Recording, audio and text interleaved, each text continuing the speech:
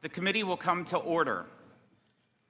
Before this hearing begins, I want to acknowledge the passing of our former colleague, Charlie Rangel.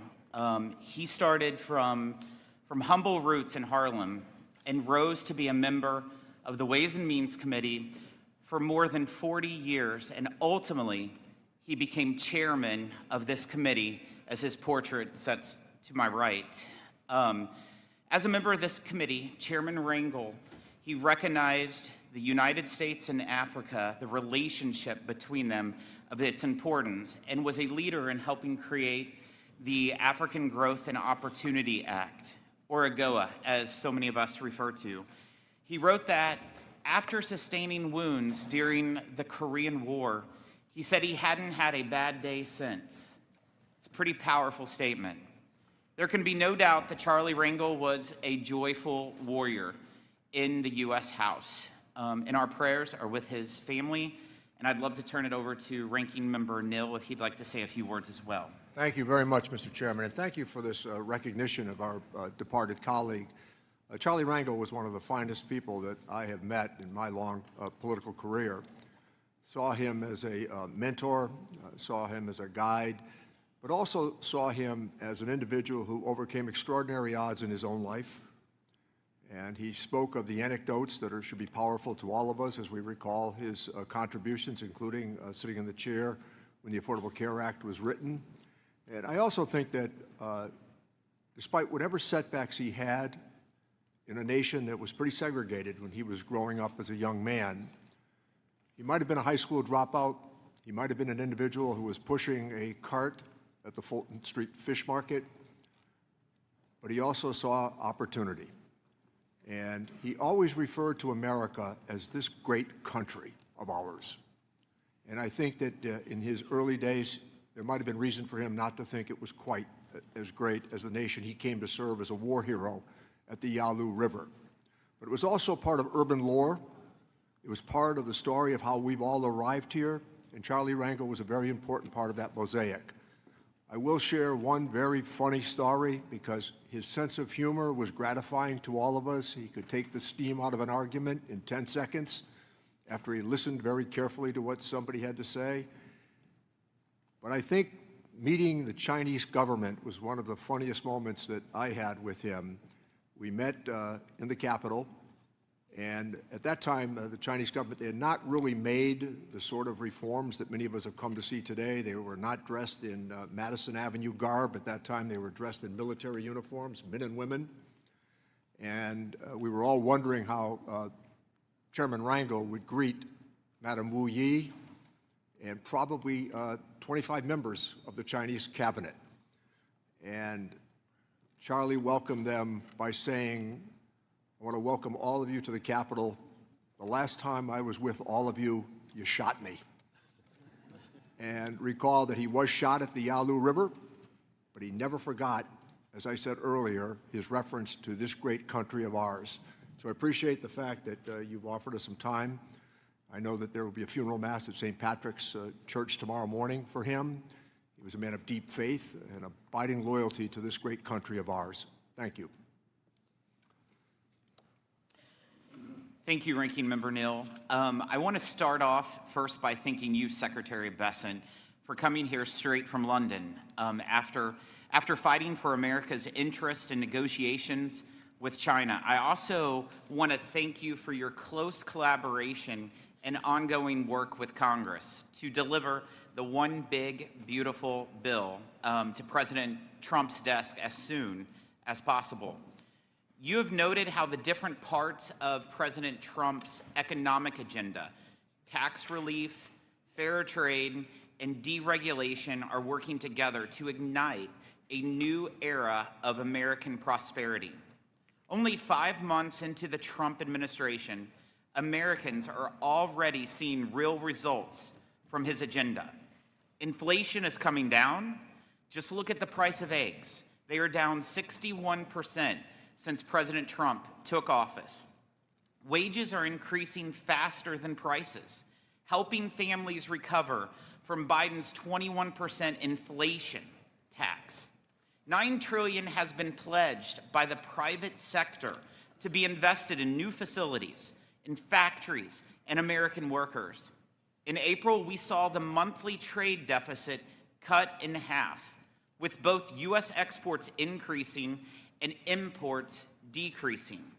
More than 70 countries have requested rapid negotiations to improve our trade relationships, to be fairer to American workers, manufacturers, businesses, and farmers. And we are creating new jobs in the private sector, rather than more federal taxpayer-funded bureaucrats.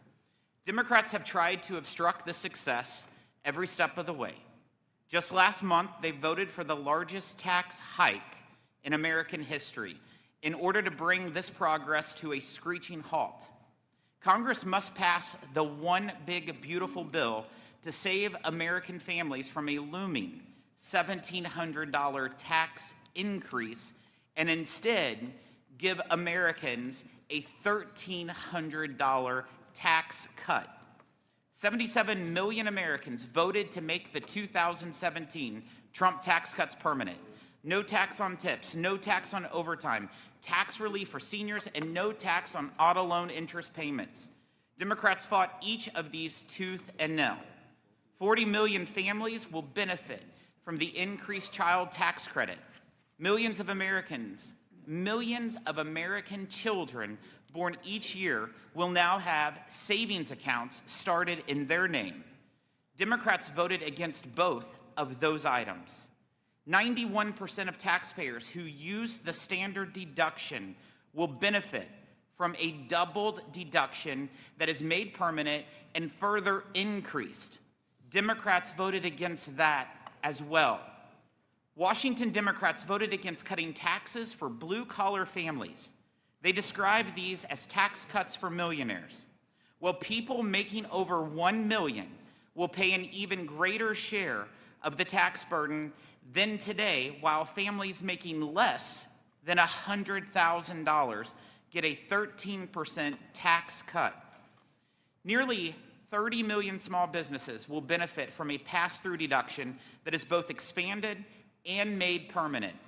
2 million family farms and small businesses will benefit from a death tax exemption that is permanent, larger, and indexed to inflation. Democrats oppose this help for Main Street businesses and family-owned farms. The renewal of pro-growth tax policies will attract more investment, new plants, and facilities, save 1.1 million manufacturing jobs, and help boost America's GDP by over 3.5%. Democrats couldn't fulfill these goals and instead shoveled your tax dollars toward mega banks, China, and radical wealthy environmentalists. We're replacing that bad tax policy with good tax policy that broadly benefits workers, families, farmers, and small businesses. In fact, we are cutting spending by $1.6 trillion, the largest mandatory spending cut in U.S. history. Democrats brag about cutting spending under President Clinton, but he needed a Republican Congress to get it done. Illegal immigrants will no longer be eligible for refundable tax credits and other benefits. Democrats voted to allow this practice to continue. Instead, Republicans' one big beautiful bill rewards working families. Take-home pay will rise by as much as $13,300, and 7.4 million new jobs will be created or saved, including 1 million small business jobs annually. And they need it after 4 years of Washington Democrats doing the opposite. This bill breaks with Democrats on surrendering American tax revenue to foreign governments. Instead, we put America first. We give President Trump the tools needed to stand up to foreign nations that unfairly tax American businesses. We will defend our tax sovereignty. If these countries choose to withdraw their unfair taxes, this policy will have achieved its goal. I'm looking forward to my Senate colleagues quickly passing the one big, beautiful bill so that we can get it to the president's desk by July 4th. This committee will work closely with the Treasury Department to ensure implementation of this law gives workers, families, farmers, and small businesses the tax relief they are owed and as soon as possible. I also want to acknowledge another component of President Trump's economic agenda that is central to this committee's responsibility: the president's trade and tariff actions. Even the Biden administration acknowledged the success of the first-term Trump tariffs by keeping them in place. Democrats had no issues with that. But now that President Trump is back in office and once again aggressively leveraging tariffs to create fair treatment for American manufacturers, farmers, and workers, Democrats dislike tariffs again. I'm encouraged by the progress we have made to tear down unfair trade barriers and the ongoing consultation Secretary Bessent and others in the administration have had with us to ensure better trade agreements that open market access for American products and services and hold foreign trading partners accountable. Thank you, Secretary, for your hard work in advancing the President's agenda. I look forward to continuing to work with you and appreciate you taking time to answer our questions today. I am pleased to recognize the ranking member, Mr. Neal, for his opening statement. Thank you, Mr. Chairman, and welcome, Mr. Secretary. Forgive me if I point out that we've all heard this argument before. Tax cuts and growth. 201, 203, $2.3 trillion of tax cuts. 2017, let's borrow $2.3 trillion in tax cuts as we project economic growth. But somehow tax cuts pay for themselves, because that's the theology that became so popular. When there's a Democrat sitting in the White House, it's always about the national debt. When there's a Republican sitting in the White House, it's always about tax cuts. During our conversation that went pretty well, Mr. Secretary, I did remind you that you are a successor to Alexander Hamilton. I have known the men and women who have had the title that you have today. It'll be the title at the end of your life you, perhaps other than a family person, will cherish the most. The people that have had this job, they don't fudge the numbers. The people that have had this job, they don't bend to political considerations. They give advice based upon reality and the success you've had in your career. Since Republicans reclaimed power, they've had a trifecta. What have we seen? It's the constant chaos. Whether it's been the DOGE shadow operating as they rifle through confidential data, the blatant weaponization of the IRS, as they've attempted to change tax collection policy in this country. They have misled us, they have circumvented oversights, they have misled the public, and they have bent the levers of power to benefit those in the Oval Office. This committee is rubber stamping all of it. That is not our job.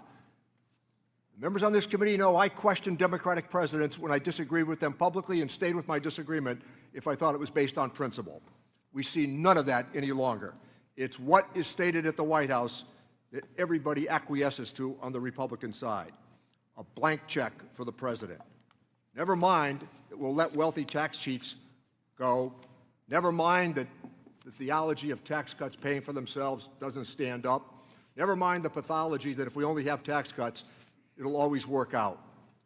Well, they're attempting now to ram through what a very prominent former best friend of the president had to say. He called the tax bill an abomination. The Trump congressional Republicans certainly are about to make history. They're going to be responsible for adding $4 trillion to the national debt and simultaneously cutting health care for 16 million Americans. The changes that have taken place, the chaos of the tariff bill, we don't object to tariffs. When implied and suggested for an outcome, we object to the chaotic nature of how those tariffs are being applied. We've driven away friends across the globe. We've driven away careful allies. I negotiated USMCA. It was done the right way, and the president at the time said it was the best trade bill in the history of the world. Today, it's the worst trade bill in the history of the world. That's what we object to on the Democratic side. You've had a reputation, Mr. Secretary, for sound, fact-based decision-making. I hope it continues to set you apart from other members of the administration. But we shouldn't be attacking the scorekeepers. I have many days when I've disagreed with the Joint Committee on Taxation. I've had many days when I've disagreed with the Congressional Budget Office. I've had many days when I've disagreed with the World Bank. But I don't suggest it's partisan. I don't suggest that they're making up the numbers. I suggest instead it's an honest disagreement. And I don't come back to the argument that they don't know what they're talking about. The math here is true. It's projected correctly. $4 trillion at least to the national debt. That takes us from 36 to 40, $41 trillion of debt. When the new administration took office, they said clearly that the reality of their economic policies would be there for all to see. Well, you know what? They were accurate in that statement. The American people are being left behind in a system that is rigged, and I don't use that very often. The rich right now in America do not need a tax cut. Downward pressure on wages created by a lot of different issues should be reasoned and considered here in this committee. We could find an agreement with the Republican Party on an awful lot of things if we left the position clear, as we did in the previous administration, where those under $400,000 would have tax relief, not those over $400,000. Oversight is a sacred obligation of this Congress. Republicans need to at least, from time to time, ask a few real questions of the administration before the white flag of surrender goes up to these arguments. Thank you, Mr. Chairman. Thank you. Today's sole witness is United States Secretary of the Treasury, Scott Bessent. The committee has received your written testimony, and it will be made part of the formal hearing record. Secretary Bessent, you have 5 minutes to deliver your remarks, and you may begin when you are ready. Chairman Smith, Ranking Member Neal, and members of the committee, I'm grateful to join you today. Treasury is committed to working with Congress to improve our nation's finances, create new jobs, and strengthen the economy. We look forward to coordinating with you on the President's budget, his tax priorities in the coming weeks. As part of this effort, I wish to highlight today the Treasury Department's efforts to advance President Trump's economic agenda on tax and trade. First, tax. I'm pleased to report that Treasury has just completed its most successful tax filing season in years, and we did so while improving efficiencies and cutting costs at the IRS. Critics of the President's efforts to modernize the IRS warned that the effort would result in a 10% shortfall in receipts. Instead, the opposite happened. April receipts this year were up 9.5% over the previous year, and receipts in May were up 14.7% over the previous year. Most remarkably, the President was able to achieve these results while reducing $2 billion in waste and planned IT spending at the IRS. This success has taken place against the backdrop of one of the most consequential tax proposals ever to come before Congress, the One Big Beautiful Bill Act, or as I will call it today, OBBB. The One Big Beautiful Bill will make the 2017 tax cuts permanent. This will provide individuals and businesses with certainty and build economic momentum. The legislation is squarely aimed at boosting the working and middle class and reinvigorating American manufacturing. According to the Council of Economic Advisors, the One Big Beautiful Bill will raise take-home pay between $7,800 and $13,300 for the average family of four. It will increase wages between $6,100 to $11,600 for the average worker, and it will cement no tax on tips, no tax on overtime, and tax cuts for seniors. The One Big Beautiful Bill will also incentivize unprecedented investment in U.S. manufacturing. The legislation will provide 100% expensing for new factories, as well as existing factories that expand operations and support Made in America. It will streamline burdensome permitting processes that often stand in the way of new manufacturing projects. It's time for this country to start building things again, and the OBBB makes this possible.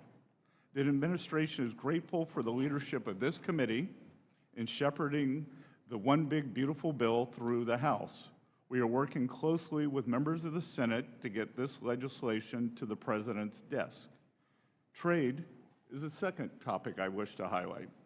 The progress we have made on tax issues over the last 4 months complements the significant progress we have made in rebalancing the global economy. Since I last testified before Congress in May, the President announced a historic U.S.-UK trade deal. This arrangement, which creates a $5 billion export opportunity for American ranchers, farmers, and manufacturers, is a preview of what's to come. Dozens of countries have engaged the administration thus far with offers to improve their trade relations with the United States. This includes China. I have just returned in the middle of last night from successful negotiations in London with a Chinese delegation that will not only stabilize the economic relationship between our two economies, but make it more balanced. China has a singular opportunity to stabilize its economy by shifting away from excess production towards greater consumption. But the country needs to be a reliable partner in trade negotiations. If China will course correct by upholding its end of the initial trade agreement we outlined in Geneva, and I believe after our talks in London they will, then the rebalancing of the world's two largest economies is possible. By challenging the decades-old status quo on tax and trade, President Trump is breathing new life into the American economy. More than 500,000 private sector payroll jobs have been added since January. Most importantly, inflation in the U.S. is at its slowest pace since 2021, and the numbers we received today take us back to the slowest pace since 2020. Most importantly, we are decelerating cost increases for shelter, food, and energy. After 4 years of price increases diminishing the U.S. standard of living, inflation is showing substantial improvement due to the administration's policies. Furthermore, the labor market remains strong with low unemployment and plentiful labor demand as job openings remain high. This strength has been exemplified in the recent performance of the stock market and consumer confidence data. The President's bold leadership on these issues has laid the ground for a golden age economy. With your help, we can build on that foundation to create even more prosperity and abundance for the American people. We hope you will join us in this endeavor. Thank you all, and I look forward to your questions. Thank you. We'll now proceed to the question and answer session.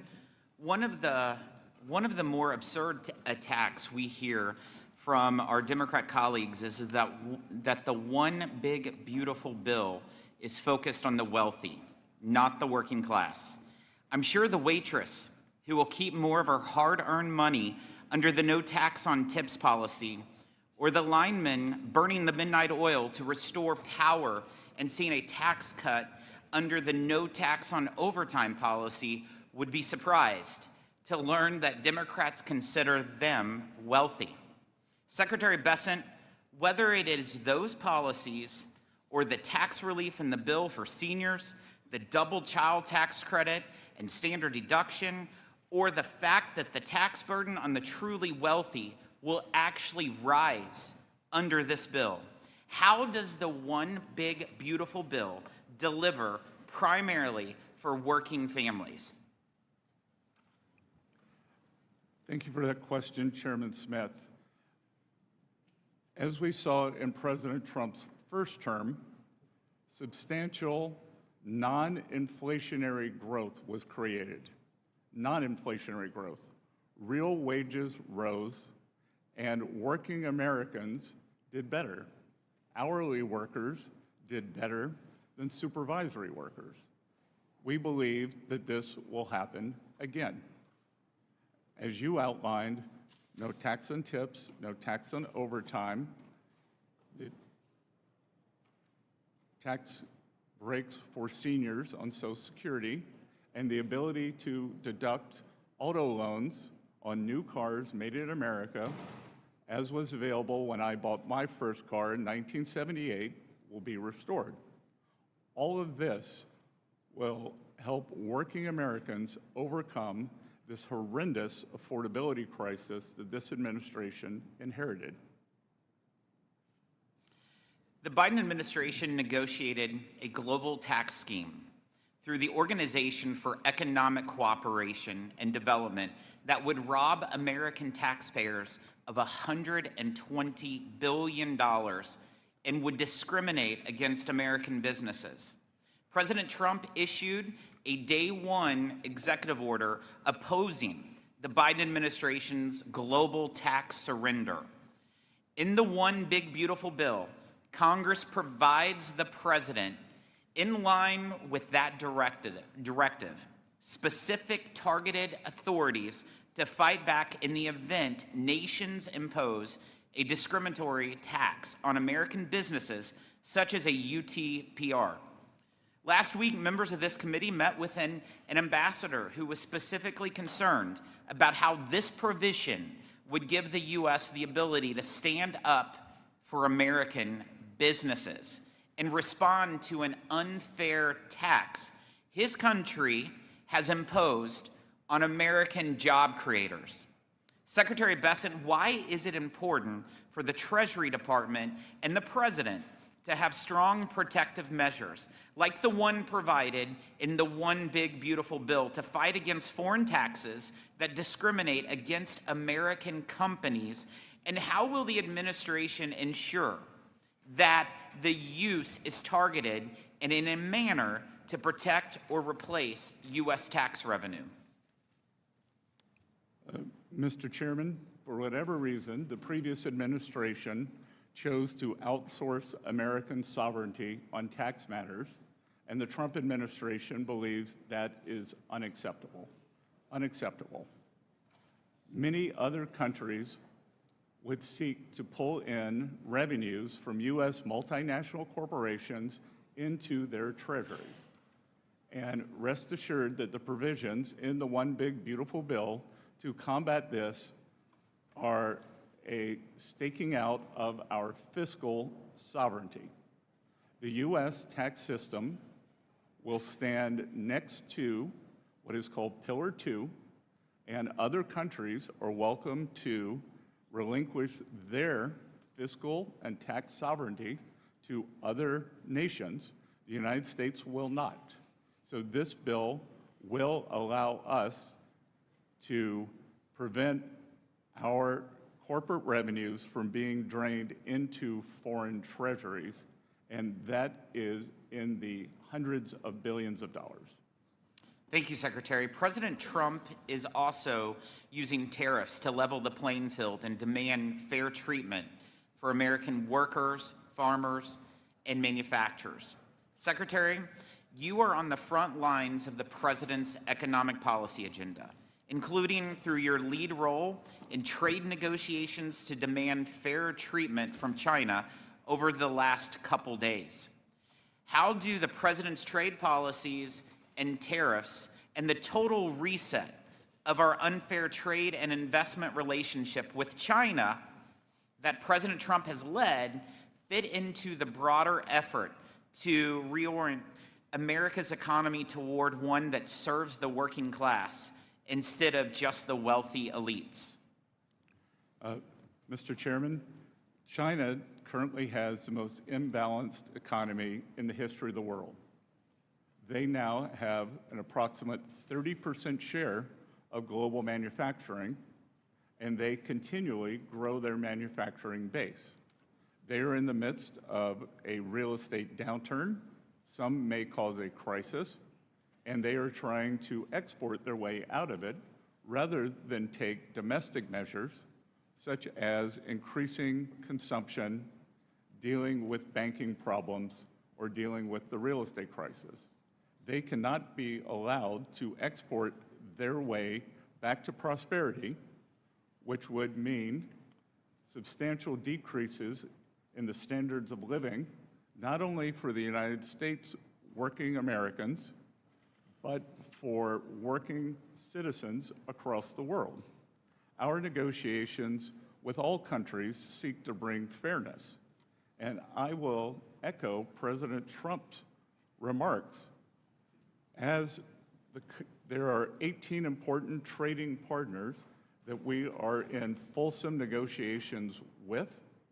Many of them are coming to us with unimaginably good trade deals to bring down tariffs, non-tariff trade barriers, which the academic research has shown to can be even more pernicious than the tariffs, currency manipulation, and the subsidy of labor and industry.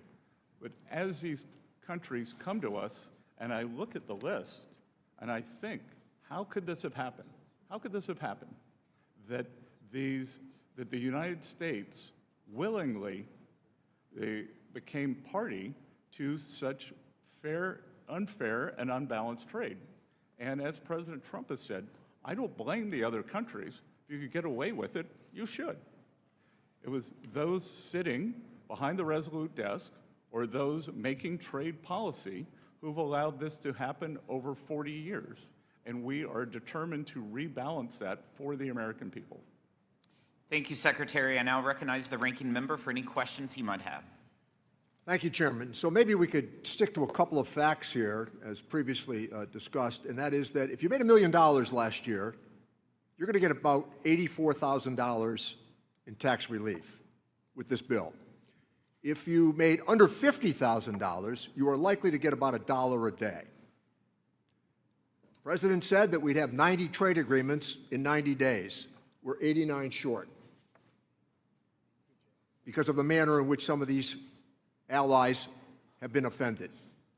We want trade balance for sure, but we also want to make sure that it's done in a manner that will last, not subject to the whims of the administration. I understand, Mr. Secretary, that you don't agree with some of the economic forecasts that have been projected as it relates to the big, beautiful bill. So Penn Wharton says this bill will add trillions of dollars to the national debt. The Yale Budget Lab says this will add trillions of dollars to the national debt. Well, we're 0 for 2. But how about Maya McGinnis?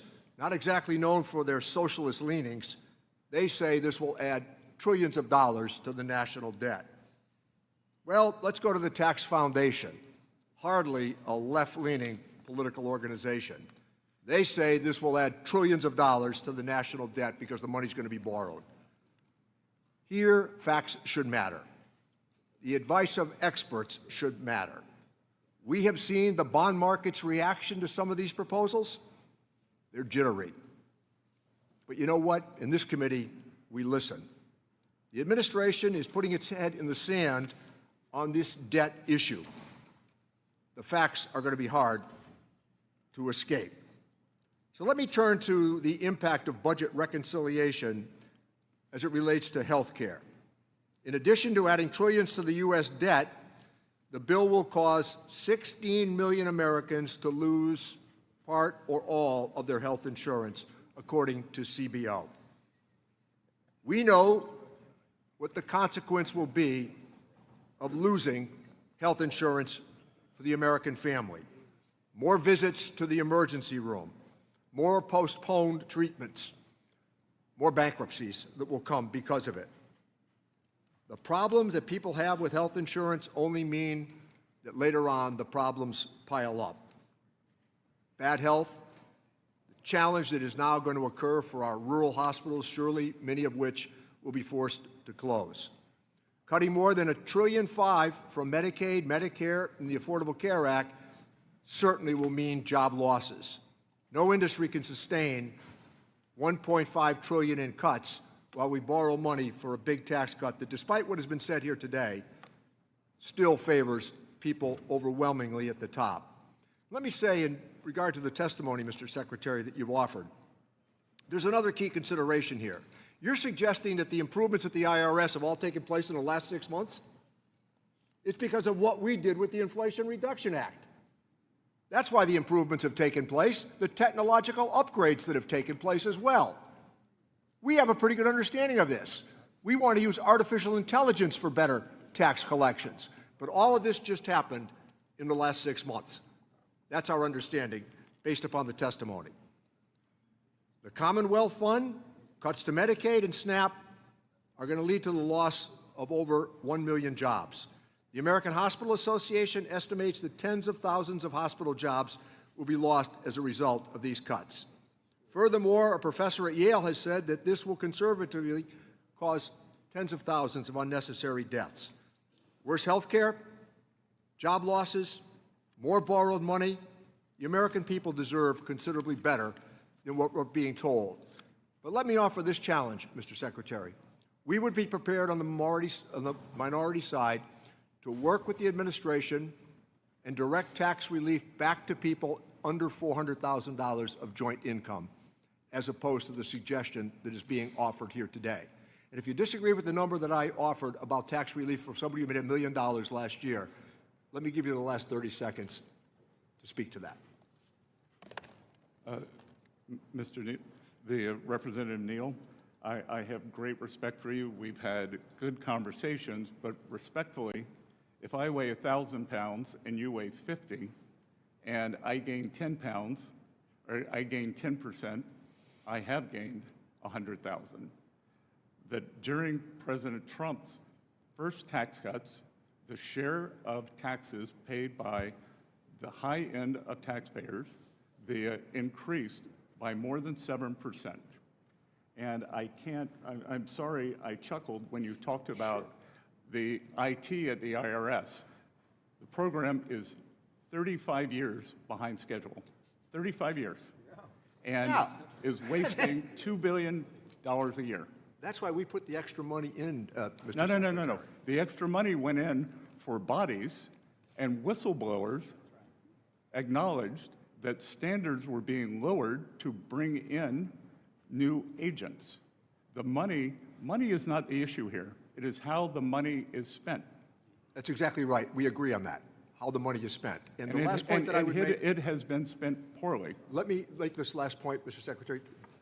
Do you agree with the idea that in 2017, that the federal government, emanating from this committee, borrowed $2.3 trillion for that tax cut? What I believe is that everyone on the Democratic side voted for the biggest blowout for the deficit in history, and that we are suffering from that. This past tax year, we will have between a 6.5 and 6.7% deficit, so I find it very difficult to be lectured to by people who created the largest deficit in history when we were not at war and not in a recession. So I negotiated with Secretary Mnuchin the pandemic relief bill. If that's the reference point, that's where overwhelmingly the money went. That was not a bad infusion of money. It worked. The Economist magazine and the Financial Times said in January the American economy was the envy of the world. I yield back my time, Mr. Chairman. Well, the spending was not the envy of the world. I'm pleased to recognize the Vice Chairman of the committee, Mr. Buchanan. Mr. Secretary, thank you for being here today. There's no doubt that your knowledge of finance and global markets bring a unique and welcome perspective to the Treasury, and this country is fortunate to have your leadership. Since coming to Congress, I've seen administrations from both parties, I'll say that up front, in terms of what's happened with the debt deficit. I want to get your perspective. I mean, the reality is, last 20 years, over $20 trillion in additional debt. I remember in the 80s, frankly, where we had the junk bond markets. If I look at all these younger people out here, what we're leaving them is deplorable. And I just want to make sure that we're giving as much consideration as we can to that. 49 out of 50 governors have to balance the budget. It's my biggest issue up here. It's not about one party or the other. It's both parties have done little or nothing in this area, and it needs to get addressed. When you spend last year, you take in $5 trillion, spend $7 trillion, and you average over $1 trillion a year for over the last 20 years. We need to get real about it, because again, in the 70s, in the 80s, all the junk bond, I seen what happened with all the markets and all that.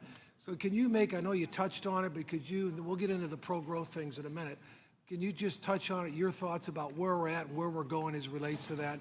I know we've got people looking at making cuts, but I do want to get your perspective on that. Congressman, I've enjoyed our conversations in the past. You, as a very successful private businessman, understand the power of this tax bill, especially in the expensing. You and I discussed it in great detail. And look, we do not have a revenue problem. We have a spending problem. We are right in line with the long-term revenues of approximately 17 to 18% of GDP. What we've seen here is a blowout in the spending. And as I was saying, last fiscal year was something we have never seen before. We have never seen a deficit to GDP this large when we were not at war, or not in a recession, or not in a pandemic. Yeah, We Mr. could call that Secretary, a war. we only have 5 And- minutes. Let me just mention just real quickly. You mentioned, and I just want to get this in, that 100% expensing is like jet fuel. And 199 is huge. These are huge opportunities to make a big difference for small business. But to me, it's because I'm so passionate about it, because they're the job creators. So can you comment on that, your thoughts in terms of 199A and 100% expensing? Congressman, I'll very quickly comment on two things. It is the 100% expensing that is powerful, and we are adding not only expensing for equipment, as in President Trump's first term, we are adding 100% for factory structures.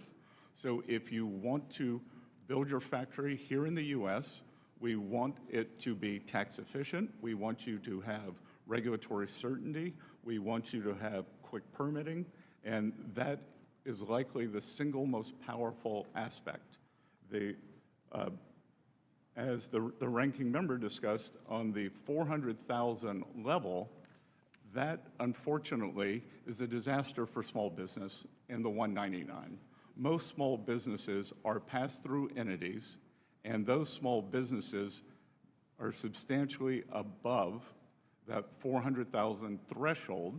Yeah, let me just add, just a closing point. I do want to make on the whole thing of full expensing, it's probably the most powerful tool, whether you're buying or selling. Someone that's been in business for 40 years or so, I can tell you firsthand, it's a powerful tool. It's a job-creating tool. I did want to have you comment the other thing on making, I'd say in Florida, I was chairman of the Florida Chamber, one of the big issues there is about making the tax, whatever we do on taxes, making it permanent, so they got more certainty, they can do planning and investing in terms of going forward. Do you want to add anything to that?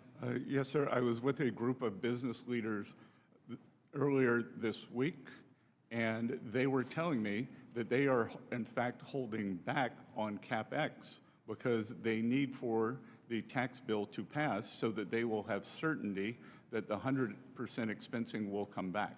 I think that we will see a sharp upward break in terms of CapEx as soon as we pass the One Big Beautiful Bill.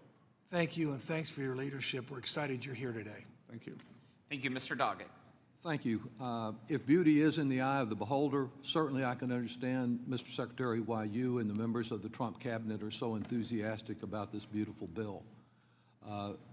It gives so much to those at the top, and of course Trump appointees are not just in the top 1%, but the top 1,000th of 1%. I applaud your personal success, but isn't it true that for you and for a number of cabinet members and other Trump appointees, simply not having your taxes restored to the level that existed when President Bush and President Obama were in office at 39.6% will provide you very substantial personal benefit? Yes or no? That is not a yes or no question, sir. All right, if you can't answer it. As many people Thank have you. Reclaiming my different time. tax- If you can't answer. have different tax Reclaiming my arrangements. time, please, sir. And it is shown. Mr. Chairman, that I don't want my time taken if the witness will not yield. I would recommend, Mr. Doggett, that if you asked a question, at least allow them to answer. You can recommend it, but you're taking my time from your him time is answering the moving, questions. so Continue. use it. Let me say, I understand you can't answer that with a yes or no. I'm concerned about the weaponization of the Internal Revenue Tax Code by the President and your role in it. Section 7217 of the Internal Revenue Code makes it unlawful for the President and his partners like you requesting IRS to conduct or terminate an audit or other investigation of a particular taxpayer. Section 6103, as you're familiar, protects taxpayer privacy. Yet in violation of both, the President began threatening Harvard in April, and on May 2nd, he declared, "We're going to be taking away Harvard's tax-exempt status. It's what they deserve." And you've been part of the we when you said on May 23rd that you publicly declared that you were moving forward on this, that there were a substantial number of rules that Harvard may have violated. Can you tell me, yes or no, whether you can pledge to avoid any interference in IRS audits or investigations of particular taxpayers? And if you can't answer that yes or no, just say so, and then I'll move on to the next question. Sir, that is without question that I will follow the law. All right, sir. Can you tell us whether, yes or no, you can report back to this committee in 30 days after investigating to assure us that there have not been any requests by the President, any political appointee, or any family member of the President to direct or influence the audit or termination of an audit or investigation of any taxpayer or entity?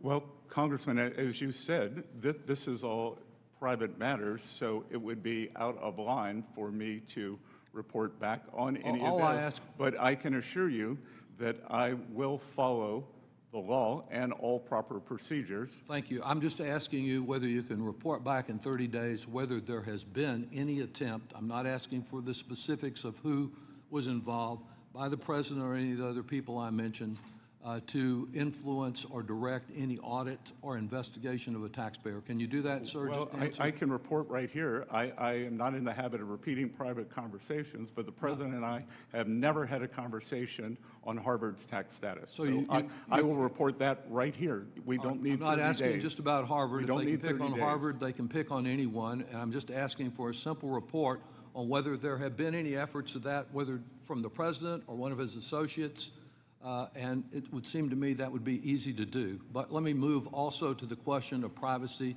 as it relates to data sharing. Do you agree that there is no authorization for the IRS to share tax data broadly with DOJ or federal agencies for the general purpose of data consolidation? Section 6103 Yes, sir. protects Precisely. taxpayers' information. We have followed all proper procedures, and including in terms of the data sharing with the Department of Homeland Security. We are allowed to share taxpayers' information for those taxpayers who are believed to be criminals or have committed a crime. I'm asking you about DOJ and its apparent effort to have an omnibus information sharing agreement with agencies. Do you agree that you cannot share taxpayer data without statutory authorization from this Congress, and you don't have any for that purpose? We will follow the direction of the regulations and the court, sir. Are you sharing any taxpayer information with DOJ for this omnibus information sharing agreement where they seem to probe into the privacy of every American, consolidating it with Social Security and other private information? Or is there such sharing going on now, sir? Well, first of all, I would push back on that characterization. You can do so. And I just want to know if you're sharing in the I will time that tell you, remains. and there seems to be a misunderstanding among many people on your side of the aisle on what DOJ is. DOJ employees. I understand you had some misunderstanding about it, and Mr. Musk yourself, but let me ask you again, just simply on the question I'm asking, are you sharing any of this data with DOJ without congressional authorization? As I said, we are following all of the laws. Thank you. I would appreciate an answer to my question, but I will yield back since my time has expired. Mr. Smith is recognized. Thank you, Mr. Chairman, and thank you, Mr. Secretary, for sharing your time here today. And I've not been around here as long as Mr. Neal has, but I do want to bring in a bit of a historical perspective that I think is relevant. Looking back, we can argue about CBO and JCT, and it's an imperfect system. And I think that's manifested itself in various hits and misses on projections, whether it goes all the way back to the original parts of the cost of Medicare that was way underestimated, or whether it was the structure of a more market-based approach with Medicare Modernization Act that precedes my time here, but actually cost a lot less than was projected. You go to the receipts, post-2017 tax action, the receipts exceeded what was projected. So we have an imperfect system, but it's what we have. And I think we need to go on that. Now, you take things a step further, and I remember the President's economic advisor, Mr. Hassett, pointing out that with COVID, yes, there was bipartisan action. I'll say that a few of those components still give me heartburn, as much as an emergency that we found ourselves in. But when, at the beginning of COVID, when unemployment spiked and the GDP dipped, Congress acted. By the end of 2020, GDP was back to about even. New President Biden was advised not to spend what he insisted on spending. I would suggest they're probably grappling with going back to the Obama stimulus, and they think that the only mistake of the Obama stimulus, so-called, was it didn't spend enough money, rather than address the bureaucratic approach that, like the joke was shovel-ready, maybe wasn't what it was described to be. But we have these imperfect projection systems, and yet we've got the reality of experience. And I think this is important to note, and especially on the IRS structure and the desire to spend money on more people at the IRS, because that could generate more audits and that would generate more revenue, and then we can spend that revenue that, good grief, still wasn't enough to cover what the actual IRA costs came in and came to be. So we have to deal with these realities, and it's because they're imperfect systems that we just have to acknowledge. And that's why, Mr. Secretary, I had not heard the numbers on the IRS, and especially in these efforts most recently, that we were told that if we pushed back on the number of new IRS agents and auditors, we were going to undermine the revenues, and yet a different approach that focused more on technology, because there was a willingness to focus more on technology here on this side of the dais than there was with just hiring more people that actually, even in the best of scenarios, did not come to be. Thank goodness, I might add. But we are in a situation now where in 2017, we did what was right, and I'm glad that there was bipartisan support to extend a lot of what we did in 2017 that did not have bipartisan support then. Now, that didn't pass the Senate. We are where we are, and now heading into a situation where what we have at hand with this reconciliation bill is good for workers. It's good for workers, it's good for economic expansion and encouraging investment and increasing productivity so that we can grow the economy without triggering inflation. President Biden was warned not to push more spending by Democrats, I might add. I think of Mr. Summers primarily, advising against that. Did it anyway. We are still paying the price. We're trying to dig out from a lot of that, and that's why we're doing the bill that we are. Gosh, I have other things that I'd love to ask questions on, but I think it's important to realize that we need to deal with reality here. That's what we are doing. And Mr. Secretary, thank you. I look forward to further conversations, whether it's trade, whether it's IRS, whether it's various things that we need to do to get our country to a better place, realizing that the solutions are really in the private sector and triggering everything we can on our side to encourage the private sector to provide more opportunity. Thank you. I yield back. Thank you, Mr. Thompson. Thank you, Mr. Chairman. Mr. Secretary, thank you for being here. You know, the economic outlook of the United States has soured a bit since President Trump assumed office. We've gone from record lows in unemployment, historic growth, and lowering inflation to unprecedented trade wars, volatile markets, and low consumer sentiment. And for the record, Mr. Chairman, I would like to enter surveys from consumers from the University of Michigan, a trade war impacting the shipping economy, and the OECD article on the downward turn in economic turn in the U.S. Without objection. Thank you. This is only made worse by the Republicans' big, ugly bill and the administration's proposed budget. I have a few items I want to raise with you, Mr. Secretary, but given our limited time, I want to focus on the projected impact of the reconciliation legislation.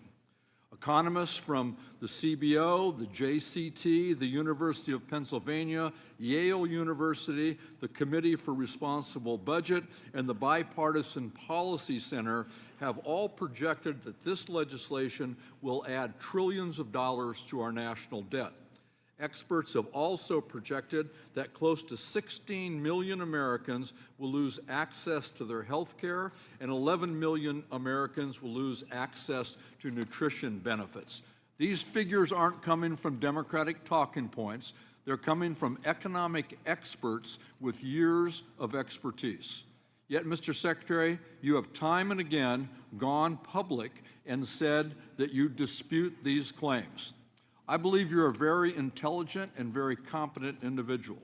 You're a Yale graduate, an adjunct professor, served as the managing partner of the George Soros Fund Management Office in London, and led Key Square Capital Management, a global hedge fund, and you're a billionaire. So the question I have is, why is it that you seem intent on disavowing any and all expert opinions that are inconvenient to your political agenda? Unfortunately, it strikes me that you are hell-bent on ignoring the warnings of any independent expert whose opinions may not serve your goals. When you worked in finance and your analyst told you that a proposal was a bad idea, I suspect that you listened to your analysis and didn't just accept the deal because the person proposing it said they were wrong and that their deal was a good deal. That would be wrong, it would be irresponsible, and it would be dangerous. I would submit that in the position that you have now, it is even worse. It's more wrong, it's more irresponsible, and it's more dangerous. Mr. Secretary, can you point to one independent study, one study performed by an expert PhD economist who is not on the payroll of this administration, that says that this legislation will not add to our national debt? Well, Congressman, Yes or no? Can you point to one? if we want to look at the CBO, which No, I'm not asking you, is there an independent expert that you can point to that says that this bill will not add to our national debt? Yes or no? yes, There is? yes, What are they? Art Laffer, Pardon me? Art Laffer. Art Laffer? Great. That, I don't think that one counts. Mr. Secretary, did the 2001 Bush tax cuts add to our debt? Sorry? Did the 2001 Bush tax cuts add to our debt? Yes or no? Again, Congressman. Yes or no? I think it's important to look at framing here. Okay, One I'm thing reclaiming my time. It's one clear thing that you're not going to answer the questions that are asked. And let me make it real simple for you. The Bush tax cuts added to the debt. The second round of Bush tax cuts added to our national debt. The last Trump tax cuts added to our national debt. And every expert will tell you that the proposed Trump tax cuts will also add to our national debt. That is the honest answer, and I would have expected you could have just given us a yes or no on whether or not these preposterous tax cuts that will benefit clearly the most wealthy people, the people who don't need a tax cut in this environment, will add to our national debt. This is bad public policy, it's bad for the American taxpayers, it's bad for our economy, and it's atrocious for our future in regard to the national debt, and I yield back. Next, we have the chairman of our tax committee, Mr. Kelly. Thank you, Mr. Chairman. Thank you for holding the meeting. Mr. Secretary, thanks for being here today. We get into these back and forth, and it comes down to who struck John. I think both sides of the aisle can talk about things and policies in the past that caused wherever we are today to be wherever we are today. The question isn't about the history of how we got here. The question is, how do we remedy it? How do we fix it going forward? I'm from the private sector. And I really do believe before anybody should ever serve in public office, they should have been in the private sector and worked where they got paid on commission only and had lost their job at least once and had faced an unbelievable task of trying to keep your business open when there was no revenue coming in. So I don't want to grill you and all these things of asking you a question and not allowing you to answer it, because that seems to become the thing. I'd rather go back to consistency and certainty. The hardest thing for anybody in the private sector is trying to figure out what the next administration is going to do, or what's going to happen at midterms, and whether I'm going to make an investment or not going to make an investment, because that can change overnight. I get that, and I'm sitting here now and I'm trying to figure out, no wonder hardworking American taxpayers have lost faith in the way we operate. But I just want to ask you this, because I think it's really critical. So I have kind of a little bit of a football background. I look at this, we're in the fourth quarter now. It's a 2-minute warning and no timeouts left. I want you to share with us what could happen, and forget the Potomac amnesia about who's responsible for it. Let's go to what actually is going to happen if this bill doesn't get passed. How is it going to affect hardworking American taxpayers? Congressman, good to see you again. Good to see it you, is sir. what we call in economics a sudden stop.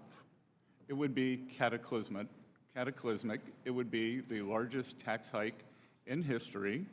It would be a disaster for businesses, for working Americans, and for our status in the world.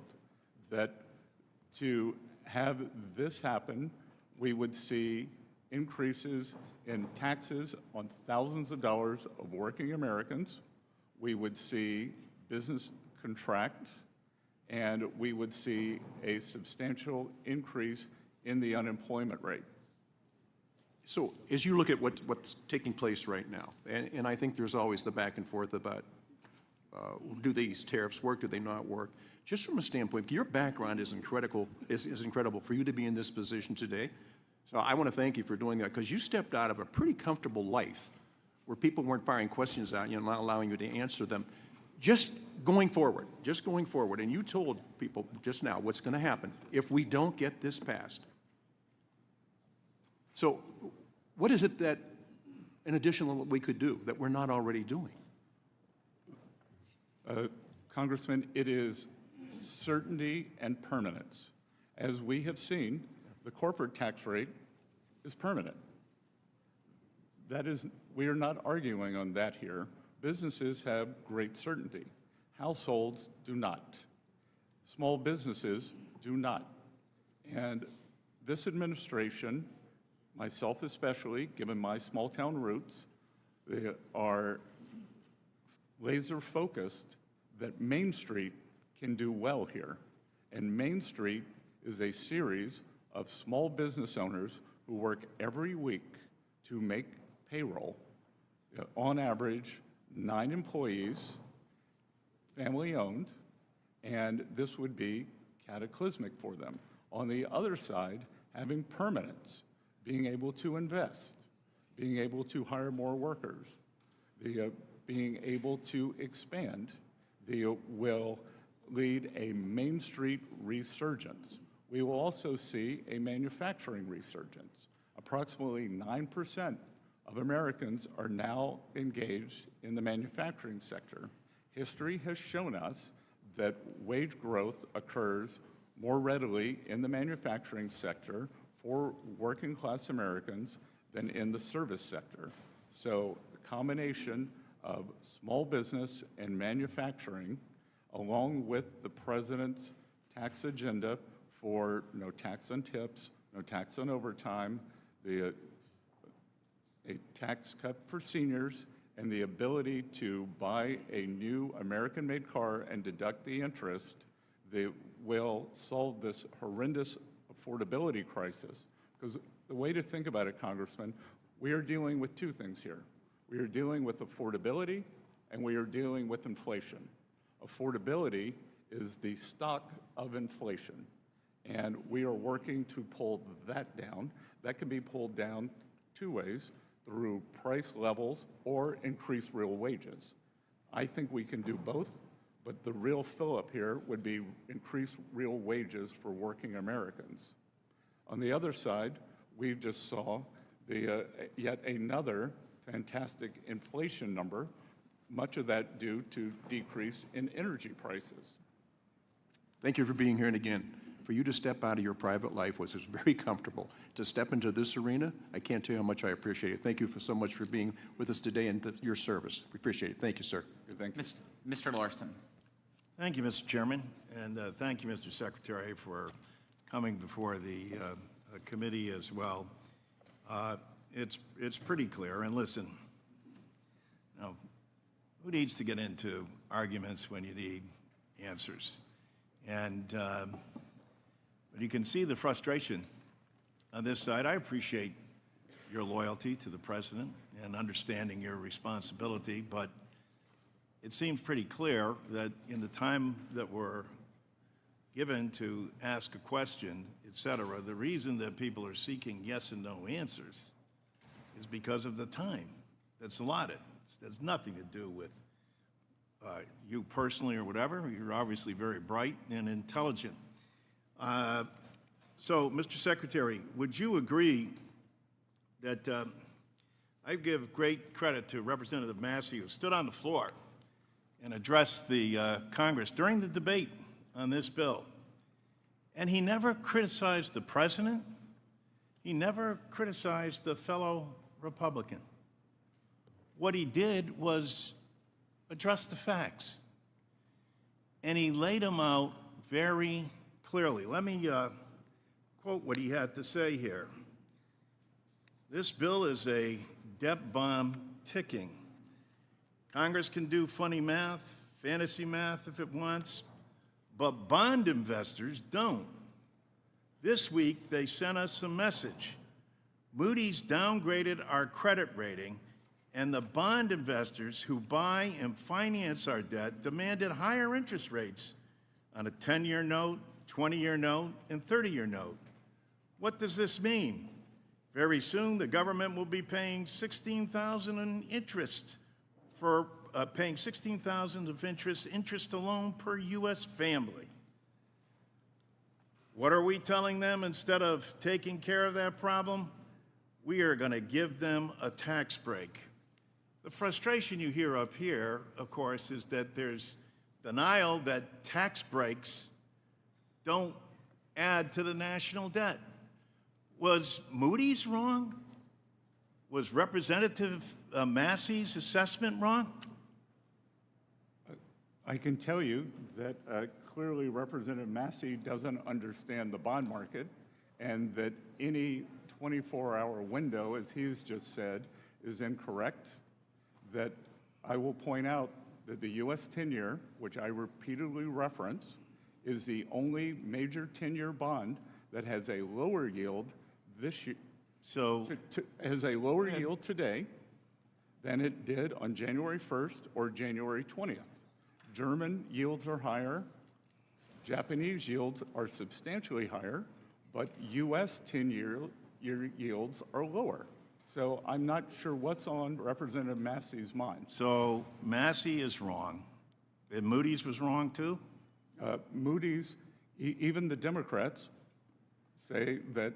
What do you mean, even the Democrats? The last time that the U.S. I don't know. What do you have to do with Moody's? You know, In 2011, when the U.S. was downgraded, Larry Summers, then NEC head, called Moody's a lagging indicator. Is Moody's wrong or right? Yes or no? Moody's is a lagging indicator, Okay, and so anyone who you can understand the invested frustration, and I appreciate using your Moody's- intelligence and ability to talk over. But when we're addressing the American people and we're in a hearing like this, someone as bright and as capable as you are could explain to the American people and still remain loyal to the president, loyal to our colleagues on this dais who supported the bill. there is a strong difference of opinion. And that's what is being expressed here, opinion. There's no focus or dedication on the actual facts. We'll find that out, and people on this aisle are saying, well, don't worry, there's going to be no impact on kids not getting food, 16 million people being kicked off of their health insurance. That's some mirage. That's some fictitious notion that Democrats have made up. And this national debt stuff, well, whether it's Moody's, whoever it is who has come out, whether it's the Wharton School, they're all wrong or misguided or uninformed, as Secretary Massey was. I yield back. Mr. Schweikert. Thank you, Mr. Chairman. Mr. Secretary, how's the jet lag? Been better. Yeah, it's Been better. Look, it's impressive, but I don't know if you get frequent flyer miles for all this traveling. No, but I take my responsibilities of reporting to Congress very seriously. No, we appreciate you making the effort to get here. I'm going to give you something that's a little bit different, but it's more some of the things we specialize with the Joint Economic Committee and those. We'd like to actually engage, this is probably more technical staff, on what we can do to actually, there's things we can do policy-wise, message-wise, product-wise, in regards to moving away from notes and bills and being able to create some additional interest liquidity on the bonds, moving out in the curve. With past Treasury secretaries, we've done presentations on everything from Professor Schiller's Trill's idea, where it's a bond, but it actually has a slight attachment to as an equity interest in the U.S. tax receipts, so therefore it's sympathetic with tax revenues, to things you've actually written about or your team around you have written about, certain gold indexes and other things for long-term debt. My interest is very much, and this is a intellectual conflict many of us in Congress have, the substantial portion of growth of debt is demographics. We don't like to tell people the truth, but we have a dramatic shortage of young people in the country. Today, compared to 20 years ago, we have double the number of people 65, but our 18-year-olds are exactly the same as 20 years ago. It's demographics. And we're going to try to make demographics partisan because that's what we do. How does someone like me work with your team to actually give you product ideas, messaging to the markets and liquidity that going along on the curve is stable, and we're going to be there to protect our full faith and credit? Congressman, you raise a very important issue, and what you're talking about is something called the dependency ratio. The U.S.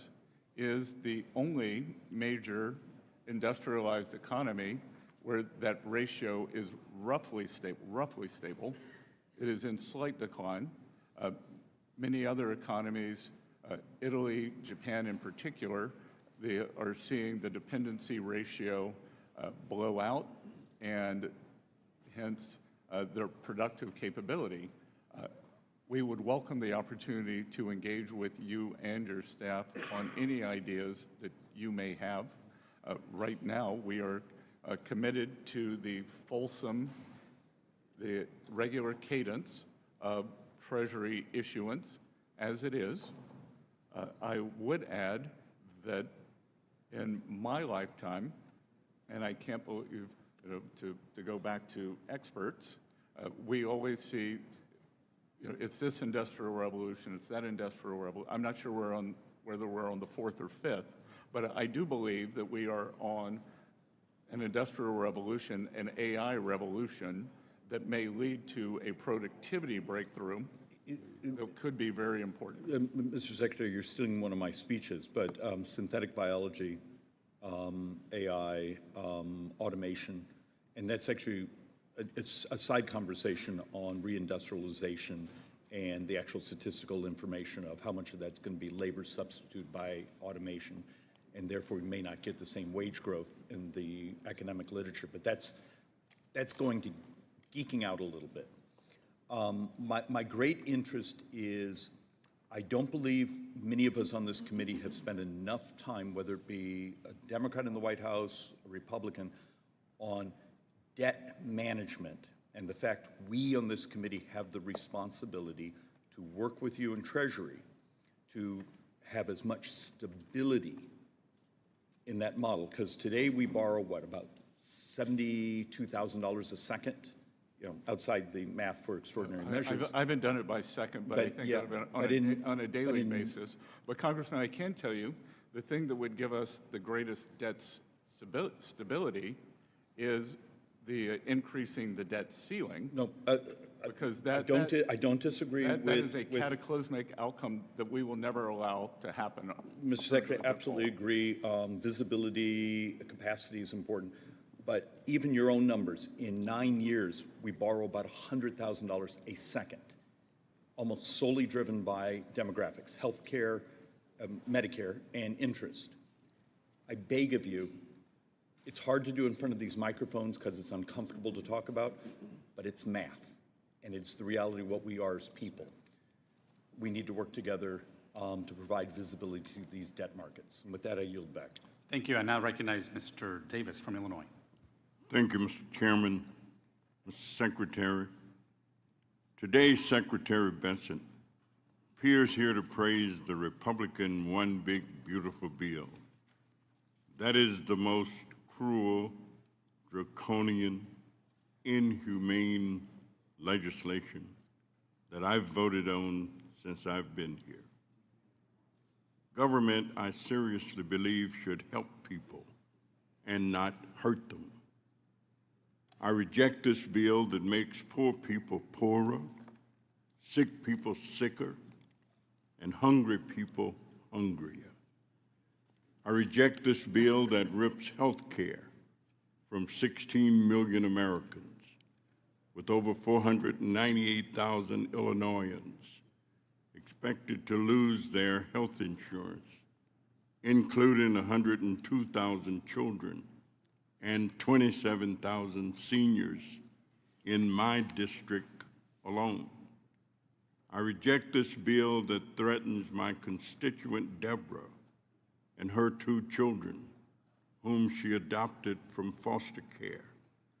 The picture behind me shows Deborah's children, who are medically fragile and rely solely on Medicaid for their health care. I reject this bill that will close hospitals in my district and kick people out of their nursing homes, not only in my district, but across the country, especially in urban inner city communities and rural communities for sure. I reject this bill that explodes poverty and suffering while giving wealthy trillions in tax cuts. And I reject this bill's irresponsible explosion of the deficit that triggers statutory cuts to critical programs supporting children and families. These pay-go reductions would eliminate funding for the maternal, infant, and early childhood home visiting program, known as MACV, that have proven to improve mother and child health, family safety, and child development. It would eliminate the guaranteed funding for the Mary Lee Allen Promoting Safe and Stable Families program that we know helps prevent child maltreatment and strengthen families. It would eradicate the social services block grant that provides substantial investment in child care, child welfare, and adult protective services. These egregious cuts alone will cost Illinoisans over $72 million and hurt Illinois children, seniors, and families. I reject this bill that gives tax cuts to the wealthy, paid for by denying and depriving low-income, poor people, senior citizens, sick people, unhealthy people, the health care, food assistance, housing assistance, and economic development opportunities that they need. This bill reminds me that there is something rotten in Denmark. There is something wrong with the thinking that puts such a bill in front of us. This bill is actually what we call the Robin Hood in reverse. Take from the poor, take from the disabled, take from the sick, take from the hungry, and give to the wealthy. It is not good, it is immoral. I reject it, and I yield back the balance of my time. The gentleman yields back. Mr. LaHood is recognized for 5 minutes. Thank you, Mr. Chairman. Mr. Secretary, thank you for being here. Thanks for your service to our country. I would argue, Mr. Secretary, that President Trump got elected last November on two issues, fixing the unmitigated disaster at our southern border and fixing the economy. And obviously, you play a big role in fixing the economy and working with us on that. Go back a year ago, we had high inflation, high interest rates, unaffordable energy costs, supply chain frustrations. And that factored into people going to the polls and wanting a change on the economy. And as we think about the bill that we've put together, the One Big Beautiful Bill, there's lots of things in this bill that help this economy. But fundamental to that is making permanent things like 199A, bonus depreciation, research and development tax credit, the affordable housing tax credit, unleashing American energy, all included in this bill. And I think we predicate this bill on how do we have predictability and certainty long-term in this economy. And those investments that are made by small, medium, and large companies, whether you're a plumber in Peoria, Illinois, or you're a Fortune 100 company, you want predictability and certainty. And as been alluded to earlier, if we do nothing and this bill doesn't pass, you're going to have $4.5 trillion of tax increases. And if you think there's uncertainty in the economy now, wait until that happens.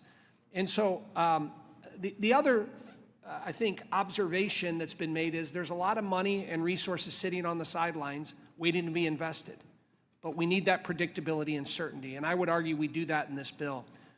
I wanted to ask you if you can comment on what this bill will do to the economy and on predictability and certainty. Good, Congressman, thank you for that. And I would also like to talk about what this bill will not do to the economy. Because what we saw in the tax bill of under the Biden administration, which I believe was immoral, was rampant inflation. Rampant inflation, which is the best way to steal from working Americans. And the basket of goods and services that working Americans require had a substantially higher inflation rate than the 21% reported by the Bureau of Statistics. So in excess of 30% of purchasing power was stolen from working families. We had, in the summer of 2024, we had a record amount of food bank usage in the United States of America at the same time that the previous administration's tax bill, we had a record number of trips to Europe. And that is not an America we want. Record trips to Europe, record food bank usage. So anyone who voted for that tax bill, that was the outcome. What we are doing is trying to get back, as you said, to President Trump's private sector job growth creation. And the tax bill will incentivize private sector growth. Equally important, this administration's economic plan is a three-legged stool. It is trade, it is taxes, and it is deregulation. And what we saw under the Biden administration that created the great inflation was we saw the impetus in spending as the government flooded the zone. but we saw substantial regulatory increase, so a demand shock was met with supply constraints. What we are doing, with the help of this committee and congressmen like you, we are creating a private sector demand shock that is going to be met with a deregulatory release. So we will go back to 2018 and 2019. We will have strong growth, and it will be non-inflationary. Thank you, Mr. Secretary. I yield back. Thank you. Ms. Sanchez is recognized for 5 minutes. Thank you, Mr. Chairman. Welcome, Mr. Secretary. There was no tax bill passed during the Biden administration, and I know that because I served on this committee during that administration. So I just wanted to clarify that. And in the interest of time, because our time here is limited, I'm going to ask you to please limit your answers to yes or no questions, and I'm going to jump straight into those questions. Mr. Secretary, do you still believe that the president's tariffs are going to be a one-time price adjustment for American families? If prices go up, they will be one time.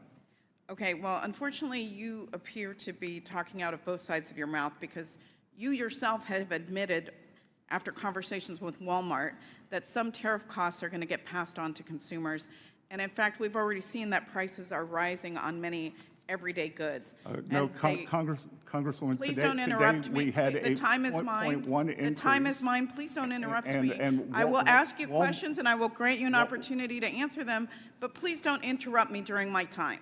With pleasure. Okay, I know I'm a woman, but please try to limit yourself to answering my questions. No, I'm sorry, but we get talked over all the time, and I don't want that to happen at this hearing. I would remind members, the gentlelady is recognized. Please proceed. Thank you. The time is mine. Clothing is going up 20%. Shoe prices and canned goods like chicken noodle soup and canned fruit and microwave meals have gone up 15%. Toys are getting more expensive. Walmart just raised the prices of dinosaur action figures by 38% and baby-born dolls by 43%. Household goods like drills, toolkits, vacuums have also gone up.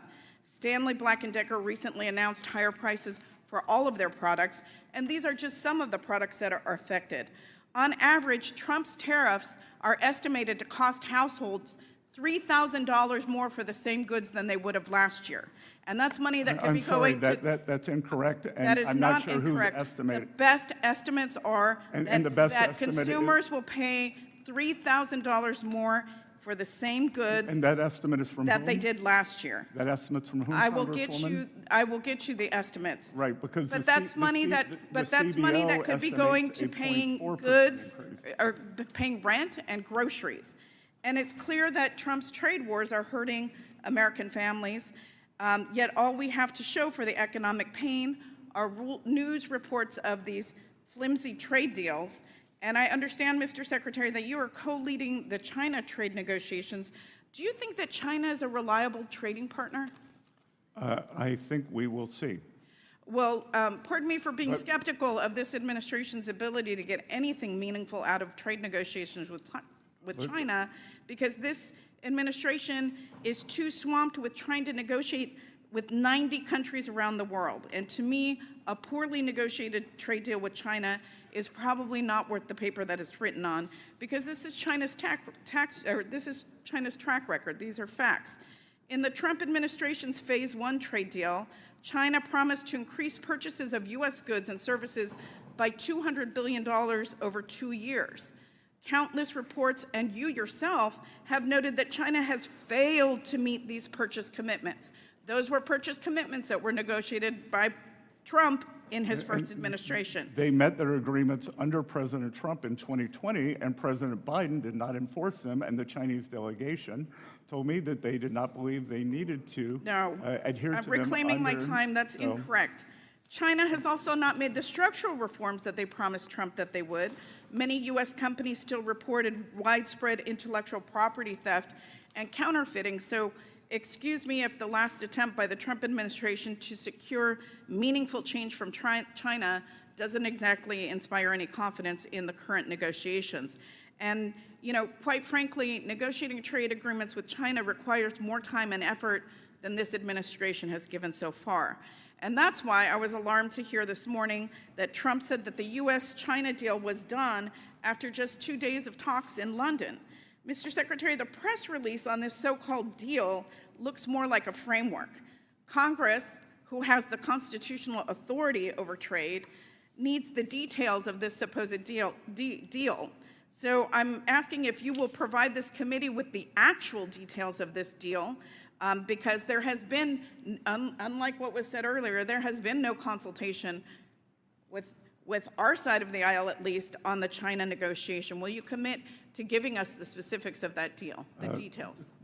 Congresswoman, I flew back at 4 a.m. this morning to be here this morning, and we are... It's a simple yes or no question. No, it is not a simple yes or no question. We are in the midst of constructing it, and back to your question, China has proven an unreliable partner in strategic... Will you commit to consulting with us on trade deal with China? Gentlewoman's time has expired. I would ask the witness be allowed to answer that last Gentlewoman's question. time has expired. I It's now a yes or no recognize- question. It's very simple. Representative, I raised many of your concerns to the Chinese delegation, and it will be a longer process. The trade deal today, or last night, was for a specific goal, and it will be a much longer process. And I will note that the previous administration did nothing. But excuse me, the Mr. question Arrington was is whether now or not you recognized. would The consult gentlewoman's with time has members of expired. Congress. Mr. Arrington's time It's my time is now. now Mr. Arrington's time, 5 minutes. Mr. Secretary, thank you for your service. I think my best contribution now in 5 minutes is to separate fact from fiction and help debunk some of these tired, old, baseless, and false claims from my Democrat colleagues. Let's start with Ms. Sanchez and her claim that they didn't pass the tax bill. That's not wrong. That is completely false. The Inflation Reduction Act was a tax and spending bill. They levied taxes on corporations. They increased taxes on stock buybacks. It was a tax and spend bill. We marked it up in the tax committee. What you won't find, though, Mr. Secretary, is a tax increase on the billionaires. You won't find a tax increase in their tax bill on millionaires.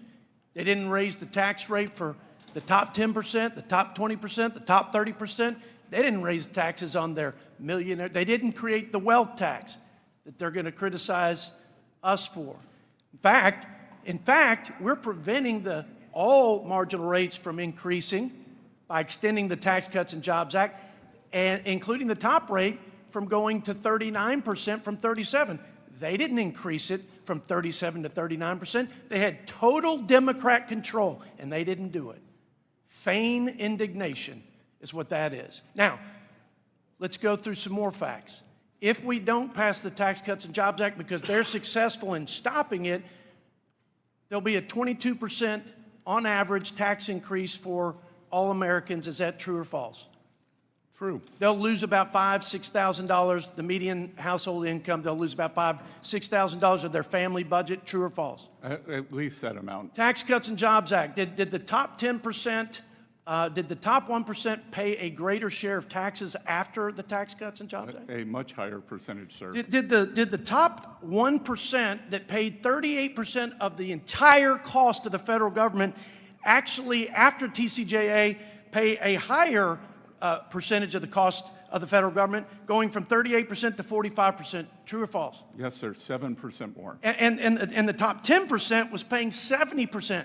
Top 10% earners in this country pay 70% of the freight of the federal government. After the Tax Cuts and Jobs Act, they are now paying 75%. Is that true or false? It is correct. So another false claim during the Tax Cuts and Jobs Act passage was that this was a tax cut for the rich and for corporations. Is it true or false that the Washington Post gave the Democrats 4 Pinocchios, saying $3 out of $4 in the tax cuts benefited individuals, not corporations? I don't read the Washington Post. Well, they gave 4 Pinocchios. Even the Washington Post could not tolerate that misleading and false claim. The bottom 10% wages grew twice as fast as the top 10. True or false after the Tax Cuts and Jobs Act? Yes, sir, and household net worth increased substantially faster for the bottom 50%. True or false? Did the poverty rate sink to an all-time record low after the Tax Cuts and Jobs Act? Yes, sir. Did we have the lowest unemployment rate among minorities and women after the Tax Cuts and Jobs Act? Yes, sir. How can these things be true and what they're saying true, Mr. Secretary? I will leave that to The American people. to the American because people. This is empirical who data. Who had a referendum on November 5th. They sure did. And this is empirical data. These are verifiable facts. Now, let's move to this notion, I got a minute left, that somehow we've increased the national debt in the One Big Beautiful Bill Act. Forget for a minute that they, under their control, full Democrat control, added $8 trillion, and under President Biden, $8 trillion to the national debt. 40-year inflation, soaring interest, all because of their failed economic policies, paying people not to work, expanding welfare without work requirements, taxes, barrage of regulation, record regulatory cost on small businesses, and the list goes on, okay? And we've all suffered, especially working people. As you said, it was a regressive tax, that 20+% increase in the cost of essential goods and services. But if you take CBO's static scores, the cost of the bill is about $4.16 trillion. If you take the $1.7 trillion in savings, the largest spending reduction in the history of the United States by twofold, and you put a conservative growth rate, because CBO's growth rate is 1.8 in their baseline. That 1.8 is based on the last 4 years of failed economic policies and unbridled spending. It's not based on the policies embedded in the One Big Beautiful Bill Act. President Trump grew the GDP by 1 percentage point from 1.8 to 2.8. Even Joe Biden had an annual average of 2.7. We put 2.6 in there as an assumption, which yields $2.6 trillion. The net effect is we reduced the deficit, and then some. Yes, sir. Thank you, Mr. Secretary. I appreciate you being here. God bless America, and go West Texas. The gentleman's time has expired. I now recognize Ms. Sewell for 5 minutes. Thank you, Mr. Chairman, and welcome, Mr. Treasurer, Secretary of the Treasury. I actually, with all due respect, only get 5 minutes, so I'm going to ask, my constituents have sent me a list of questions that they just want yes or no answers to, and out of respect for the time and the fact that they want some clarity, I hope that you'll just say yes or no. The first question is, will the big, beautiful bill add to the national debt? Yes or no? Is that a yes or a no? That's a no? Yes? Sorry? What did you say? I'm sorry. It remains to be seen. Well, I mean, look, the CBO, the Congressional Budget Office official score of this bill says that it increases the federal deficit by $2.4 trillion. Sorry to interrupt, Congresswoman, but the CBO also said that tariff income over the 10-year window would be $2.8 trillion. You know, so that would be you want to talk about $400 billion. dynamics, scoring, and all that There's stuff. nothing dynamic about that. You're quoting the my- CBO, I'm quoting the CBO, so let's level Listen, set. we can level set, but the reality is that I have constituents back home who are really scared. They're scared that prices have gone up. This administration has promised that prices will go down. That's absolutely has not occurred for them. And every time they hear the word tariff, they think of the fact that it's another tax on them that will be passed on to them for goods and services. At any rate, not only did the CBOs say that that this bill will increase the deficit by $2.4 trillion. The Committee for Responsible Federal Budget said at $2.5 trillion. The Yale Budget Lab, $2.4 trillion. The point I'm trying to make is that you will add to the national debt over the span of this time. The second question that they wanted me to ask is, will all Americans have a net benefit from this beautiful big bill? It is it's difficult to. Yes or no? Again, it's impossible to say all Americans. It is ridiculous for me to give an answer for 337 million. Well, I can people. tell you what a lot of I can say the balance of probability is that Americans will get a substantial increase, especially if you're referring to working people in your district. Yep. They should do very well, as they did in 2018 and 2019. Tables tell us? You know, the distribution to help, the numbers don't lie. The average tax cut in 2027 for people in this bill making $1 million is about $81,500. So someone who makes $1 million, and no one in my district makes $1 million, to my knowledge, will get a tax increase, will get a tax benefit of $81,000. That's $223 a day. Now, the average tax rate in 2027 for people making under $50,000, which in my district is about 63% of the people that I represent, they will only get a tax break or tax increase of $265, which is 73 cents per day. That's pittance. When you think about the fact that the IRS, which you have been, this administration has decimated, closing field offices everywhere, laying off or taking or dismissing thousands of workers from the IRS.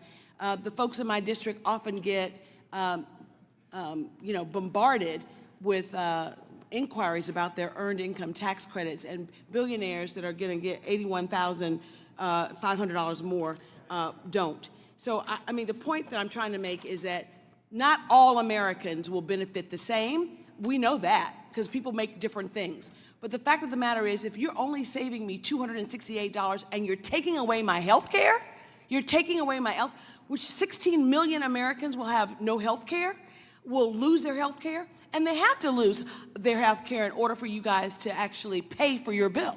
I mean, to pay for your bill by kicking people off health insurance and giving them no health care, to me, is immoral and not fair. The last question that I was asked to ask you was, when will we hit the debt ceiling? I know that this big, beautiful bill also means a debt increase in the debt ceiling, and frankly, I heard you say that that is something that's an imperative. I would agree with that. When do we foresee us hitting the debt ceiling? Congresswoman, I want to congratulate you. You have a very sophisticated constituency to ask questions like this. That the so-called X date is a... With all due respect, just because you're poor doesn't mean you're ignorant. As I said, very sophisticated. Yeah. It was so can you answer the question? Because I want to know. I'd like to know whether or not. I'm in the habit of saying thank you to compliments. That the so-called X date is a moving target. So when do you you're the Secretary of Treasury. So tell me, when do you predict, given where we are right now, will we hit the ceiling? Some point in the middle to late summer. Is that August, July? Again, it is imprecise. Well, sir, I just think that it is an abomination that we are actually giving bigger tax cuts to the wealthiest Americans who don't need a tax cut. Gentleman's time has Meanwhile, expired. we're taking away food assistance and health care from people who desperately need it. Gentlewoman's time Thank you, has and I yield expired. back. I now recognize Mr. Estes for 5 minutes. Well, thank you, Mr. Chairman, and Secretary Bessent. Thank you for being here. I know you have been very busy in the last 2 days, and appreciate you coming back with struggling through the jet lag that you're obviously feeling. I just want to. I have some remarks here. I just want to throw out a couple of comments that have been talked about. I mean, and I believe you mentioned this earlier, is that after the Tax Cuts and Jobs Act, the top 1% went from paying only 40% of the tax burden to now paying over 46% of the tax burden. So as we've put in this good Tax Cuts and Jobs Act, the top 1% are actually paying more. And I know a lot of questions from the other side of the aisle talked a lot about the deficit. And as you mentioned in your earlier remarks, the country's been fairly consistent in maintaining tax revenue at about a 17 to 18% of GDP. Unfortunately, the problem we're dealing with now is spending has ballooned up to roughly 23% or 24% of GDP, which is creating that problem that we have an imbalance. So I have several things I want to cover. First, I want to talk a little bit about Section 899. It's a common sense provision that's based on two bills that Chairman Smith and I introduced. It's not new. It's not revenge, as some in the media have been proclaiming and wailing about the last few weeks. It's a reasonable approach to make sure that foreign countries don't pilfer the U.S. Treasury with UTPRs or DSTs. And the fact is, if we do nothing, we're ceding our tax authority to other countries. And the JCT is warning us that we will lose $122 billion in tax revenue over the next 10 years. Ways and Means could have responded with much more severity in terms of the bill that we looked at. We took a measured approach that maintains our tax sovereignty and that either discourages our allies from moving forward with these discriminatory taxes, or will raise our tax revenues by $116 billion over the next 10 years. I'd like to submit, Mr. Chairman, for the record, an op-ed from Bloomberg that covered this topic. Mr. Chairman. Without objection, so ordered. Thank you. Secretary Bessent, are the fears that Wall Street has over the 899 grounded in truth, and what's behind the stir, and why wasn't there outcry from the Wall Street and economists during the last administration working with OECD in a manner that put America last?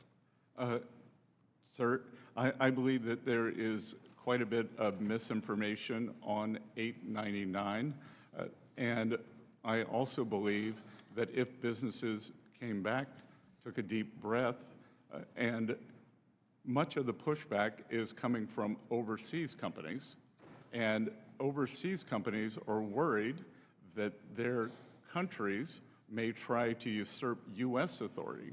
So if a European country, they tried to unfairly tax a U.S. company or take money away from the U.S. Treasury, then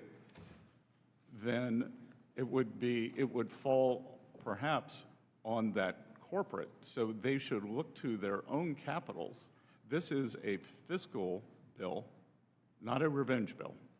Right, I agree with that. I think that some of these companies need to be lobbying their own government instead of trying to lobby 100%, the Congressman. administration. Something else that I've been pushing over the last 6 years has been research and development expensing. Mr. Chairman, I'd like to submit this Washington Examiner op-ed titled, "We're a Nation of Innovators, but our tax code no longer encourages it." Without objection, so ordered. Immediate expensing for research and development is a jobs provision, with 3/4 of R&D expending spent on wages and salaries. Also has broad bipartisan support. I believe we need to provide businesses with certainty by making immediate write-off permanent, because it takes longer than 4 years to actually develop more new methods and technologies. Secretary, can you help explain why it's critical for our country to return to immediate R&D expensing, hopefully on a permanent basis as we finish this bill? Sir, we are the undisputed technological leader in the world, from AI to life sciences. And one of the reasons for that has been the expensing of R&D, and we are pushing very hard to make this the best location for whether it is high-tech investing, whether it is biomedicine, or any other, the manufacturing process that we want to bring back. Part of the problem, I believe, is that the manufacturing process has been separated from the R&D process. So we need to have both of them here sitting side by side in the United States. Yes, thank you. And there's so many other provisions I could do, but I'm out of time. Mr. Chairman, I'll yield back. Thank you. Thank you. Ms. Del Bene is recognized for 5 minutes. Thank you, Mr. Chairman. Thank you, Mr. Secretary, for being here. Mr. Secretary, do you support the government having a consolidated database containing Americans' sensitive financial, health, and personal information? I support protecting Americans. Do you support the consolidated database?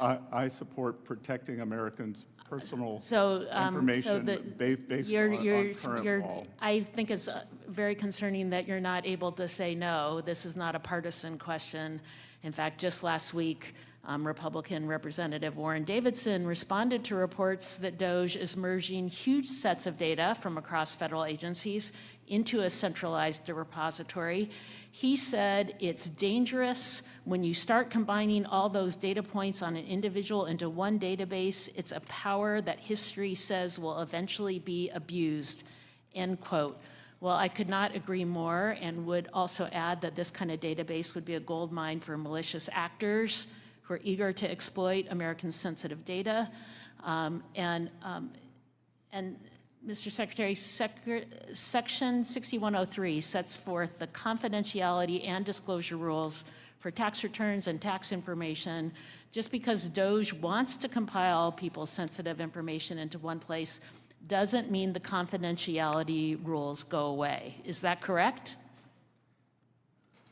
We adhere to 6103. So it seems like, you know, that should be a simple one too. We should absolutely be clear that the confidentiality rules did not go away. In fact, earlier in this hearing, you asserted that the Treasury Department is following, I think you said, the proper provisions within the Privacy Act, all proper provisions within the Privacy Act and Section 6103. So my question for you is, how can we be sure that's happening? I mean, especially knowing that the president illegally fired 18 inspectors general, including acting Treasury IG Sherba. How do we know? I'm sorry, you saying that isn't good enough. We're an oversight body. How do we know? Again, I will say that we are following the law, and that. But we need, that's not good enough, Mr. Secretary. You should be coming. We should have officials within Treasury coming. We should, and this is a statement to my colleagues on the other. I'm here today. But you're not answering how we know that. You're just saying we are. So what would an acceptable then let's answer bring to then how let's do we bring know people be? who are building a database. Let's go through the details of exactly what you are doing with that data, what protections are in place. We should have hearings doing that. In fact, we requested hearings on this from our partners on the other side of the aisle, refused to bring people from DOJ, et cetera, into this committee so we can be sure that, a consolidated database. A judge in the Southern District of New York has ruled that all of our protocols are. Mr. Secretary, we are a co-equal branch of government. We are the oversight body. I'm answering, I asked that question because it is part of my job not to have you just say it's okay. And a judge's Then word, let's I'm look not at sure it. how to satisfy. I think because we actually have the authority to get that detail, we are oversight. We are not just here to have you say, don't worry about it. We are here to get detail. And I want you to be clear that it helps, this is a risk to the American people. This is sensitive personal information. There is no clarity on how this is being protected. Early on in this administration, people were given access to information with no controls. We have not had folks come into hearings. That's not good enough, Mr. Secretary, and I'm supportive of making sure that we are using technology in smart ways.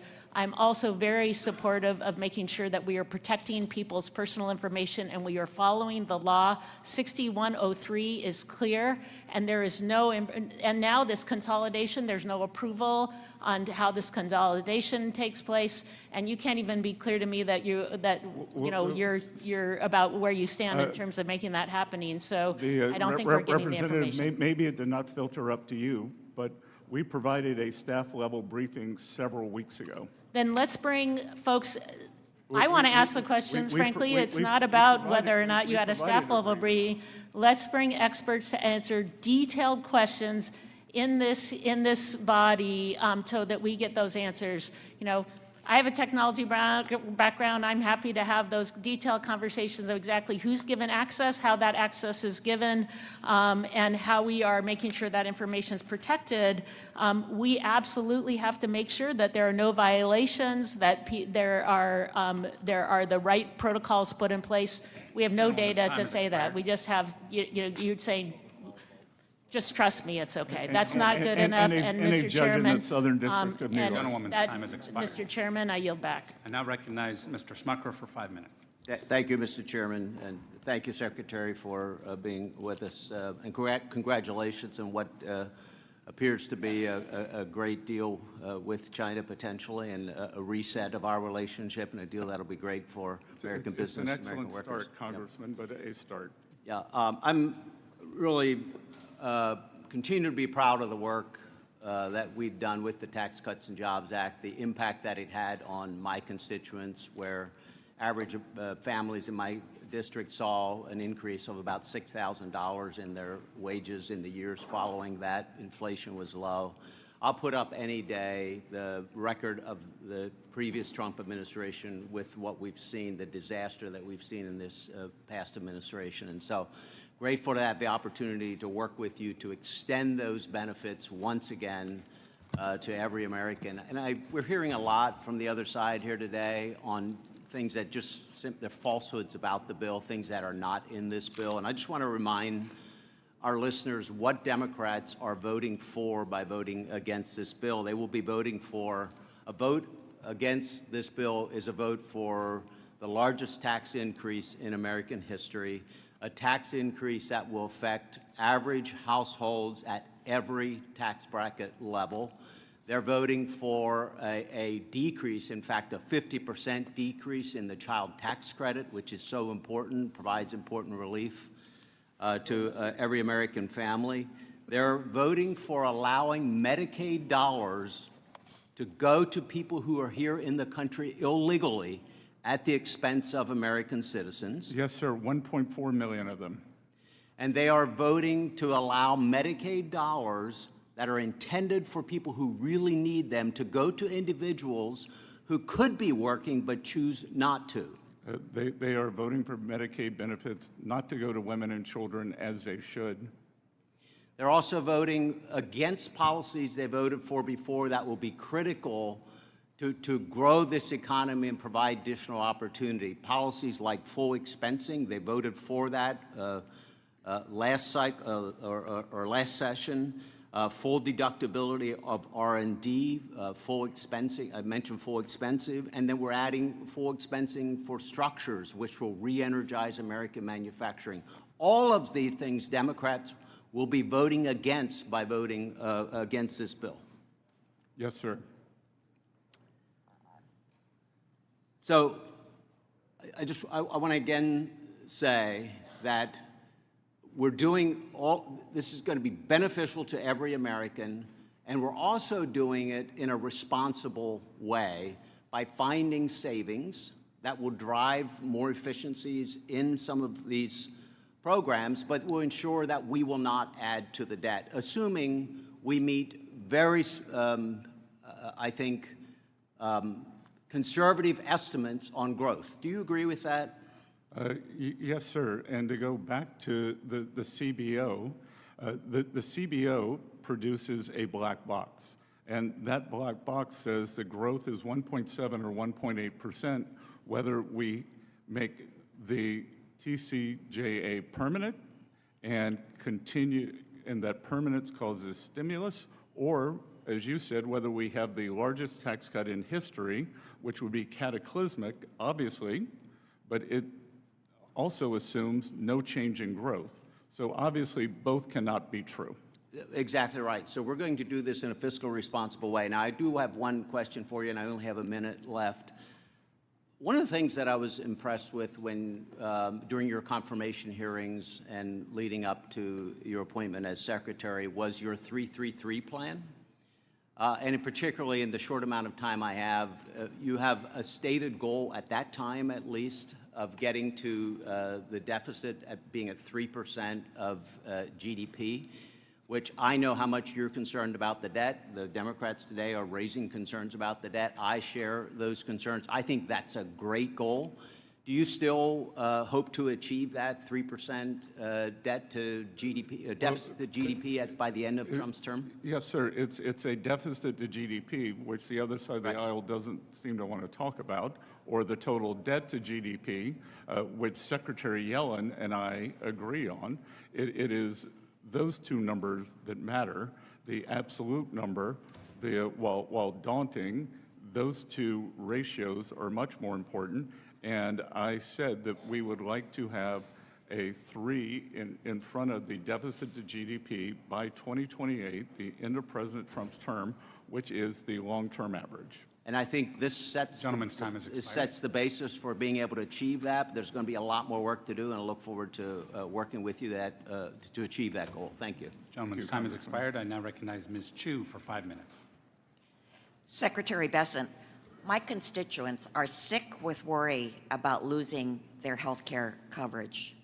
The nonpartisan Congressional Budget Office just determined that more people will lose their coverage. 16 million people will lose their coverage as a result of this big, ugly bill, which will be the largest loss of health care coverage for people in American history. Now, Republicans are saying that this will all be accomplished by cutting out waste, fraud, and abuse. But we should not be fooled. This is accomplished by 30 different measures, including increasing the amount of red tape that people will have to go through just to stay on Medicaid and on the Affordable Care Act, or the ACA. In addition, the CBO says that this bill will cost Medicare over $500 billion.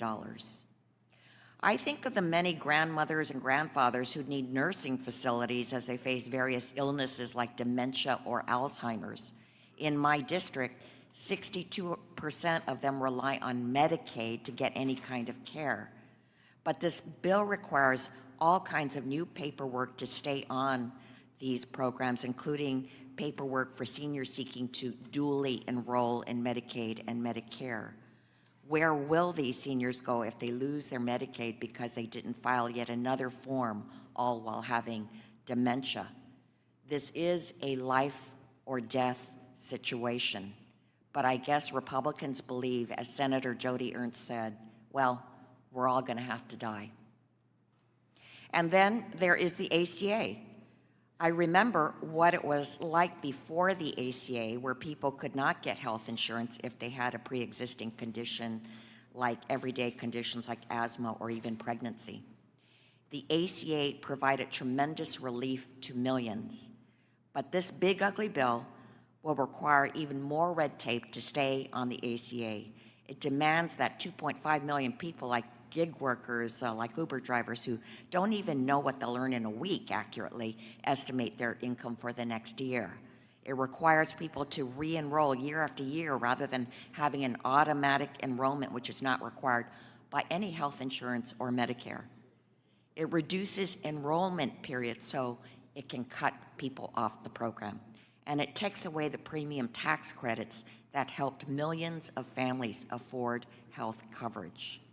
And that is why at the hearing for this bill, I introduced an amendment to strike the provisions that undermine the coverage of the ACA. Every single Republican on this committee voted no. So Secretary Bessent, I'm asking you a question in which I only want a yes or no answer. How would you have voted on my amendment to protect the ACA and keep millions on their health insurance? No. Okay, that makes it clear. And Secretary Bessent, I'd like to address the reason that 16 million people are going to lose their health care coverage. It's so that millionaires and billionaires can get big tax giveaways and become even richer. The nonpartisan Joint Committee on Taxation just this week found that if this bill becomes law, the richest 5% of taxpayers in this country will get a bigger tax cut than the bottom 80% of taxpayers combined.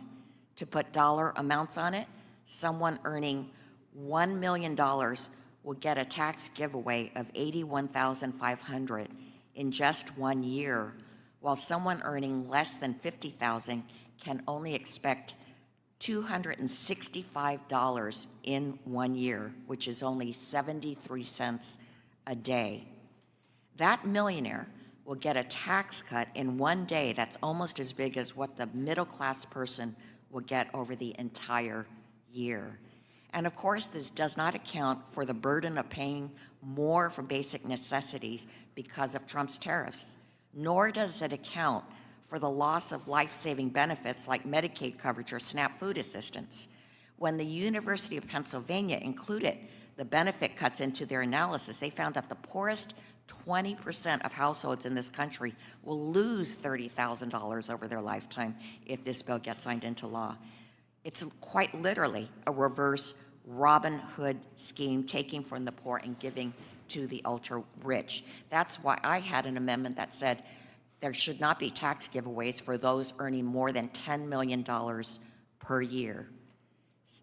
And so, Secretary Bessent, I only want a yes or no answer. Would you have voted yes or no on my amendment? Again, no. I yield back. Mr. Hearn. Thank you, Mr. Chairman. Mr. Secretary, it's good to see you again. Thanks for sitting here. Your predecessor, Janet Yellen, pushed Congress for the last 4 years to adopt the OECD Global Tax Deal. I'm grateful that you and the administration have been working to stop this. There's a lot going on in that space. And as the current global tax deal is formulated, U.S. multinationals are disadvantaged in two critical ways. First, they face two layers of minimum taxes, the existing robust U.S. system and the emerging OECD system. And two, their traditional income-based tax incentives face stricter scrutiny against the corporate welfare regimes in China and the EU. The global tax deal fosters a kind of a Hunger Games style race for government handouts, cash subsidies, and refundable tax credits. The system rewards political connections and authoritarian regimes over innovation. And Mr. Secretary, as you know, countries are pressuring the U.S. to sign on to the global tax deal and want to push subsidies out of the income tax system into the hands of bureaucrats, distorting markets, picking winners and losers, and leaving their taxpayers footing the bill for political pet projects with dismal economic results. If other nations want to tie their economies in knots with that nonsense, that's their funeral. The U.S. should not play the role of global nanny, dictating domestic policy to sovereign states. Countries around the world are free to determine a domestic policy that meets their political and economic demands, but not at the expense of the U.S. taxpayer and our great U.S. companies. My concern, Mr. Secretary, is that there is an on and off switch associated with the implementation of this global tax deal. A lot of uncertainty of what's happening after your time in office and the President's time in office. The tax sovereignty of this nation is under attack. The last administration gave away U.S. leverage trying to sell the jurisdiction and purview of this committee to the OECD in Paris. We must not let that happen. The global tax deal isn't just a friendly suggestion, it's a loaded gun aimed at countries that don't join the cabal. I, for one, don't want the U.S. to be looking at the end of their loaded gun under the next administration or the one after that. Mr. Secretary, will you commit to working with us to put a nail in this coffin on the global tax deal once and for all? My staff met with the OECD in Paris just last week, and we are pushing back and working toward a solution as soon as possible, Congressman. Thank you for your work on that. And then one last thing. The current tax code has certainly been biased against investments and structures, and I've been working on this issue for a number of years since I've been on the Ways and Means, including a bill I introduced that implements a neutral cost recovery for structures. While we should continue to do more in this space to drive down the cost of investment in structures, and I know that's part of the big plan to get manufacturing back here quickly, I'm happy that we're moving in this right direction. And long depreciation schedules, as you know and as you've worked on, erode the value of deductions, hindering growth on domestic manufacturing. The provision that we included in the big one, beautiful bill that allowed full expensing of factories coupled with restoration of 100% expensing for equipment and machinery will be crucial for the President Trump's agenda to boost American manufacturing. We're hearing a lot of great things about that. Mr. Secretary, I want to reiterate my thanks, certainly the Republican Party's thanks for your immense support in this provision to implement full expensing of factories. And I'd like to yield the rest of my time to you to just talk about why that is so important to move quickly on this to get it done and what it's going to do for our economy. Congressman, it provides great surety, but more than that, it provides the impetus for businesses to make capital allocation very quickly, and in a way, it puts us on an even playing field with the countries that heavily subsidize their industry. In the United States, we try not to, some administrations, like the past one, try to pick winners and losers. We do not. We try to set the best playing field and create the best environment. So the surety of immediate expensing is very powerful in terms of after-tax return on capital. After-tax return on capital is what drives this economy, it is what drives productivity, and it is what makes the United States the greatest economy in the world. Mr. Secretary, again, thank you for being here. Appreciate your words, and I yield back. Ms. Moore. Thank you so much, Mr. Chairman. I'd like to yield 5 seconds to the gentlelady from California, Ms. Sanchez. Thank you, Ms. Moore. I would ask unanimous consent to enter into the record the Nonpartisan Policy Research Yale Budget Lab analysis, which shows that $3,000 cut to household income because of Trump's tariffs. Without objection. Thank you. I yield back to Ms. Moore. The Yale Budget Lab is staffed Thank by you. Thank you. This is my time, former sir. Biden officials. Where's the gavel, Mr. Chairman? He's taking up my time. Proceed, the clock's moving, Ms. Moore. Thank you. I want to join my colleagues on a bipartisan basis in regaling the life and times of Charlie Rangel. And actually, Mr. Chairman, were he alive today, today would be his 95th birthday. And you know, even if it weren't his birthday, I would have to have thought of Charlie Rangel at this moment, and the last real close personal conversation that I had with him when I considered your testimony here today, Mr. Secretary, and some of the other sorts of inquiries and comments of my colleagues here when they talked about the averages. The average taxpayer is going to receive this or that. It's sort of like the example that you almost gave here. You know, one taxpayer gets $1 million tax refund, another one gets a $1 tax refund, and then the average tax refund is $500,050. I had a Jesuit education, so we learned about the tyranny of averages. You ignore the distribution and outliers. You mask variations and inequalities. It's asymmetrically distributed. It's skewed. Because you have heard my colleagues talk about the real impact. Somebody under $50,000 a year is going to get $265 versus others that get millions. That is not a question. That was my comment. Okay, so you and Doge were focused on eliminating waste, fraud, and abuse. So let me just sort of outline some of the waste, fraud, and abuse that you found and tell me yes or no, was this what you found? $641 billion in subsidies for the ACA, $764 billion in Medicaid cuts, $300 billion in SNAP cuts, and then triggering $500 billion in Medicare cuts. Was that all waste, fraud, and abuse? Yes or no? Again, ma'am, it's very, very difficult to give a yes those are the cuts. Okay, I'll move on. You're not going to answer. Very difficult. What I'd like to know is the $2.4 billion in debt and the tax increases of $4.5 trillion.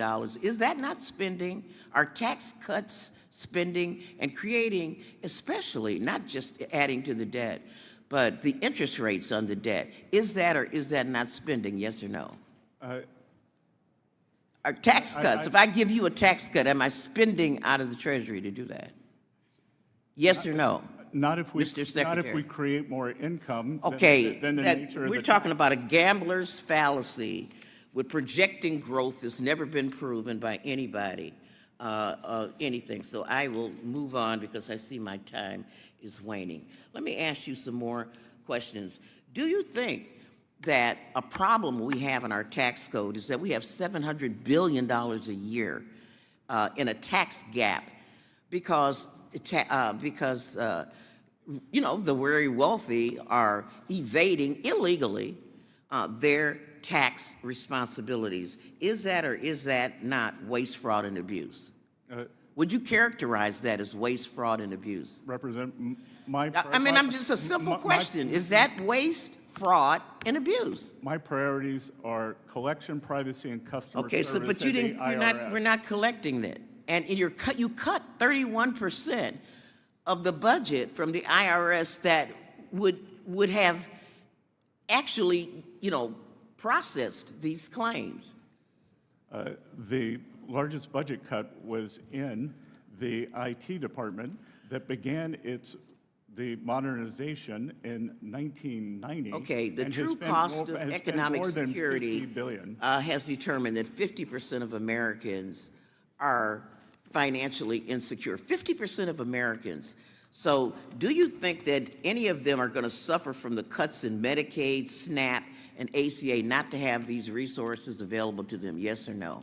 I believe that they will be better Better off under without these under resources. this tax bill, just as they were under President Trump's last term, as they were, as opposed to the ravages of inflation under President Biden's term. Well, let me just ask this. Why is this bill designed to take away some of the benefits that you claim people are going to have? They expire, like the senior tax credit expires, all of these things that these families are supposed to get. If you're so into uplifting their needs, why do they expire?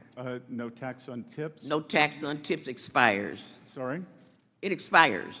And it's not really a decrease on If tax on If tips. you would like to join me and making it permanent and have your Democratic You're colleagues the do it, secretary. You're the secretary, sir. You wrote the budget. We would welcome you to join us. Excuse me? We would welcome you to join us. I'm ready to join you right now. Are you going to accept an amendment? Time has expired, Make Ms. this- Moore, by over a minute. I was very generous, Thank but you. way too Mr. generous. Chairman, you are always very generous. Let's be clear. I yield back. Thank you, Ms. Moore. The chair would like to inform the members that the committee will stand in recess for 10 minutes following Ms. Miller's time. Ms. Miller. Thank you, Mr. Chairman. I'm from West Virginia, and I'm going to give you a little Southern love. I graduated from Columbia College. My husband graduated from the Citadel. So we've got some roots in common there. Thank you for being here today. You know, after 4 years of inflation and unmonitored spending and non-existent trade negotiations under the previous administration, I'm thrilled to have you and President Trump back at the helm to deliver on America First policies. Having businessmen rather than career politicians running the country is already making a huge difference. Ways and Means Republicans have spent the better part of 2 years gearing up to reauthorize the 2017 Tax Cuts and Jobs Act and put more pro-working class tax policies in place. This committee passed the most significant tax bill in modern history last month, and the House followed suit. It is now time for the Senate to do their job and get this big, beautiful bill to the President's desk. I want to talk about 1099-K. One of my top priorities in the tax package is to repeal the Democrats' absurd 1099-K threshold. Under the Biden administration, Democrats changed the time-tested standard of $20,000 in 200 transactions to $600 when determining whether a taxpayer receives a 1099-K or not. Before this committee, your predecessor acknowledged that this new threshold would be difficult to administer and to lead to the taxpayers' confusion. So instead of working with us to fix it, the Biden Treasury unconstitutionally delayed implementation and then changed the threshold to try and ease the taxpayers' confusion in the election year. Unfortunately, there are still millions more 1099-K forms that were sent out, and Republicans have worked to restore the 1099-K threshold to the time-tested standard of $20,000 in 200 transactions by including my Saving Gig Economy Taxpayer Act in the One Big Beautiful Bill. Can you shed some light on how this policy and others being produced from your department will make life easier for our taxpayers? Representative, thank you for discussing these very important issues. As I said, I believe the underappreciated part of President Trump's economic plan is the deregulation. And what you were describing, the cutting back on paperwork, that putting thresholds at proper level is indeed deregulation, lower paperwork, and I think you correctly pointed out that the previous administration, I'm not sure that anyone ever signed the front of a paycheck or the back of a paycheck. I think they mostly received direct deposit from the U.S. government because they're always government employees. So if you have never made payroll, if you are not processing paperwork, you don't understand the costs that are inherent in this. If you are a small business person, if you are someone with a lawn care business, if you are someone, as you said, we have a completely new economy today with the gig economy. Whether it is Uber drivers, delivery people, the contract workers who work from home, in programming fields. So I think that it was tone deaf, completely tone deaf, for the nature of the new economy. You are so right. And I also want to voice my support for the ongoing trade negotiations that the President and you are working on. For too long, our trusted trade partners have quietly taken advantage of the United States. And I'm a firm believer that trade truly is the great equalizer and a powerful tool to bring the world together.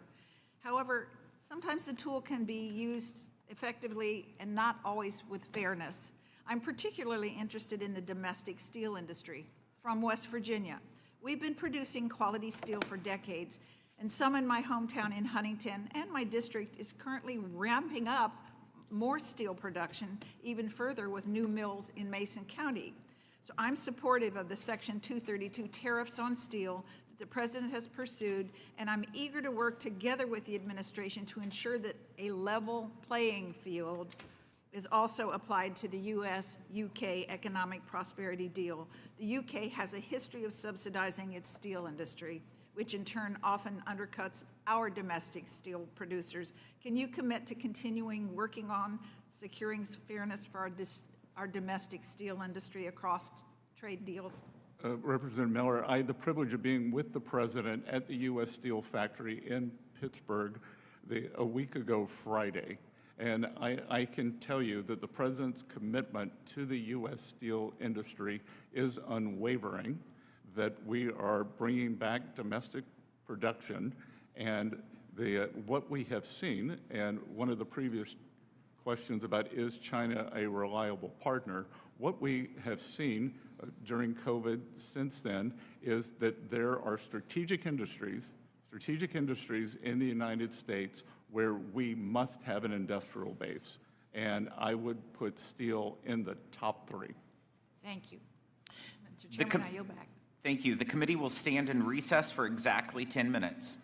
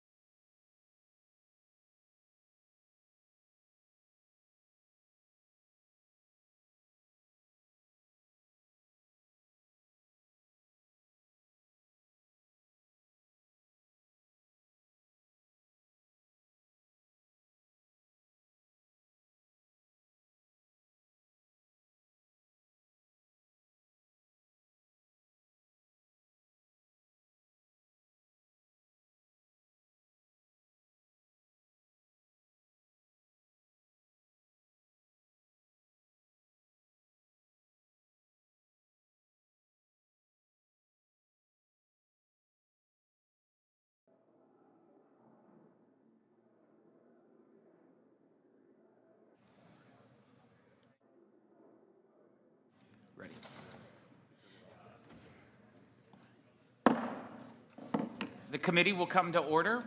We'll continue with questioning. Mr. Boyle. I'm sorry, but I just can't stand it anymore.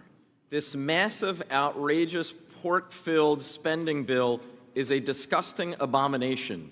Shame on those who voted for it. You know you did wrong. You know it. Those were the words of your former White House colleague and good friend, Elon Musk. Another, this spending bill contains the largest increase in debt ceiling in U.S. history. It is the debt slavery bill. A new spending bill should be drafted that doesn't massively grow the deficit and increase the debt ceiling by $5 trillion. Why do you believe Mr. Musk is right or wrong? I think you'd have to ask Mr. Musk. Well, take the substance of what he said. Does it not add trillions of dollars, your bill, to the deficit and debt? It's not my belief that it does. It may be his. He could speak for himself. But of course, it's not just Mr. Musk. It is the Congressional Budget Office. It is conservative-leaning groups like Tax Foundation, Cato, left-leaning groups, and nonpartisan groups like CBO and JCT. So this bill has actually united the left, the right, and the center, all saying it massively increases deficit and debt. But they're all wrong and you're right?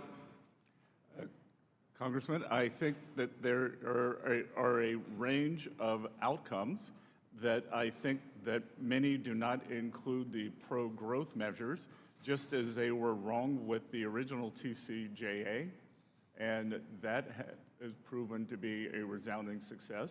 Just as I don't know if you were here to vote for the IRA, the CBO scoring on that, it has been 3 to 4 times more expensive. So it's curious to me because you spent decades as an executive at George Soros's hedge fund, being very successful, making billions of dollars. Back then, you would always rail against deficit and debt. What's happened? Again, that it is smart spending. That what are we spending for? Are we tax cuts that mostly go to billionaires such as yourself? While throwing 16 million people off their health care coverage. Well, I would dispute that 16 million. I think you're conflating a lot of numbers. No, it's the, excuse me, reclaiming my time. Those aren't my numbers, just to be clear. As you know, it's the Congressional Budget Office projection. I think you're adding up a lot of numbers that shouldn't be added. Excuse me, I am adding 2 specific numbers. The cuts CBO found coming to Medicaid. No, if we're entitled to our own opinions, but not our own facts and not our own numbers. The CBO shows that 10.9 million will lose their health care coverage from the Medicaid cuts, and another 5.1 million will lose their health care coverage due to the ACA cuts. 10.9 plus 5.1 is 16 million. So you are adding numbers. 1.4 million. Yes, correctly. Do you support Medicaid for illegal aliens?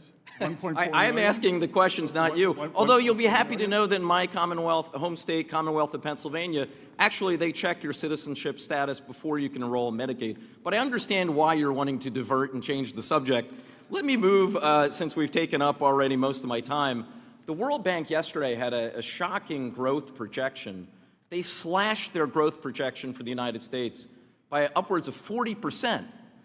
I'm just curious, do you agree or do you think they're wrong as well? Because they specifically cited the trade uncertainty caused by your administration, the administration that you serve as Secretary of the Treasury, as being the primary reason why they've had to slash their growth projection to the lowest since 2008. Congressman, you kindly cited the success that I may or may not have had in my previous career, but I could tell you I would not have had it if I followed World Bank projections. So it is interesting that you believe all of these groups are wrong, from your former colleague Elon Musk, to left-leaning groups, to right-leaning groups, to center groups, to the World Bank. Everything is going hunky-dory. The reality is, I can see why you would have that opinion. You, as a billionaire, will reap the rewards of this tax cut, while 16 million Americans will lose their health coverage. That is the sad reality of the situation. We could look at who would be most harmed if these tax cuts expire. Well, you'll be happy to know that on this Democratic side of the dais, through an 18-hour markup, every single Democratic member voted to extend the tax cuts for everyone making under $1 billion. I see my time has expired. I yield back. Dr. Murphy.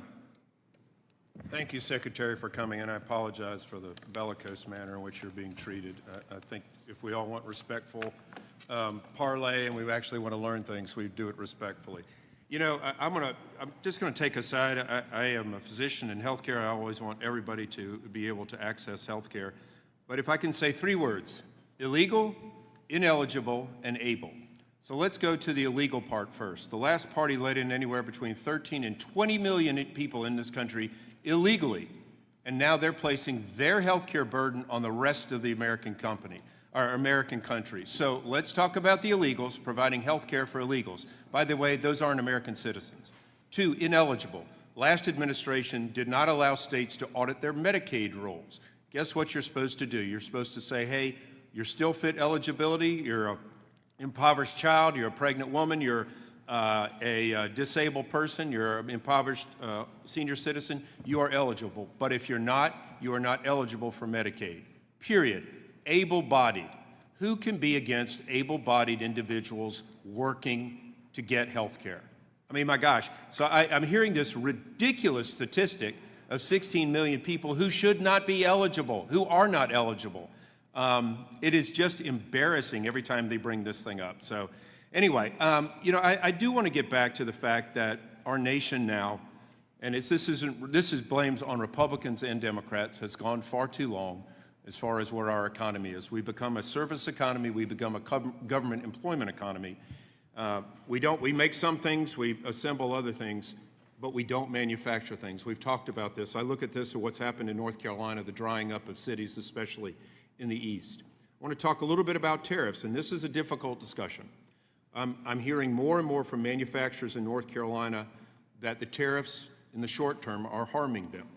Specifically, tariffs on inputs used in manufacturing, driving up costs and making products uncompetitive when exporting to third country markets.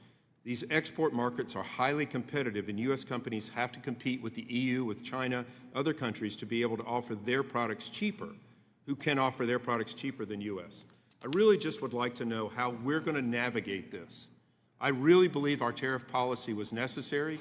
You can only affect economic policy by one of 2 ways: militarily, which no one wants, or by tariffs. And to get our country reversed back on a path it should be, we have to do this. But help me understand how the U.S. is going to help our companies in this difficult time remain their competitiveness. Well, Congressman, as I discussed earlier, the most powerful thing we're going to do is give them great certainty and permanence in this tax bill. We will also allow 100% expensing, both for the new equipment and for factory structures, and that will provide a substantial savings and impetus. So I believe that that will aid in the manufacturing here. We are also working with industry, and again, it is across a wide range that we will see. Some companies will make less, some will make more. I appreciate that. You know, I love to see our growth in our manufacturing. During the last administration, we had 3 to 7 million individuals who are able-bodied adult of working age come off of the workforce. We need workers. And guess what? Some of those people will come off Medicaid and actually get insurance by their jobs. So again, just a little bit of truth. Real quickly. And Congressman, as I said earlier, that we have approximately 9% of the workforce that is in manufacturing. Historically, real wage increases accrue to manufacturing workers faster than lower-end service economy workers. So I think we could still see real wage growth there also. Right, facts matter. Quickly, I'd like to talk to you about transshipment. Transshipment by Chinese companies have undermined President Trump's Section 301 tariffs, and the problem seems to be getting worse. Can you elaborate by any chance if any discussion with China was done about transshipment, or is that in order? Is that going to be discussed? Well, as you can imagine, they pushed back on the de minimis exemption, which we have gotten rid of, and we are going to we are tariffing all the de minimis imports. We are going to set a level, and it will be a global level, not only for Chinese imports, although China floods the zone, because that is their business model, is to export their deflationary impulse, which is unacceptable to the rest of the world, especially for U.S. citizens. So we are going to set a global level for these de minimis imports. Thank you. It's nice to see an administration actually do something on trade. We did nothing in the last 4 years, and I'm sorry if it hurts people's feelings that they've tariffed against us and we're retaliating, trying to do things better for the American people. Support what you do, and thank you very much. Thank you. Mr. Kustoff.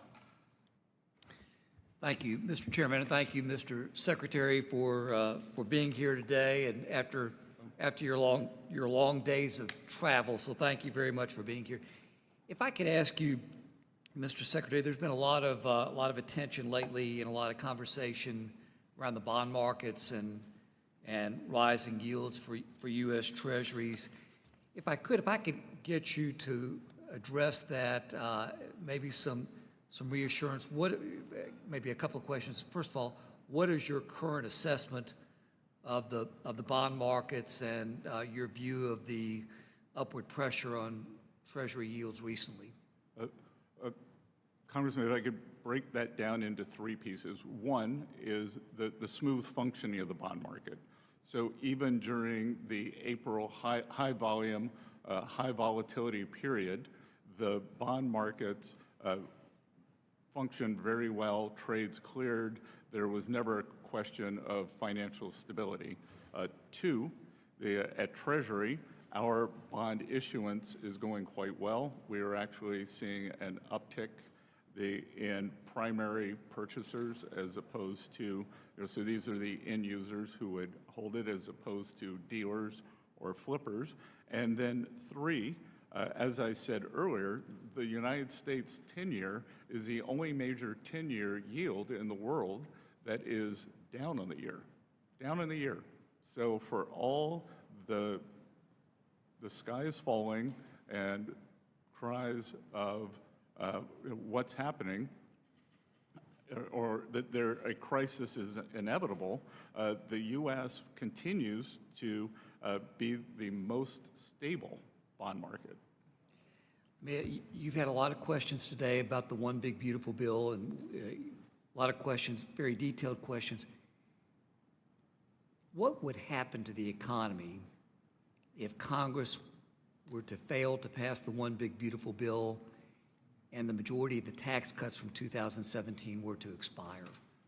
Well, again, Congressman, there are two parts there. So one, the OBBB, as I call it, contains the debt ceiling raise and extension. So that cannot happen. That must be raised and extended. And so we will not even talk about the ramifications of that because it will never happen. Two, as I said, it would be an economic sudden stop where we would see a cataclysmic event for working Americans, for job creation, for the financial system. So it's unthinkable that this could happen. It would be the largest tax increase in history. And again, I'm not necessarily, I was criticized for my criticism of the CBO. I'm not necessarily going after the men and women who work there. I'm going after their insufficient models, because their insufficient models say that if we make permanent the tax bill, that we don't get an increase in growth. But to your point, if somehow the One Big Beautiful Bill were not passed, that growth will remain the same, which is obviously the ridiculous assumption. Wouldn't it be devastating for the economy if we failed to pass the One Big Beautiful Bill? Sir, I think it could set off the financial crisis, the likes of which we have not seen since 08-09. Mr. Secretary, you would rather be Treasury Secretary than Chairman of the Federal Reserve, wouldn't you? Sir, I think I have, with the, other than some congressional reporting, the best job in Washington. And I am happy to do what President Trump wants me to do. And I think that we are making great progress at Treasury. I can tell you that having been in the building now since January 28th, the professional staff is incredible, incredible. And the political staff that we brought in, everyone is working well together. We are working to enhance the economy for the American people, maintain the reserve status of the U.S. dollar, and to your first question, make sure that the U.S. Treasury market, which is the largest and soundest and bellwether for the world, maintains that status. And I would like to stay in my seat through 2029 to do that. Thank you, Mr. Secretary. Mr. Secretary, my colleagues on the other side of the aisle have repeatedly said that there are no outside experts who support the One Big Beautiful Bill, and I would like to correct that for the record for a moment. So, Mr. Chairman, if I could, I'd like to submit for the record a letter that was sent to President Trump, Speaker Mike Johnson, and Leader John Thune on June 3rd, showing 300 economists' support for the One Big Beautiful Bill. They urge speedy adoption of legislation to enact pro-growth tax policies. And, Mr. Chairman, I'd like to submit that for the record. Without objection.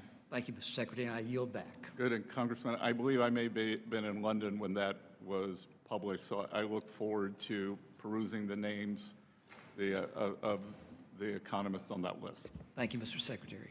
Mr. Byer. Thank you, Mr. Chairman. Mr. Secretary, the role of the Secretary of the Treasury is one of the most important and consequential in the entire federal government. You're responsible for our nation's economic prosperity, for ensuring the stability of our financial systems, and you're a successful guy with an Ivy League education. One would assume that you would understand that to execute on these objectives, you must apply foundational, widely acceptable principles to support economic growth. For example, a climate of economic stability and predictability, ensuring the economy has a strong and stable workforce, supporting science and innovation, and much more. Yet at every turn, your policies fly in the face of these basic principles.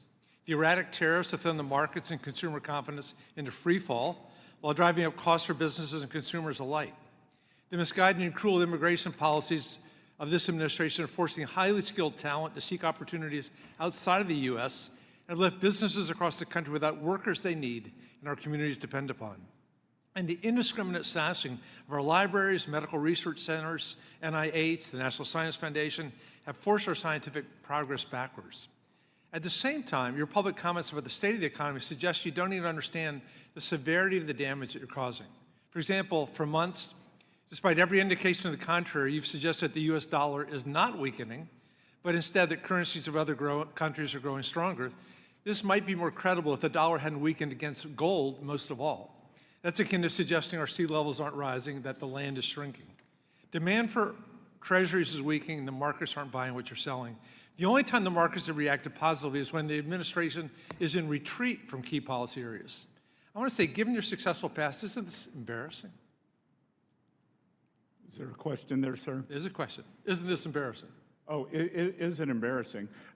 Well, I'm sorry, Congressman, but you seem not to have seen the economic data.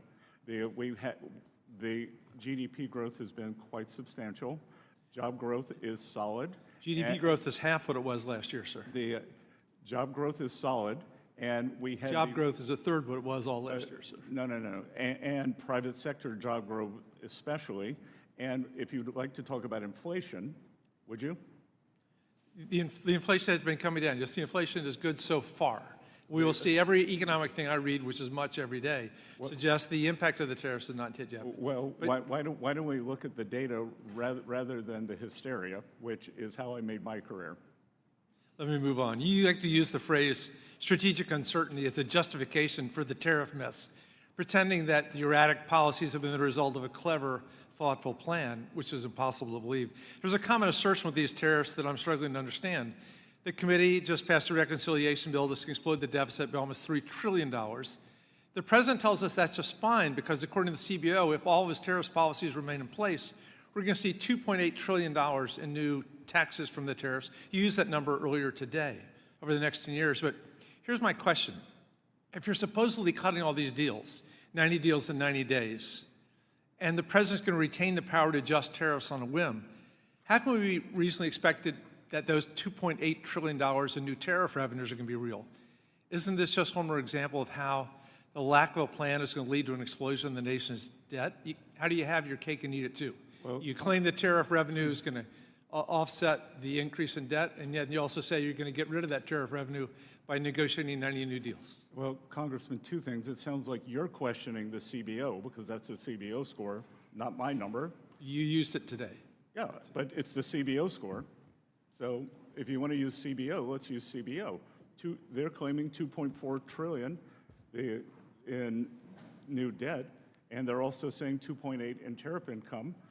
Even in Washington math, that's plus 400 billion. That does miss the 500 billion in new interest on the debt, which takes it up to 3 trillion. But So finally, you don't agree with the CBO either.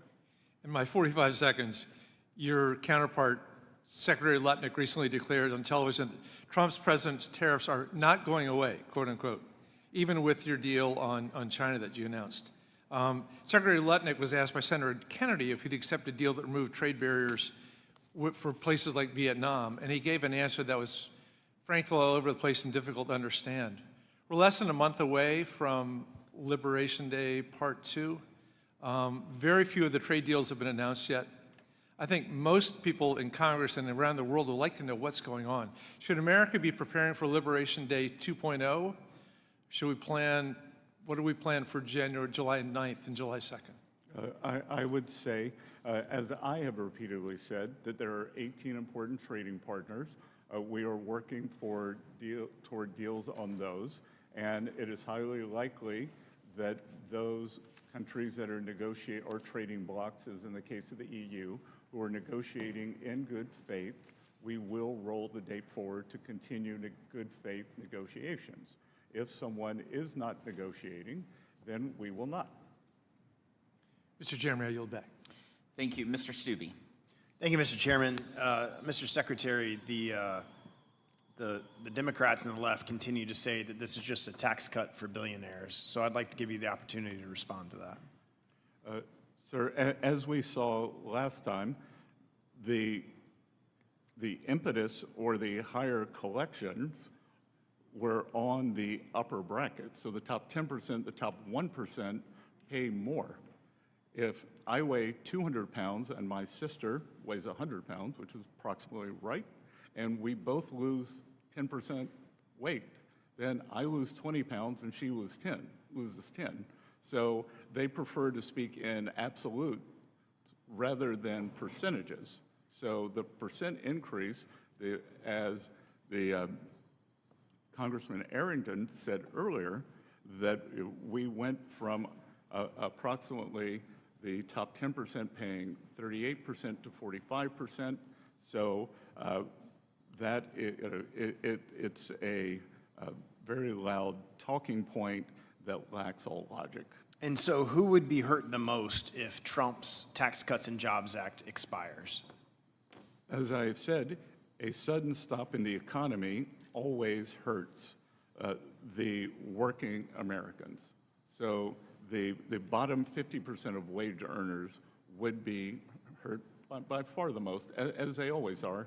And on the other side, they will be helped the most, as they were during the first Tax Cuts and Jobs Act. The working Americans did better. The minority households did better. Working households saw a substantial increase in their household net worth compared to the household net worth increase of the top 10%. So again, in percentage terms, which is what matters, and Congressman, what also matters is how much do Americans keep? What is the return? Because we just experienced this great inflation. The statistics said that inflation was 21%. The goods basket for most Americans, because it includes the cars, insurance, groceries, was in excess of 30%. So that inflation, they're still trying to recover from this affordability crisis. And as I said earlier, there are two ways to recover from that. Lower the prices, which we're working hard to do, gasoline prices are down substantially, or have real wage increases, which we believe that this bill will drive. Well, that's not even touching on if we did not pass this bill, the increase on small businesses by the 199A deduction going up by almost 20%, the impact that would have on small businesses in our country. Exactly, Congressman. And as I've said many times, and I get somehow my friends on Wall Street accuse me of being a redistributionist when I say Wall Street's done great. It's time for Main Street to do great. Wall Street can still do fine. Both can do well together, but it is Main Street's time. Main Street is driven by small business. We are working on regulations. I have probably met, including conferences, over 300 small and community bankers to try to stop this regulatory noose that is around them so that they can grow the economy. So the One Big Beautiful Bill had strong language blocking the use of ESG metrics in federal contracting and finance. How is Treasury ensuring that woke corporate activism is no longer subsidized or promoted with taxpayer dollars? We have taken out all language at Treasury. We are looking at it in all contracts, and we are looking for the best outcomes. I think if you were to look at the CHIPS Act, which the Democrats thought was a great success, that there were so many woke bells and whistles in that it was impossible to get the money out the door by the Commerce Department during the tenure of the Biden administration. In the little time I have left, President Trump has made clear that U.S. trade policy must put America workers first. How is Treasury working with USTR and other agencies to ensure that financial and trade policy is aligned with the America First agenda? We work every day on that, and we are trying to, these trade deals or this trade situation did not happen overnight. It's happened over 20 or 40 years. As I said earlier, I agree with President Trump that I'm not blaming the countries. They got away with it. It was the administration, Congress, who let them get away with it. So we are pushing back on high tariff countries, non-tariff trade barriers, which could include things like local content requirements, currency manipulation, and then, as in the case of China and many other countries, subsidies to industry and labor. Thank you for your time today. I yield back. Mr. Fitzpatrick. Thank you, Mr. Chairman. Mr. Secretary, thank you for joining us today. I want to begin by discussing a bill which I've introduced here in the House, Lindsey Graham in the Senate, the Sanctioning Russia Act. As you know, Mr. Secretary, this legislation requires sweeping sanctions on all those individuals, financial institutions, and other entities affiliated with the Russian invasion of Ukraine. It establishes a 500% tariff on all imports from Russia to the United States, as well as on products from any nation which continues to enable this war through the purchase of Russian origin oil and natural gas. Mr. Secretary, this committee and this Congress have an obligation to provide the administration with the tools necessary to deliver lasting peace through strength. The Sanctioning Russia Act has strong support from many on this dais and in the House, and has 84 out of 100 U.S. senators currently signing on as co-sponsors. So my first question, Mr. Secretary, how well is the Department of Treasury ready and able to implement legislation of this scope should it become law? Good. Thank you for this very important point. So economic tools remain an important facet of the administration's strategy to end the conflict. All the options are on the table. Treasury is ready to take action to facilitate a durable and lasting peace. We have existing U.S. sanctions and export controls on Russia that remain in place and continue to be enforced. I'm aware of the legislation. I would encourage Congress to continue to let this administration have flexibility to support the negotiations. We should be aware of unintended consequences. Specifically, what resources does OFAC require to ensure that the sanctions are executed swiftly as intended? We have all the resources that we need, sir. Okay, and I want to point out, Mr. Secretary, we appreciate the administration's support of this legislation to maximize the administration's leverage to deal with Mr. Putin. Separately from sanctions, but on a related topic, can you speak to what steps the United States, and particularly the Treasury Department, Mr. Secretary, I know you had a big role to play in the mineral agreement. Thank you for that.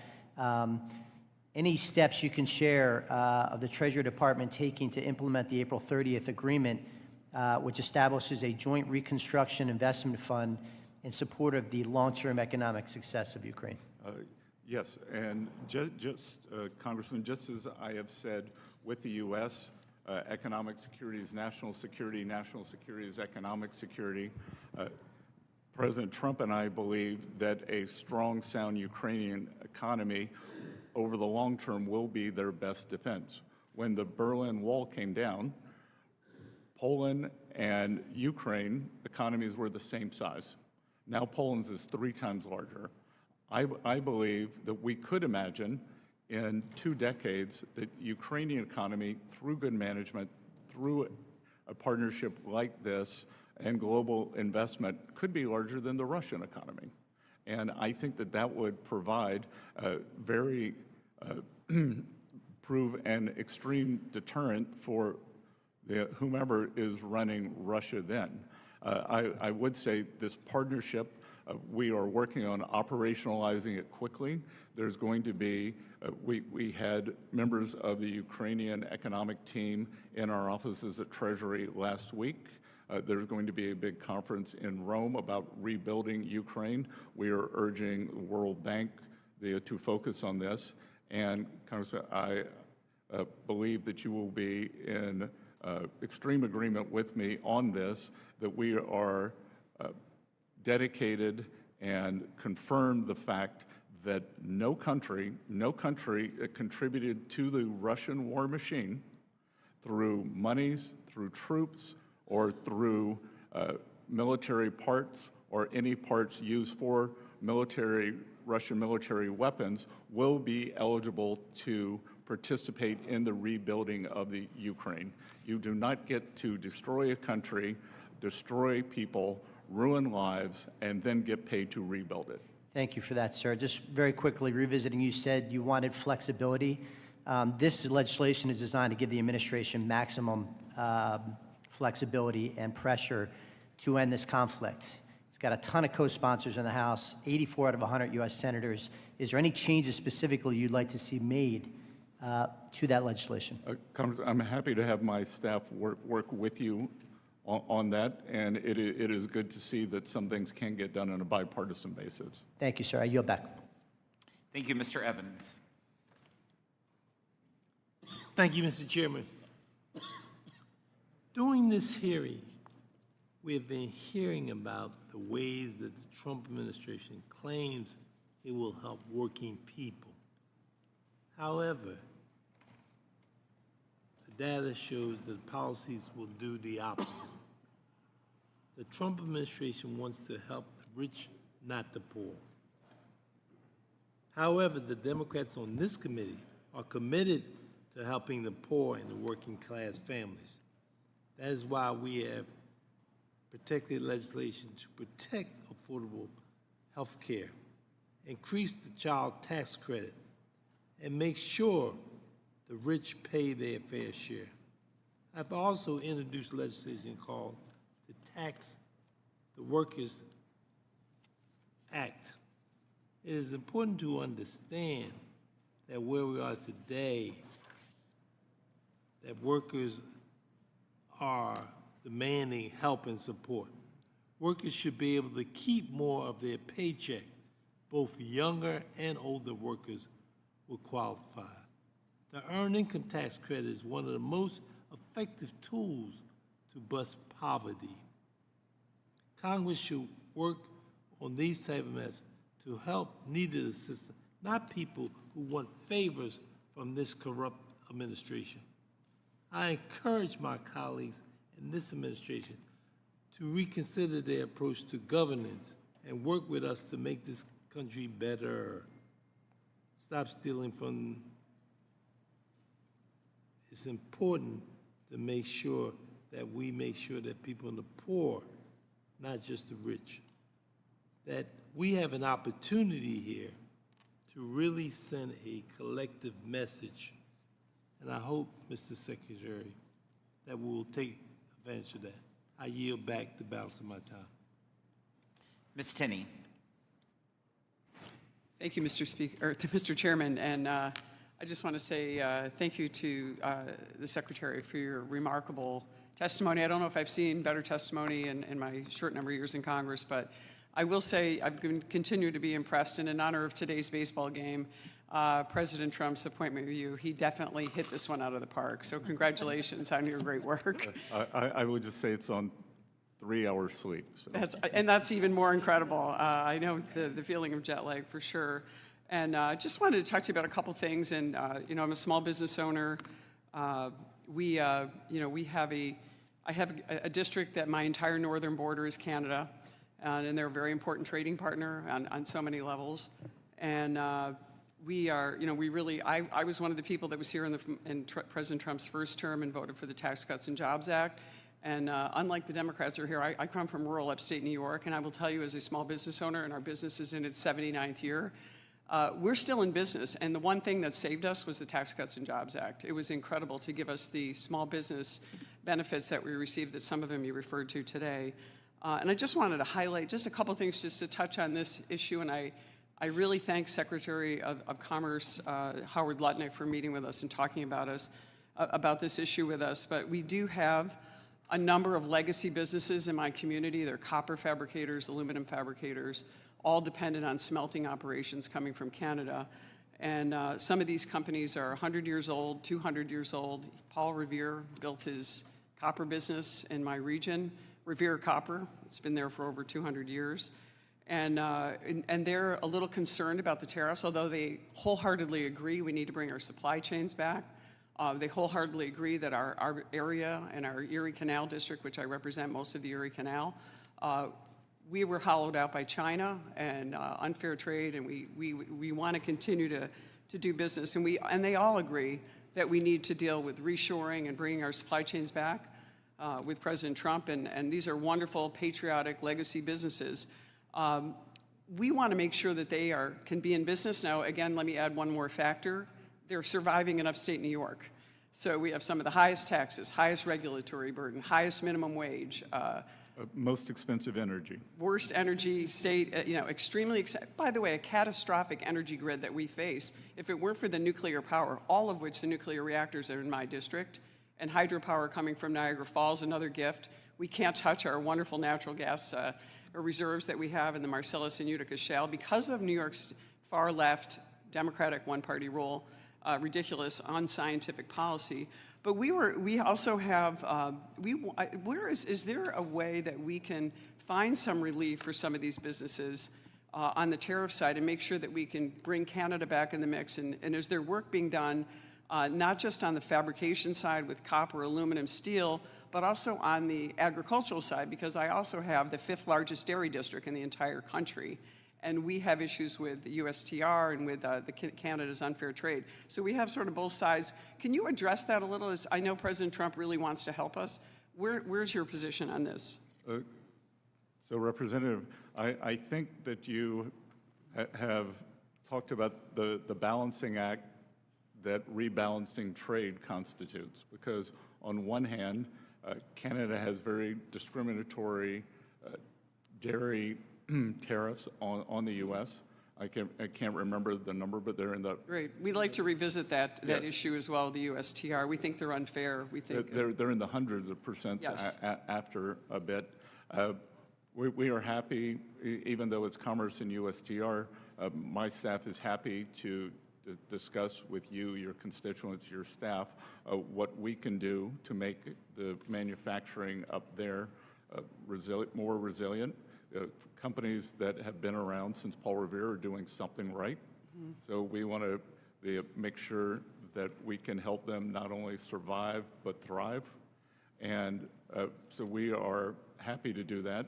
And look, I think that the new Canadian government has made very good progress in righting some mistakes made by the previous leadership. So I think we are on a more sustainable path. I'll be traveling with President Trump to the G7 on Sunday, and I would expect that we would be meeting with Prime Minister Carney. We really appreciate it. And then we want to see these tariffs in place, but we also want to see a balance, as you say, so that we can keep these legacy businesses and the thousands of jobs that they produce in our region. And everybody's all for reshoring, and everyone's for making sure that we make these things in America, because we can and must do that again in order to build our economy. And I just want to thank you again, and I know you're on a little bit of sleep, but we are grateful for your service and the wonderful job you're doing representing our nation. Thank you. Well, thank you. And we are dedicated to areas of the country like yours that especially experienced the China shock to rejuvenating the manufacturing base there. Ms. Fishbach.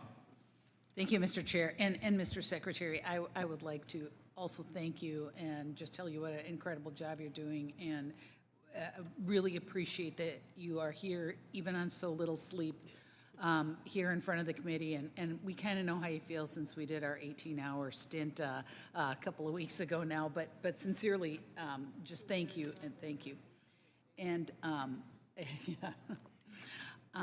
just so you know, I represent a very rural district in western Minnesota, and I also border Canada, so I share the concerns that Ms. Tenney does. And agriculture is the major driver of our economy in my area, and small businesses, and they're the lifeblood of the economy there, but across America. And I know that Mr. Stube and Ms. Tenney both asked about small businesses and with the advantages in the tax bill and what would happen if they didn't. But if you could, not only those small businesses, if you maybe would expand on what would happen to our farming industry, what would happen to our farm communities if we didn't pass this bill, if it didn't become law. Well, Congresswoman, as you may or may not know, I am a farmer and grew up in a rural area. And so let's talk about the positive and then the cataclysmic. The positive is that we are working very hard at Treasury to reinvigorate our community banks and small banks, that they are responsible for 70% of ag lending, 40% of real estate lending, and 30% of small business lending. So I think that's one of the best things that we can do. We are in our trade negotiations. We are constantly pushing to open other markets that have high non-tariff barriers or sometimes tariff barriers on American agricultural products and we are pushing substantial purchase agreements for American farmers. On the other side, that no one will do well if the one big beautiful bill fails. That the largest tax increase in history does not help anyone, and I am sure that farmers who are working people, our farmers occupy a special place because they are working people, but they are also small business people, and they are sophisticated. They have large equipment needs, so the immediate expensing for new equipment. I had some business people tell me earlier this week that they were waiting for the tax bill. They know that they're going to be able to get 100% expensing for the tax bill.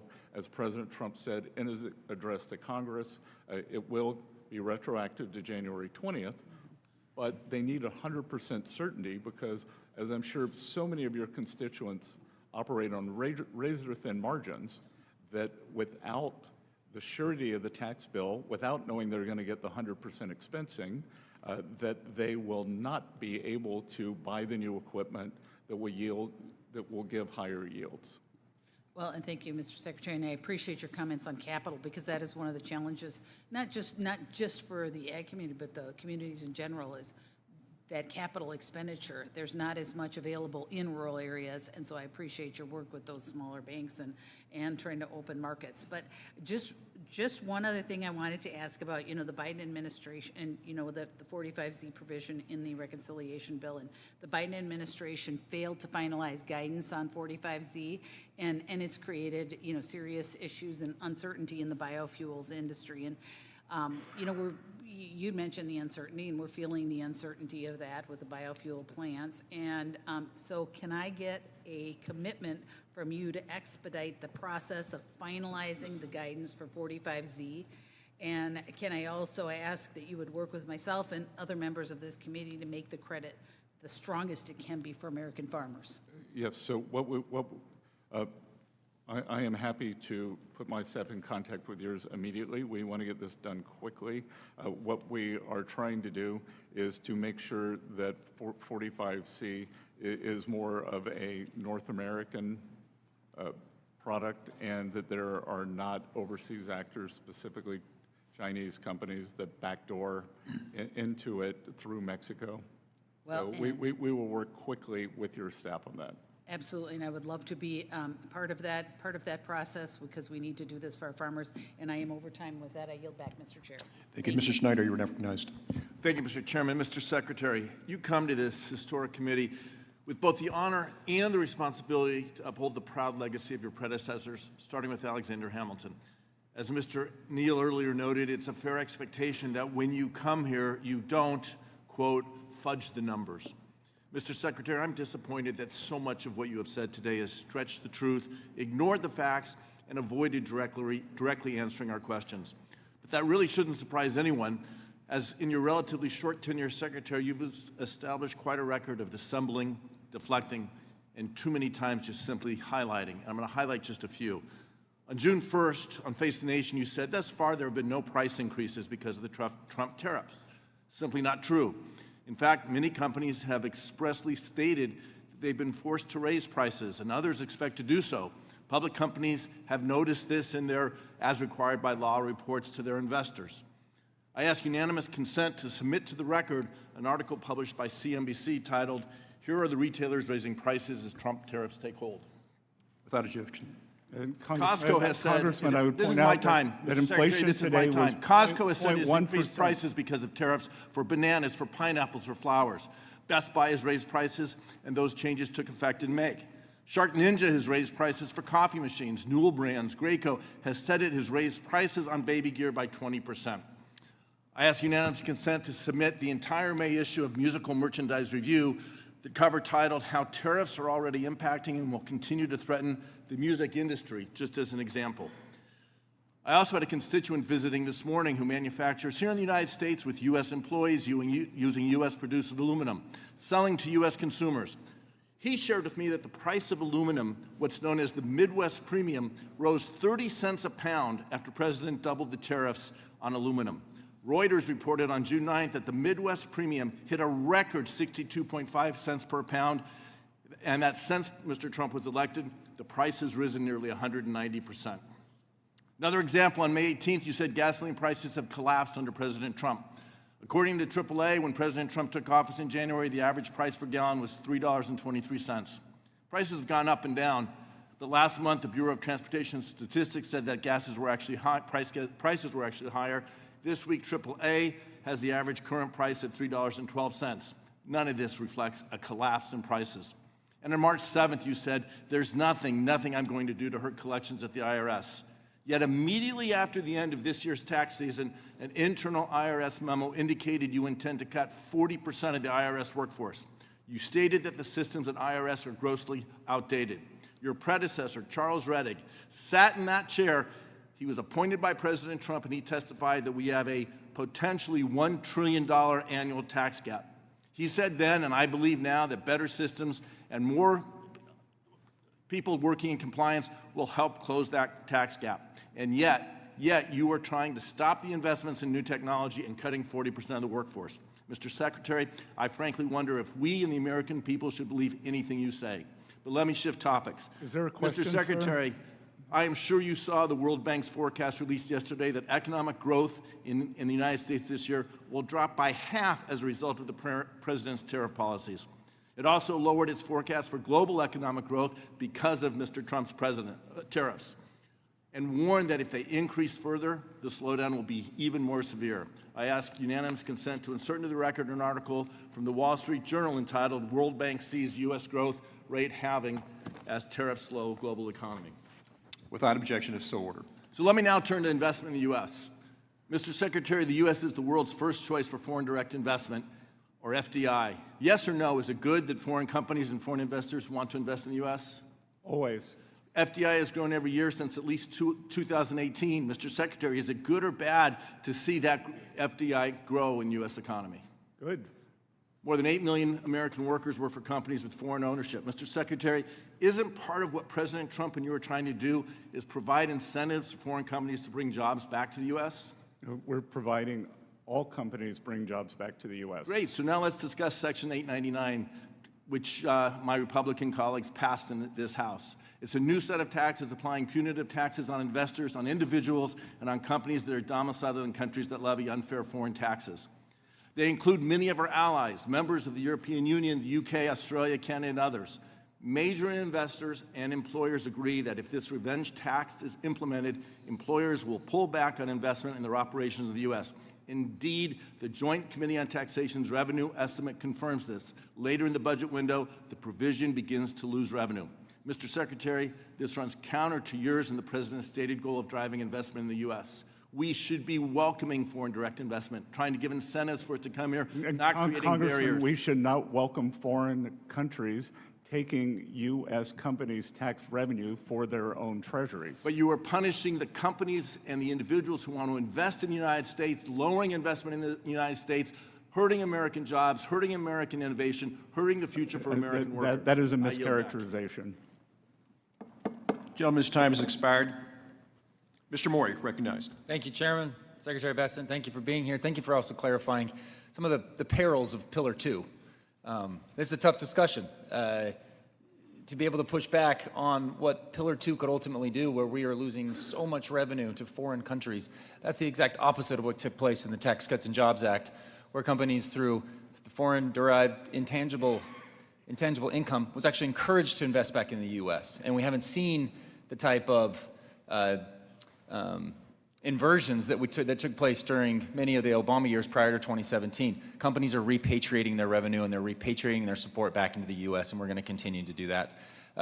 Sir, again, thank you for being here. There's no question that there are billions of dollars worth of waste within the federal government, and I applaud the work that the department is doing to address, in particular, improper payments and improve verification before payments go out. Those are sensible, very bipartisan opportunities that we can address here, and thank you for putting a lot of focus on that. I represent Ogden, Utah, and the 7,000 IRS employees that work in and call Utah home. In talking to my constituents, many of whom are federal employees with decades of experience, I found that they want to be part of improving efficiency at the IRS. They know their jobs better than any of us, and I'm concerned that the on-the-job experience is not being utilized to its potential. Very simple.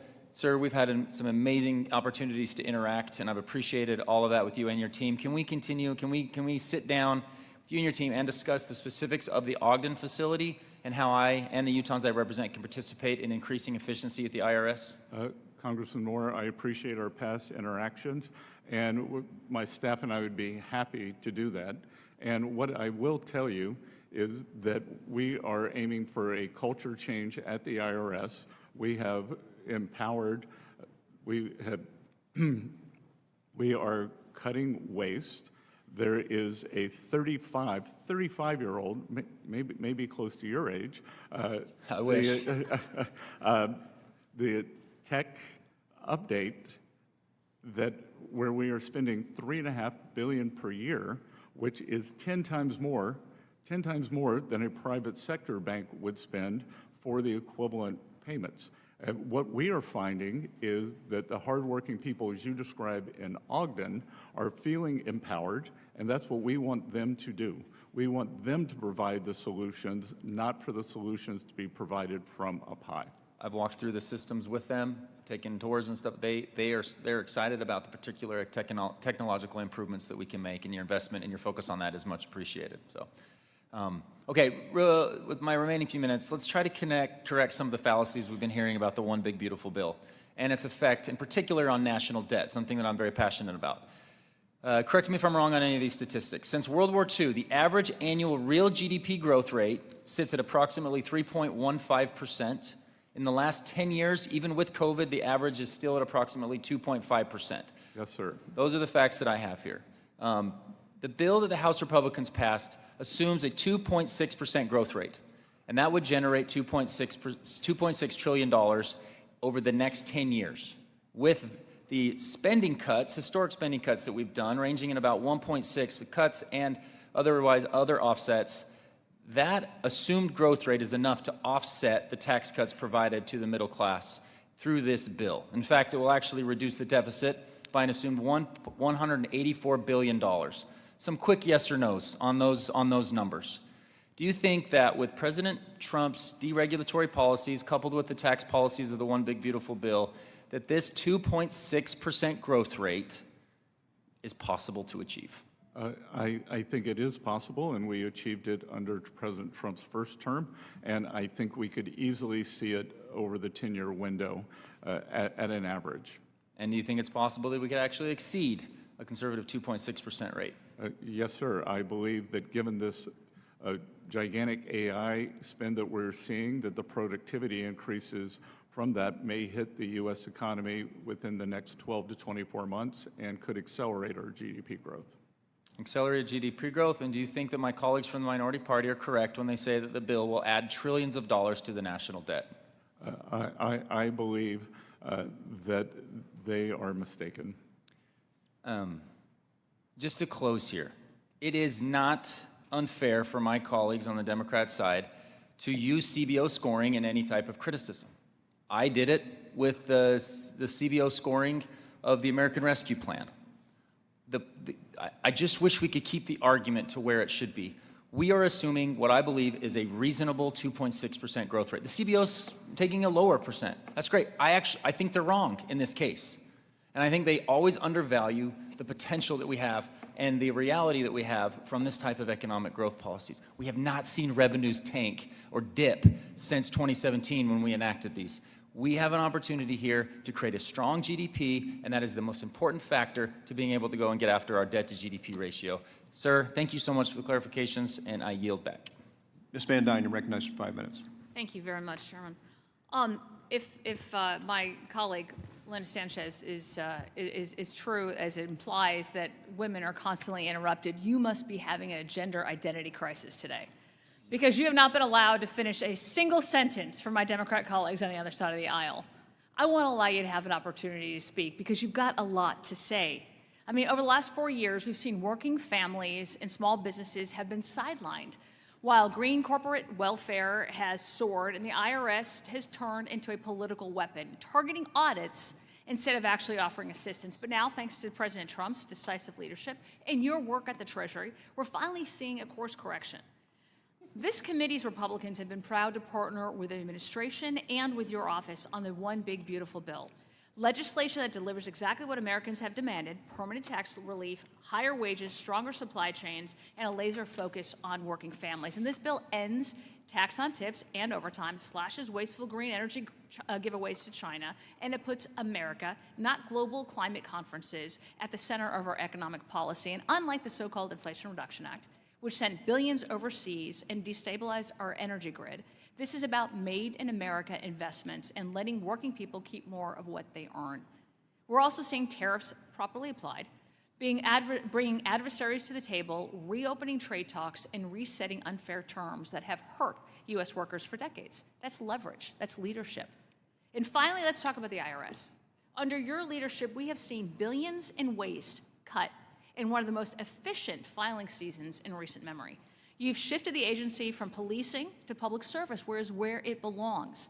And the One Big Beautiful Bill builds on this by cracking down on fraud, requiring Social Security numbers for tax credits, and putting taxpayers first, not last. I know that you have not been able to answer a lot of questions today that were brought up. One of them has been specifically about the cuts that you've made at the IRS. Can you please explain the cuts that have been made and how that has added efficiencies? So I would categorize the cuts in two areas. And to be clear, some of them were not cuts. Some of them were voluntary retirements, people who wanted to move on. But a large portion, the IRA bill swelled the ranks of the collection agents, and because the Democrats did that, because it gave them a good score.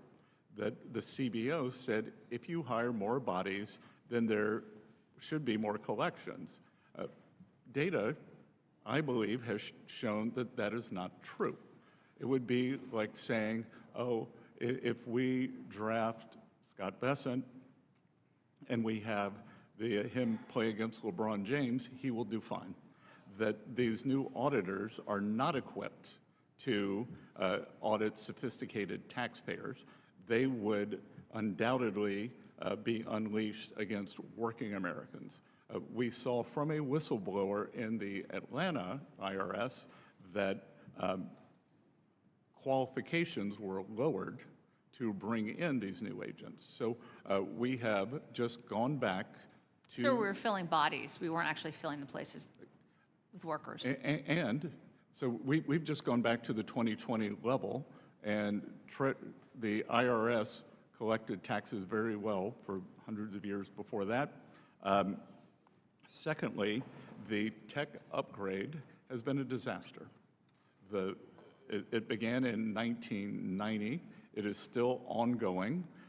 We have taken a look at that, and we were able to save what we believe will be $2 billion a year on that, and end up with a better system. And that's great. We actually have some bills that we've introduced here that we're hoping to be able to supply help on the tech side. Yeah, and that 35-year upgrade will be finished by the end of President Trump's term, and I think it will align with my policies of collection, privacy, customer service. Excellent. I want to give you a chance to answer the last question about the foreign direct investment. You weren't able to. Can you please go ahead and finish your answer? Well, the other thing I want to answer is the congressman conveniently truncated the World Bank article because it said that President Trump's policies were going to cause a decline in world growth, but World Bank president endorsed President Trump's policies. He said that he was doing the right thing for America and that many trade frictions had been created. So if we were going to be honest, the whole article from the Wall Street Journal should go into the record, not just that. All right. Thank you very much. I yield. Thank you. Mr. Panetta, you're recognized for 5 minutes. Thank you, Mr. Chair. Secretary, good to see you. Thank you for being here. As you said, as we know, you came directly from negotiations with China on trade issues, and that a framework was actually released today.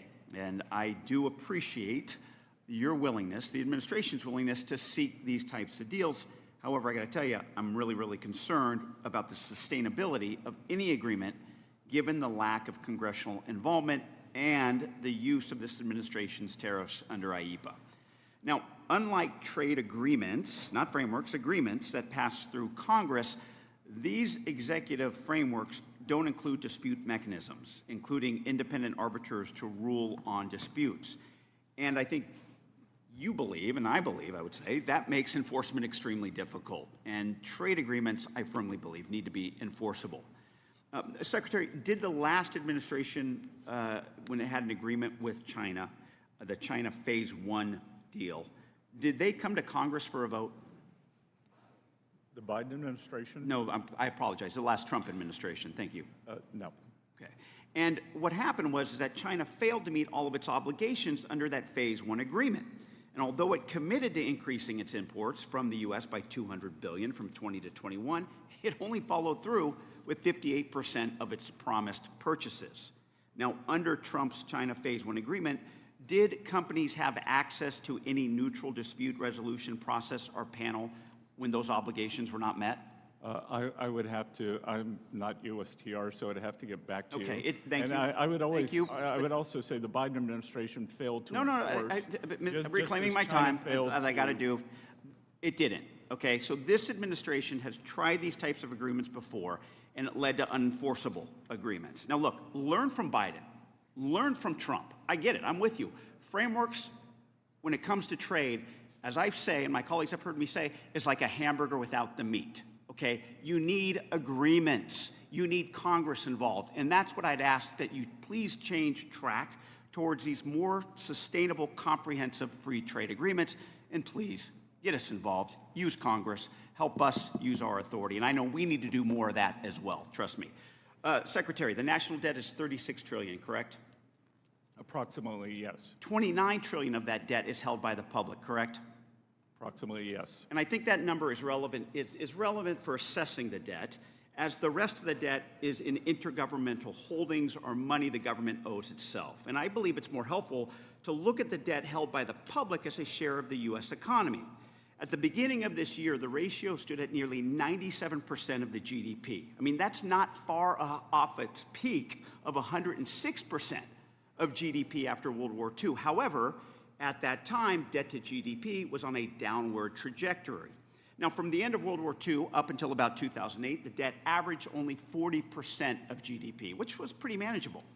But since 2008, that debt has jumped from 40 to 100% of GDP. And with this reconciliation bill that you're supporting, combined with other costs, such as Social Security and Medicare, we are heading to a 250 to 300% of GDP debt within 30 years. That is a point that would cause economic calamity. Now, it's no wonder that Moody's downgraded the U.S. credit score, citing the large annual fiscal deficits and growing interest cost. The budget deficit shows how quickly the problem is getting worse as well.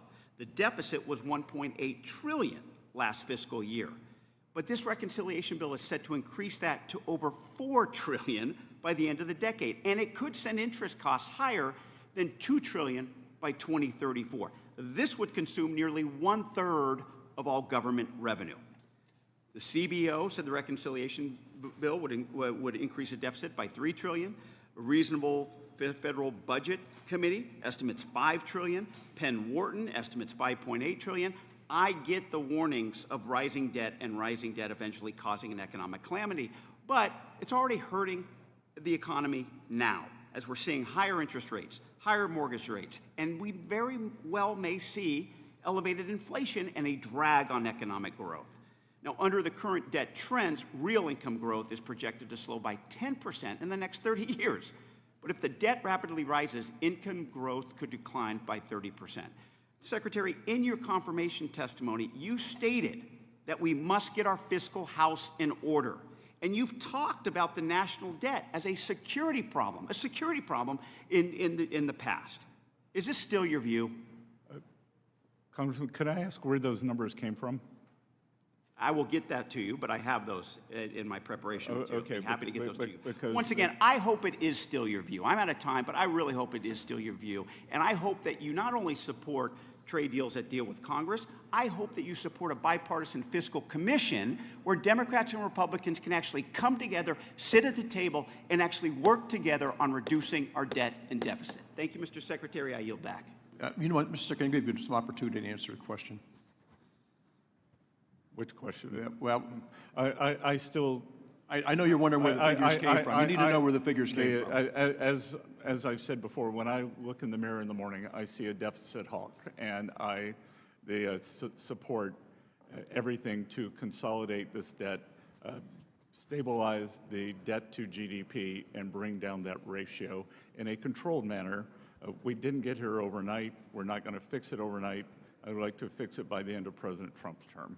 Thank you, sir. Mr. Feenstra, you're recognized for 5 minutes. Thank you, Mr. Chair. Secretary Bessent, thank you for being in front of us today, Ways and Means. I consider myself a novice in economics. I love to read it and work through it, even teach it once in a while.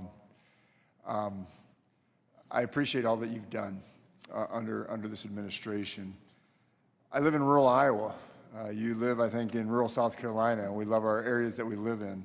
And for me, President Trump won rural America by about 90%. There's an ultimatum, the way I see it, an ultimatum on what we need to change in government to make America great again. And I'd like to talk about that as we look forward and as you're in your role and we have this big, beautiful bill that's coming out. Can you talk a little bit about, for Iowa or South Carolina, how this bill will grow our states economically? And I think about, immediate expensing, things like this.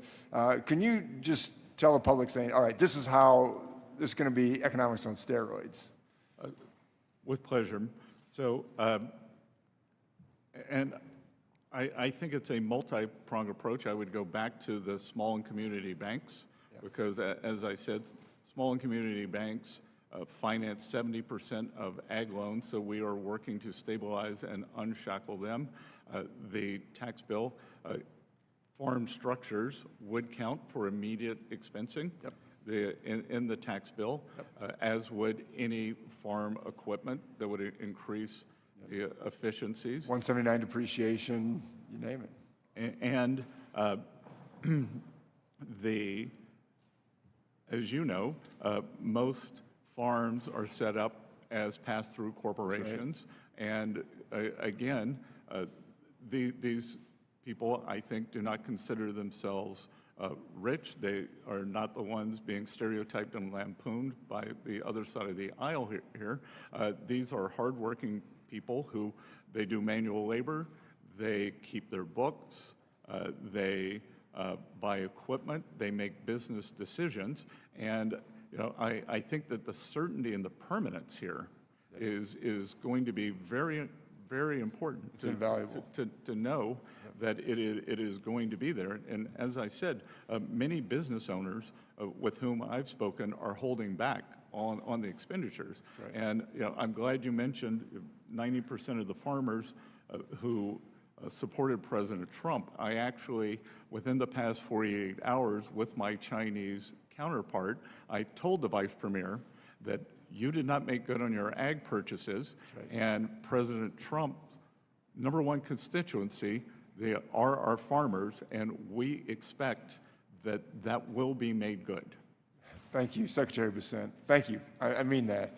I mean, our commodity prices, soybeans and corn, we rely on these export markets.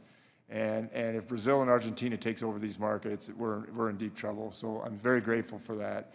And just talking about tariffs a little bit, we've been taken advantage of for decades. So now as we move forward, we're trying to create a level playing field. And you talked about certainty. Can you just extrapolate on that just a little bit so for small business or large manufacturers or whatever, they just want certainty. How does this project out over the next 6 to 12 months? Right. So I think, as I've said many times, this administration's economic program is a three-legged stool: trade, tax, and deregulation. Yep. The trade has moved faster because the president has used IEPA, an emergency power. Tax, I congratulate everyone in the Republican side of moving the one big beautiful bill through the House with Speaker Johnson's leadership. And we are working with your Senate colleagues. Senator Thune has given the date of July 4th. We'll see. And then deregulation, I think, is both the regulation of the Biden administration acted as a tax, and it acted as an expense on the American people per household, and it slowed economic growth. Yes. And I believe that as these regulations come off, whether it is permitting, whether it for ag, whether it is water usage, whether it is the environmental, that those will kick in the third, fourth quarter, and by 2026 will really take off. So I think on trade we want to move quickly, but these are big issues, and we want to do it right. Yep. And as I said, there are 18 important trading partners. We will get those, and I think we can have certainty there, but the real certainty we need is this tax bill. Yep. Thank you, Secretary Bessent, and thank you and Trump for all you do. This is incredible, and we're going to have a great economic future as we move forward. Thank you very much. Thank you. Thank you, Ms. Malliotakis. Thank you, Mr. Chairman. Thank you, Mr. Secretary, for being here. Under the previous Biden administration, we had 0 trade deals. And in just 5 months, we're seeing more cooperation from Mexico and Canada as it relates to the border and fentanyl. UK, you have a trade deal there. China, we have a framework. Congratulations on the success in last night's meeting. India, Japan, they are now at the table, as are dozens of other countries. And I think it's really important as we approach that July 9th date there for lifting the hold or the pause on the tariffs, that we take into account that we do have these partners who are working with us in good faith. And I hope and I urge the administration to not reinstate the tariffs for the nations that are at the table, that are working with us to reduce the tariffs, the trade deficits, and increase our market access for our products. And I would just like to get your opinion on that, if you agree that we should have a more targeted approach. Let's focus on the most egregious offenders who are not as willing to work with us to rectify that. Well, we are focusing on the most egregious. And there, as I've said, there are 18 important trading partners. Most of them account for north of 90% of the trade deficit. So our largest trading partners are, many of them, the biggest problem. Many of them have, as I've said, have come with good offers and are working in good faith. It will be up to President Trump, but it is my belief that if someone is negotiating in good faith, that an extension will be possible. That's great news. And in conversations with USTR Ambassador Greer, it's my belief that with smaller countries where we have lower levels of trade, we may be able to do a one-size-fits-all regional deal. So that would cover a great deal of ground on It's great, and dozens of countries. I wish you a lot of success there, and I appreciate that. And if I also want to keep in mind that if we want to build in America, as the President, as you, as I, and this committee wants to do, we need to make sure that we have access to parts and supplies from abroad. So let's keep that in mind as well as we're moving forward with the tariff discussions. I'm concerned about tariffs on pharmaceuticals. In particular, it's an access issue, it's an affordability issue, it's a national security issue. As you know, right now we're relying heavily on foreign countries, particularly communist China. But domestic pharmaceutical production requires long-term investment, and to establish a secure and self-reliant supply chain here at home, it's something that you can't just flip the switch on. It does take time. And certainly the provisions you mentioned earlier that we put in our one big beautiful bill will help us get there, incentivize, expand facilities, build new facilities. But until we reach that full domestic production capability, the U.S. remains dangerously dependent on foreign sources for life-saving medicines and medical inputs. And so I hope that we'll take that into account when we look at tariffs and not place tariffs on pharmaceuticals that we desperately need here in the United States. I, alongside with my colleague, Congressman Schneider, we introduced bipartisan legislation, H.R. 2213, the Medical Supply Chain Resiliency Act. And we learned from COVID that we must, obviously, that our supply chain is too fragile, and we need to do what we can to make it more accessible, these pharmaceuticals. My legislation would address this by enhancing the President's ability to negotiate trade agreements with trusted trade partners to reduce or eliminate tariffs, quotas, and other barriers that create a disincentive to manufacturing here in the United States.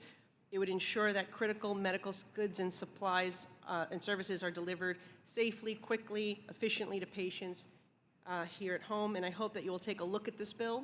It has some good bipartisan support, good industry support, and it really does complement what we did in the one big beautiful bill to incentivize and give the President that flexibility to negotiate with those trading partners. Yeah, Congresswoman, I could not agree with you more. The only good outcome from COVID was it showed us our strategic deficiencies in areas like semiconductors and especially pharma. As you mentioned, a large part of our pharma does come from the PRC. That actually gives them negotiating leverage.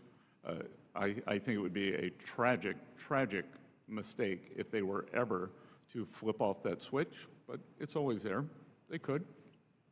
They flipped up other switches. India, who is a more reliable, durable partner, is also a large supplier, but we do need to bring that home. Well, great. I look forward to working with you on that, and an endorsement from you of my legislation would be very welcome. Good. Thank you for your leadership on that. Thank you very much. Mr. Horsford. Thank you, Chairman Smith, and to the ranking member. Mr. Secretary, good afternoon. Does taking health care away from 16 million Americans lower prices for working families, yes or no? I'm not sure what that question means. The bill, the big, beautiful bill that was passed by this committee and the majority of the Republicans in the House would eliminate health care for 16 million Americans. I'm asking, does that lower the cost for working families? Yes or no? Again, which cost? Oil, fuel cost, food cost? Household cost. Sorry? The cost that households have to cover every month. Middle class working people. Again, I disagree with the characterization. So the answer is no. The bill doesn't deal with that. Can you name one rural community whose hospital will be strengthened by this one big, beautiful bill? Just one. Yes or no? Again, I'm not HHS, but I will be happy to get to you on that. I would appreciate that answer. 16 million people stand to lose health care. That's thousands of hospitals that will be affected. We're talking about jobs and families that will be impacted. Worse, we're dealing with these tariffs, which are taxes that Americans pay, which are raising the cost on medical equipment, putting further strain on rural hospitals in my district, but yet the billionaires under this plan will still get their tax break. Mr. Secretary, under the bill, who gets the most benefits? A billionaire with a complex tax return or a working parent with one W-2? Under President Trump's first term, a greater... Not the first term. Well, I'm asking under this bill. Including this bill, in terms of percent, as opposed to absolute numbers, in terms of percent, working families will have a greater... Well, in fact, Mr. Secretary, every credible outside estimator says that the wealthiest win under this proposal and working people and the poor lose. They pay more. Working people pay more. That's the story of this big, beautiful bill. Help the ultra-rich and leave everyone else paying the price. Are you yourself a beneficiary of any provision in this bill? Will you personally receive a tax cut under the provisions of under this bill? Two things, Congressman. Yes or no? It's a simple... We had a referendum on November 5th, and Mr. working Secretary, Americans yes or voted no? for President Reclaiming Trump. my time. And reclaiming my time, Mr. Chairman. And two, Mr. Chairman, I'm reclaiming my time. And two... So, Mr. Secretary, it's my time, Mr. Secretary. I'm asking you a yes or no question. I'm trying to answer you, and... It's a yes or no question. Saying it louder does not elicit an answer. Well, not answering the question at all proves that you're evasive. Are you the head, the person that's the head of overseeing the implementation of our tax code, a beneficiary under the provisions of, any provisions of this bill?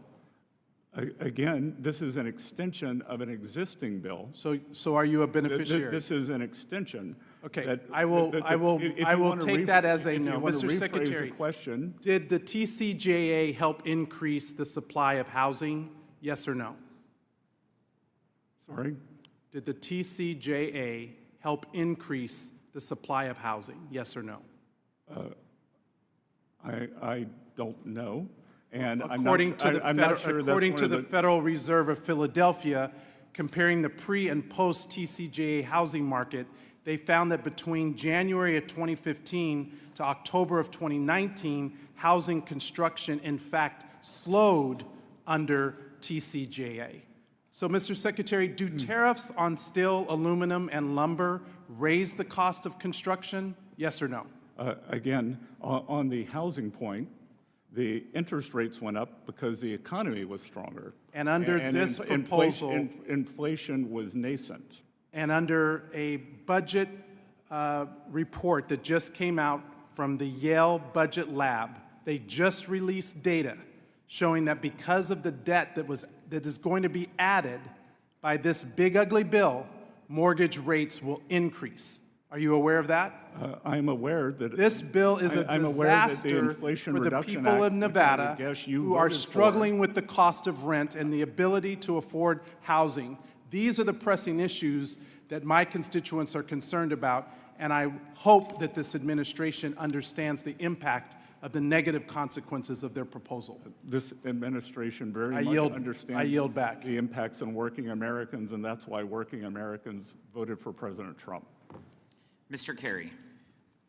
Thank you, Mr. Chairman. I want to thank the Secretary. Number one, I just want to be clear, and I already know the answer to this, but it's a yes or no. Are you making more money today than you were when you were in the private sector? Less. No, I know that. And just to be clear, too, Yeah. in 2017, when TCJA was enacted, my tax rate went up. Yeah. Went up. Mr. Secretary, I appreciate that. I do appreciate you being here. I do want to. Will the gentleman yield for one No, second? a gentleman will not yield, not at all. But what I would like to say is that I represent Central Ohio, including Columbus, Ohio, which is the second fastest growing city in the country. And while it is great, it presents a lot of issues as it relates to affordable housing. And I know that we've covered that here on the Ways and Means Committee.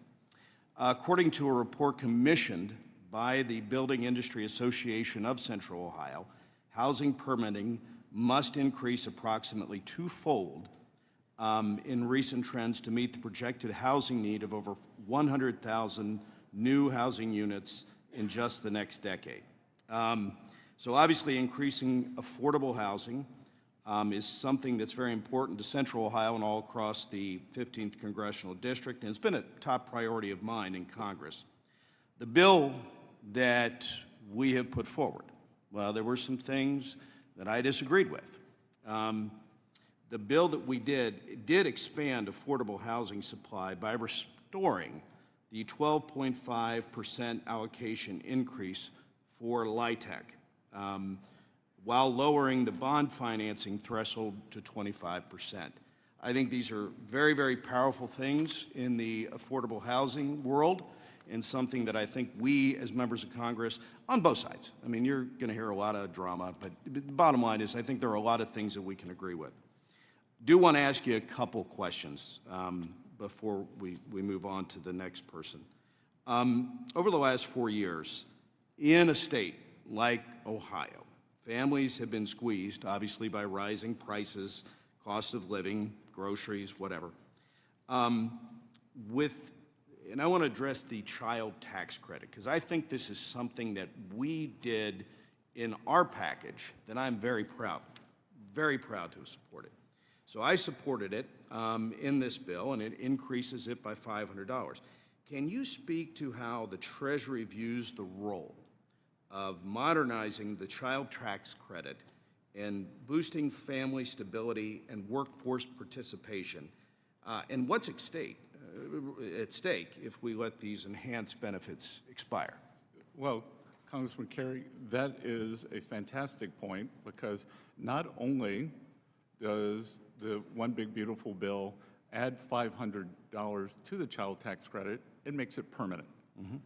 So if the bill does not pass, then there will be substantial diminution when we talk about uncertainty for working families in terms of which parent should go to work, which shouldn't, in terms of supplies, in terms of their household balance sheets. So I think, as with most things in this bill, the permanence, as well as the increase in the child tax credit, is what is very powerful here. And again, can you address if we did nothing, right? If we did absolutely nothing, we're going to go up to $2,500.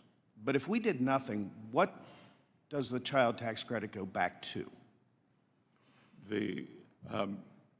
I don't know the exact number. It's $1,000, right? Yeah, so it's $1,000. So right. So I mean, it's half. We're giving more money, but if we do nothing, it would go back to $1,000. I think I'm correct with that. Yep, and the $2,500 is permanent. Yeah. There is surety there for families planning their budgets, planning the labor allocation, how they will work, when they will work.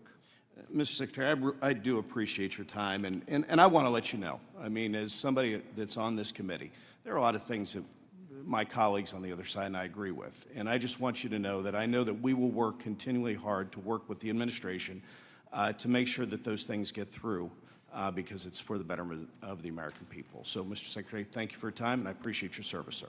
Good. Thank you. Mr. Yocum.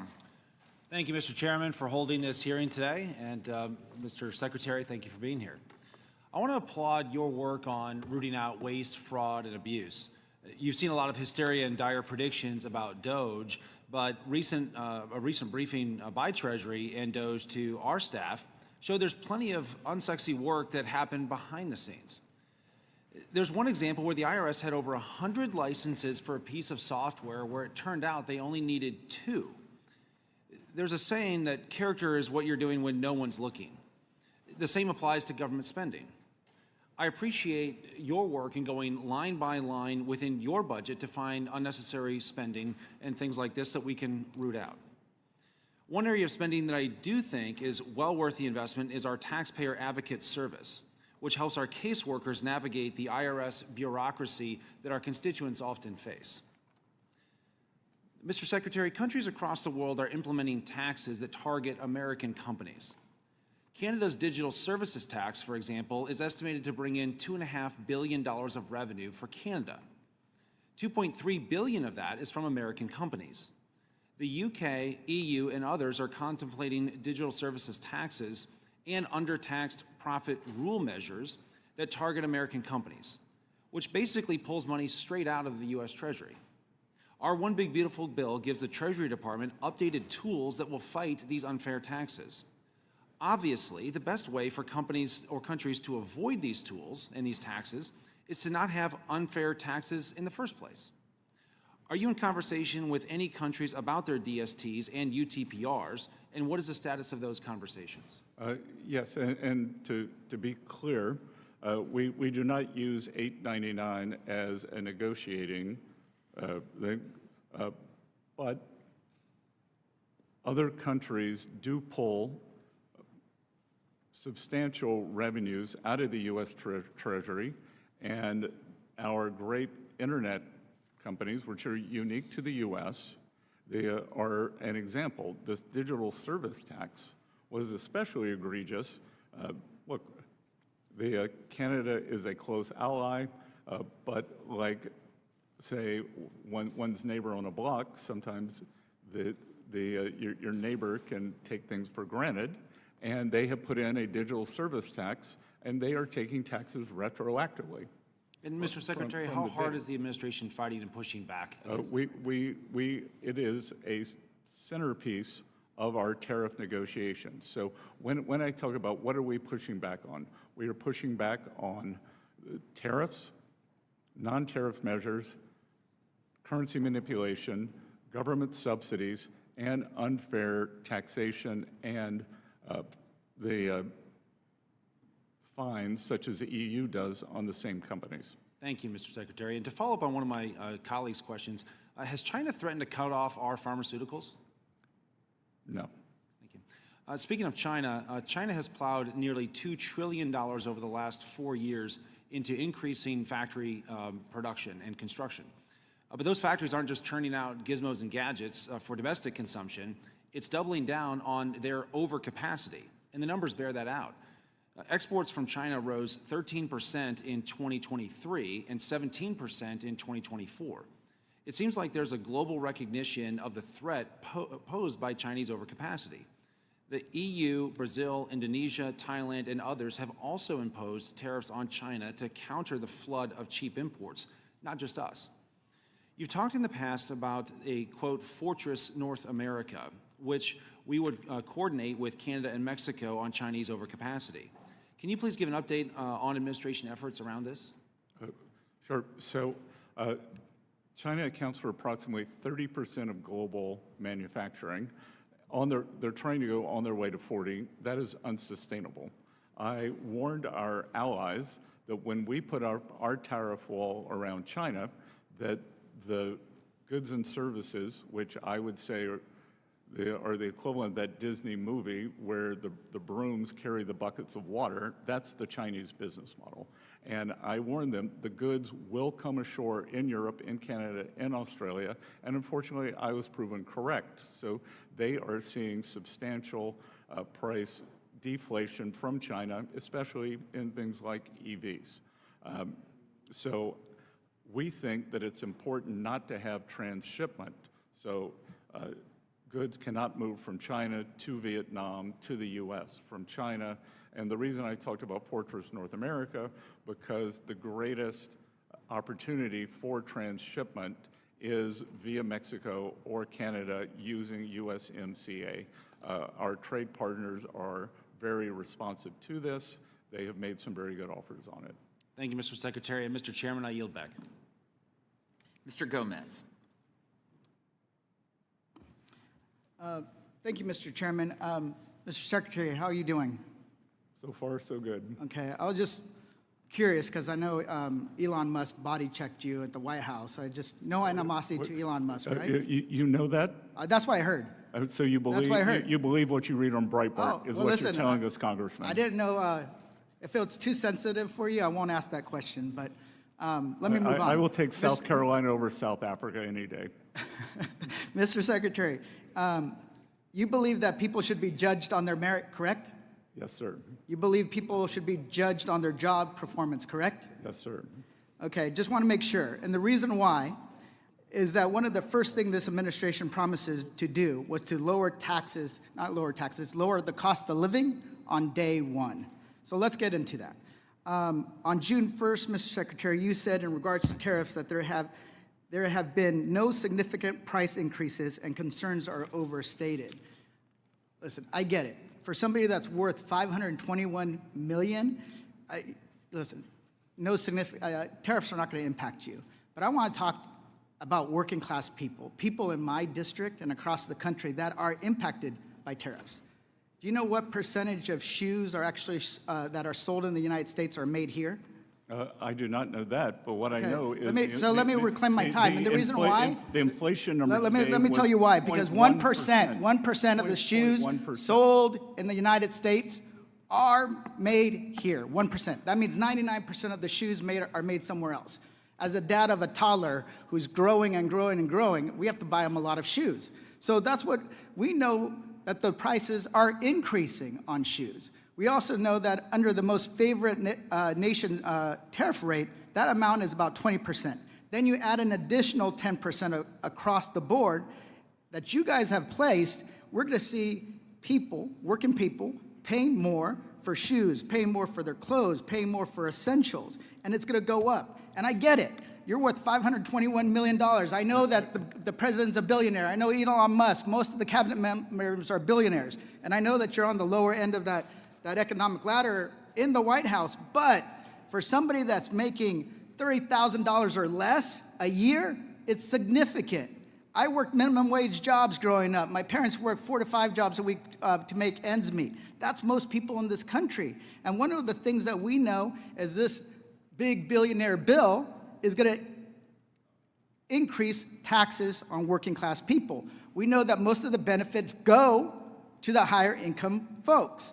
People that are making less than $30,000 a year, according to the Joint Committee on Taxation, will be paying an additional $20 billion over 10 years. $20 billion. $20 billion over 10 years. Just want to make sure that that is clear. And if we can avoid doing that, would you support an amendment to the bill that ensures people making under $30,000 don't see any tax increase? Congressman, I started my first job when I was 9. I found my first W-2, which was $37 a week. And I will point out that today's inflation number was 0.1%. 0.1. So let me reclaim my time. So that's a simple answer, simple question. Will you support an amendment that makes sure that people making $30,000 a year don't pay more? I will support working Americans. Let me go on, because I know you're not really answering that question. Let's go on to your 333 plan. What your 333 plan, which you doubled down on it today.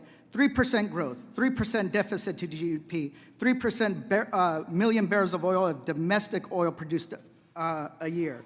Okay, earlier this hearing, you doubled down on those targets.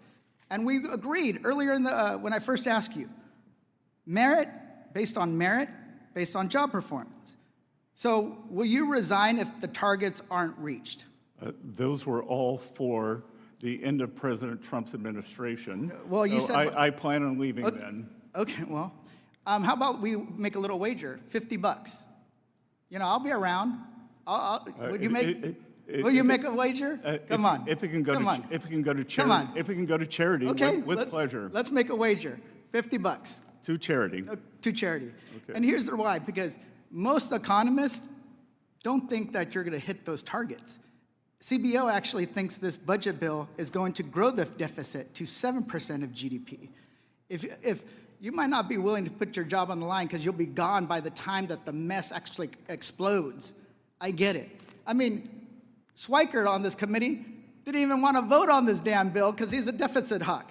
So the American people need a little bit clearer answers. They are struggling. They're trying to make ends meet. Rent is going up, food costs are going up, everything's going up, and the bill, the big billionaire bill, because it benefits mainly billionaires at the expense of working people. You're cutting their health care. You're making sure that they're going to be paying more than $20 billion over the next 10 years if you're making $30,000 or less.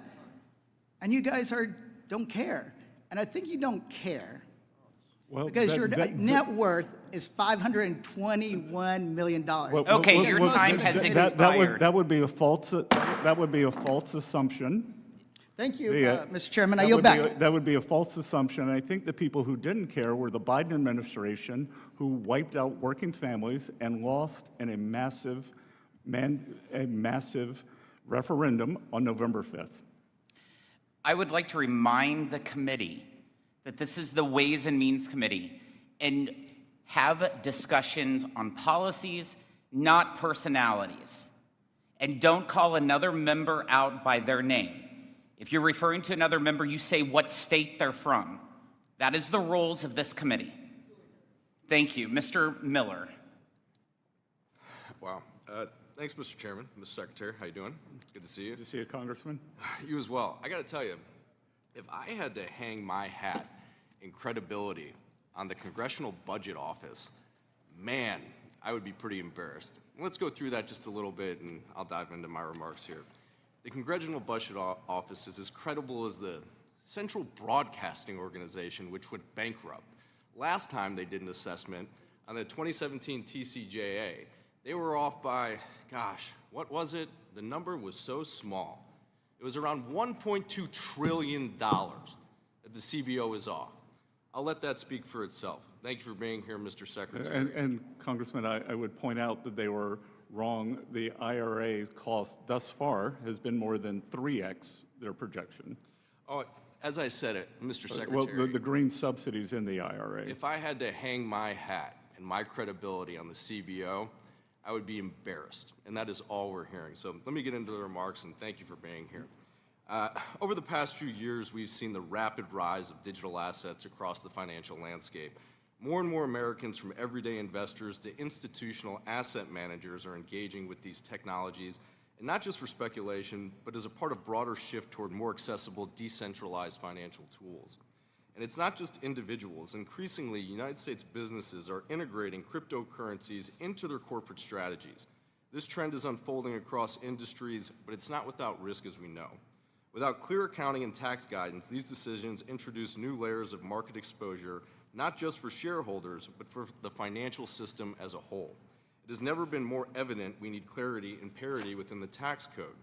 The first question I have, Mr. Secretary, experts estimate that enacting a clear federal stablecoin framework could unlock up to $2 trillion in new demand for U.S. Treasuries, largely from institutional and global buyers seeking high-quality collateral. How do you view the potential benefits of stablecoin legislation in strengthening domestic demand for treasuries and supporting broader access to credit products such as mortgages that Americans rely on? Congressman Miller, that is a fantastic question.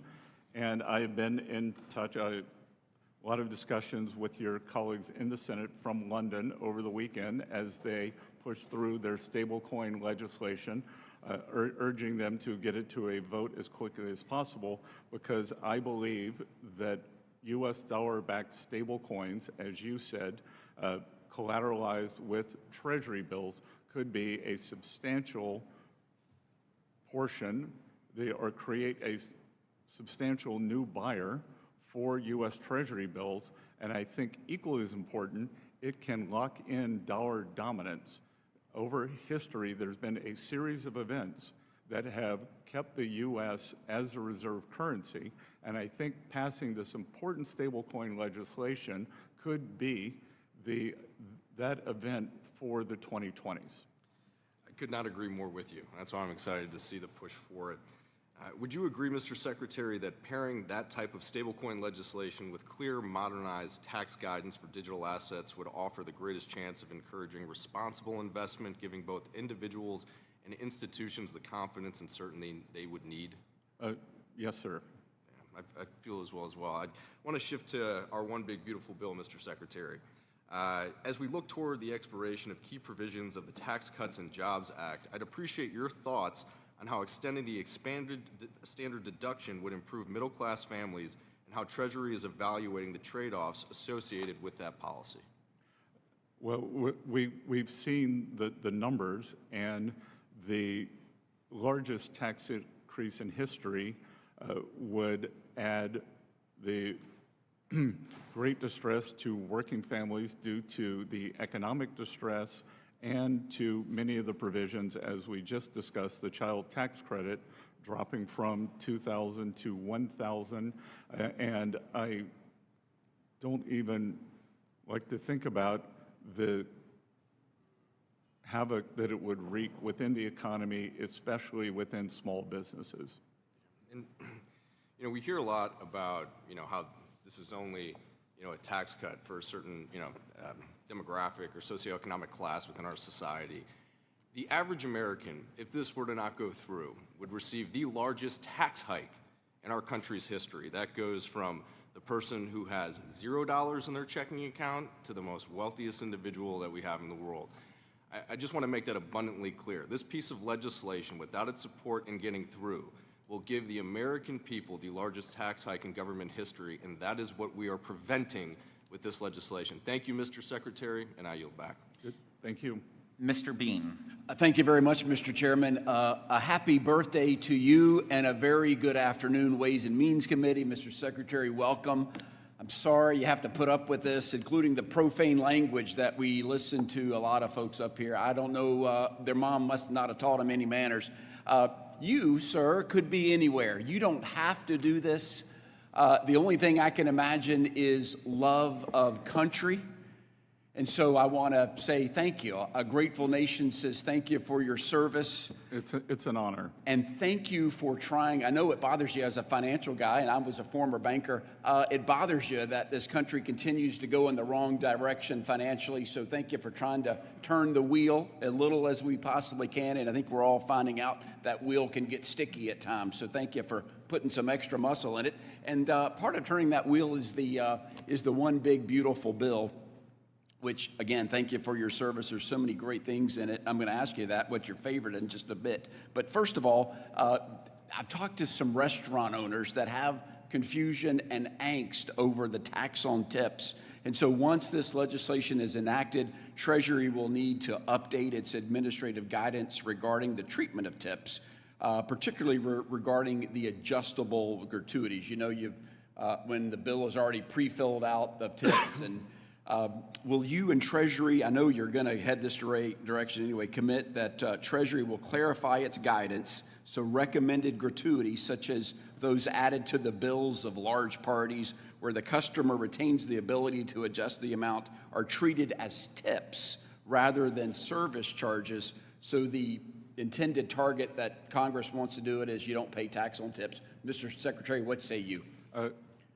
Congressman, we have a lot of data on tip income, so this should be a relatively easy endeavor, and we will work to make this as seamless and as efficient as possible so that the working people who receive tips, that it will be expedited, and that the small business owners will experience as little paperwork as possible. Thank you, Mr. Secretary. That's the right answer. I listened to you. You've been speaking, and you've done marvelous work because you and DOGE, the DOGE effort, have said even before your tenure, Treasury was out of control.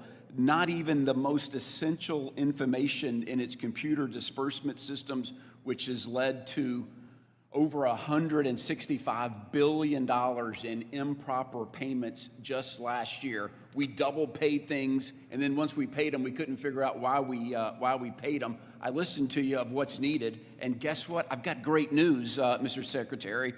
Tomorrow, I, along with Joni Ernst, we're both involved in the DOGE caucuses of each house, is coming up with a financial payment bill that says on every bill that the United States pays, we'll have a brief description of the purpose of the payment, the appropriations account, which the payment is to be withdrawn, the payment reported on usaspending.gov so it's transparent and the world can see where we're spending the money, and then an annual update of all information related to these payments. It's exciting. It's what you asked for. My question is, what do we need to do to get you on board this bill? And you can say you had me at hello if you want to, but how does that sound? Are you excited about that bill? Sir, I'm excited about accountability on the payments. When I arrived at Treasury, there's something called a TAS, Treasury Accounting Symbol.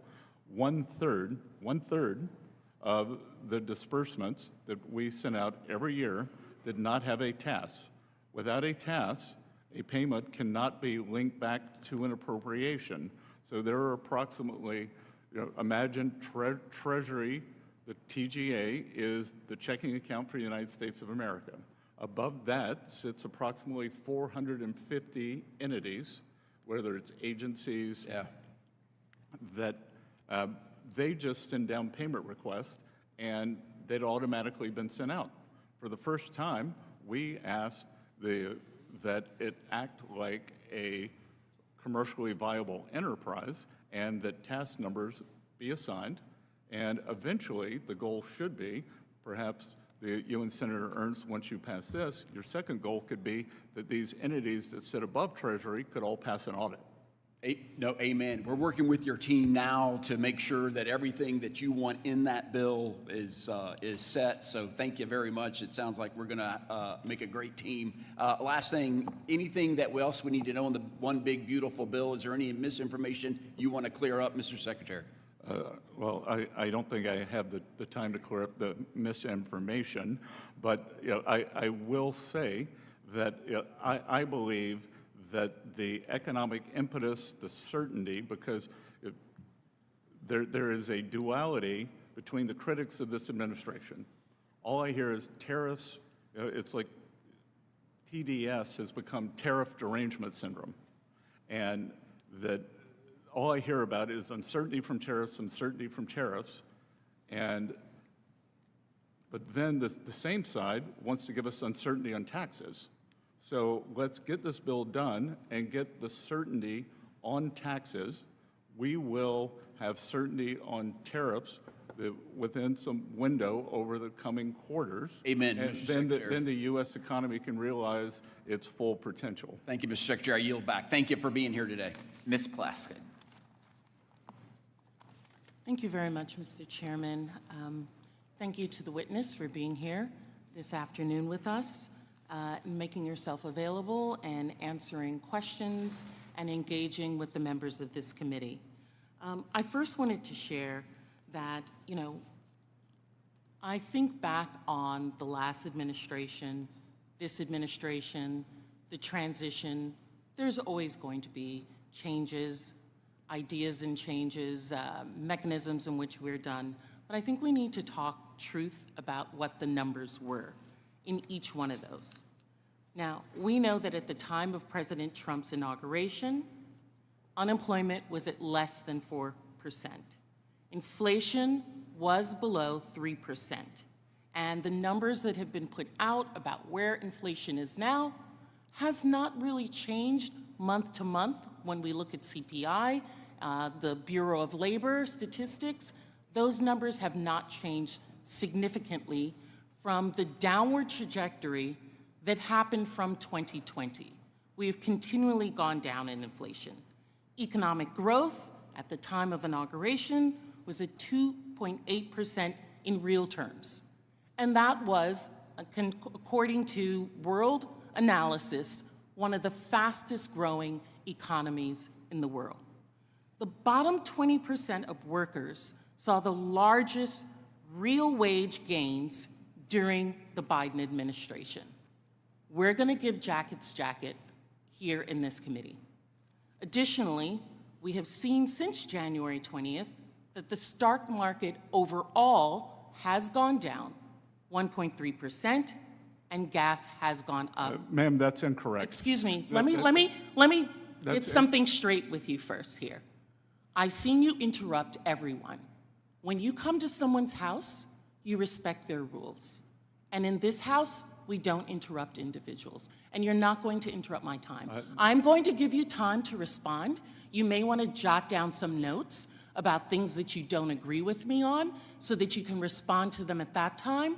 But while I'm speaking, as the person holding this time, you will refrain from speaking, sir, until I am done. Until I am done, and then I will give you time to speak, okay? Look forward to the facts. Thank you. I'll look forward to your response, whether they're factual or incorrect either. Now, one of the things that I noticed that the president, our present president, has said that he was going to do was going to bring down the cost of living. But as we all know, costs have not gone down. Whether they have remained stagnant at the amount that they were at the time of the inauguration or before, or they have gone up, real costs have not gone down for the American individuals. I know that my colleagues want to talk about in this bill what is happening in terms of their support for the American worker. There's a discussion I hear from several colleagues that if this legislation is not passed, it will then trigger the largest tax hike. That's because you made the largest tax cut in 2017 with this bill. And it's not to say that we cannot negotiate, as Congress has used to do, something in between there. It does not have to be this bill. It could, in fact, be something in between there. But that's not what we're doing here in this Congress at this time. Additionally, we have seen that, there's discussion about overtime taxes, overtime, the credit that's going. We know that only 12% of hourly workers receive overtime. And then the discussion about tips, which is only going to affect 2.5% of American workers, and only 40% of tip earners actually file federal taxes. So we are not going to affect everyone that we need to affect. Unfortunately, everyday Americans, the outcome of the supposedly strategic legislation that we have here is very predictable. We're watching the cost of bread, bacon, butter rise, egg prices continuing to go up, and the rising cost is not going to happen. One individual who I follow, James Serwicki, a classmate of mine actually from prep school who was at Yale, discusses that there's no acceleration of economic growth in this legislation because there's not being meaningful cutting of tax rates. We are going to be reducing spending, that's correct, but there are intended consequences to that as well.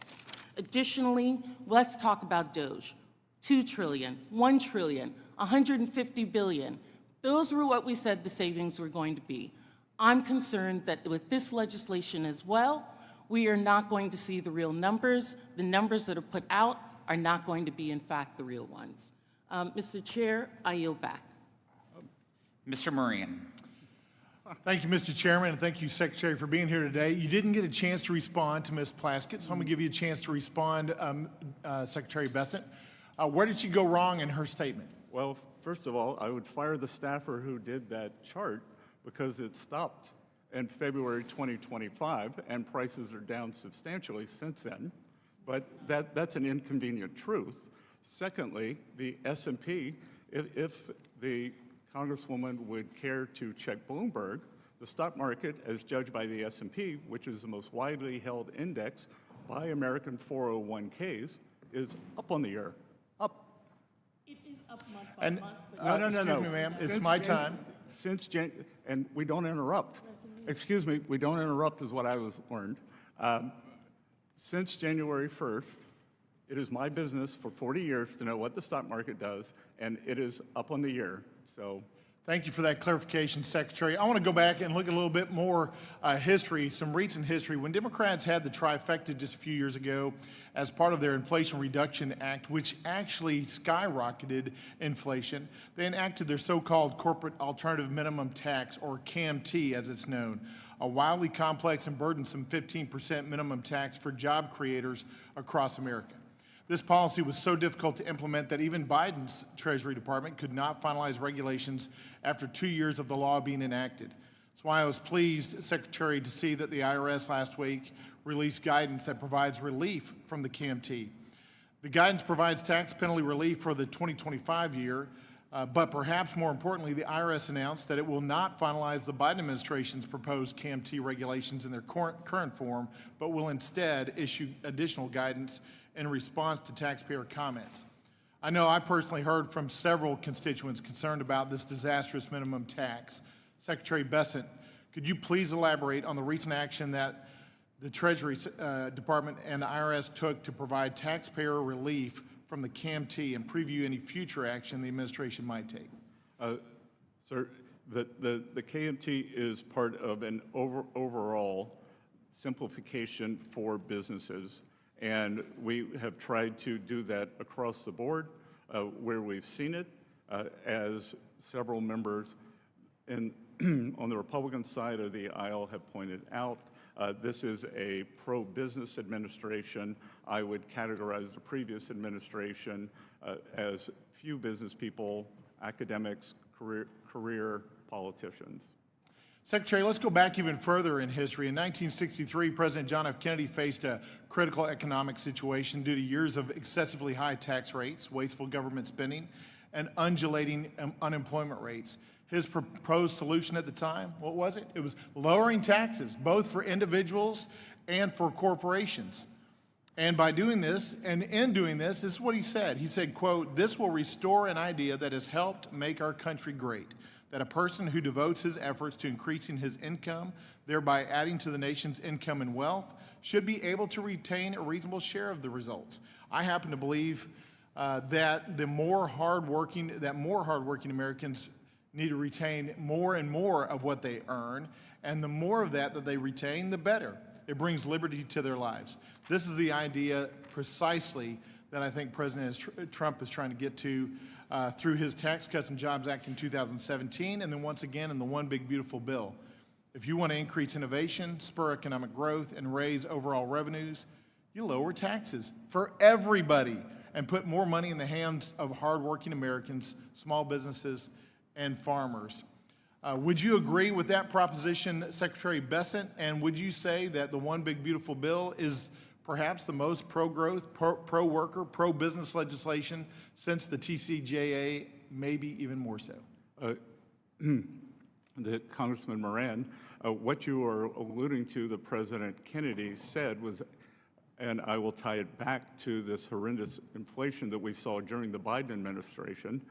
His economic advisor was a Yale professor, James Tobin, and he asked Professor Tobin, what is the governing factor on government spending?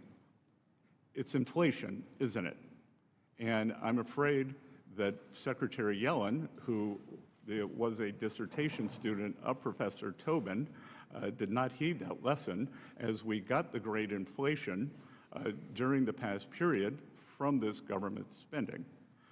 And look, I think that this is the nature of U.S. enterprise. This is why we have the greatest economy in the world. This is why Europe cannot get out of its own way. China has a command and control economy, that we push for Americans to be able to keep more of their own money, to simplify starting businesses, and that is what we are trying to do. And that's why, as I said, trade, tax, but deregulation is going to be very important here, because what we are finding is that it is very difficult One of the reasons it's difficult to make or build things in this country is because of regulation.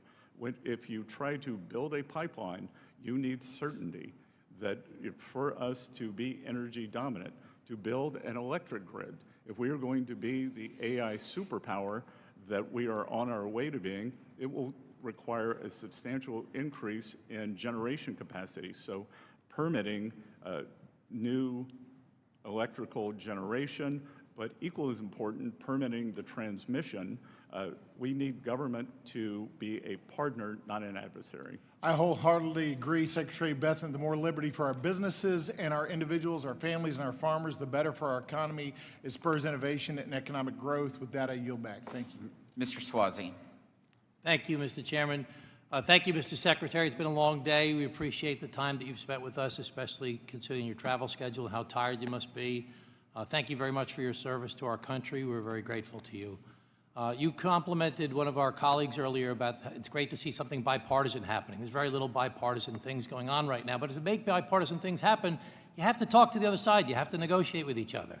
And every problem we face in our country is complicated, and you can't solve a complicated problem in an environment of fear and anger where we just see everybody yelling and screaming at each other like this.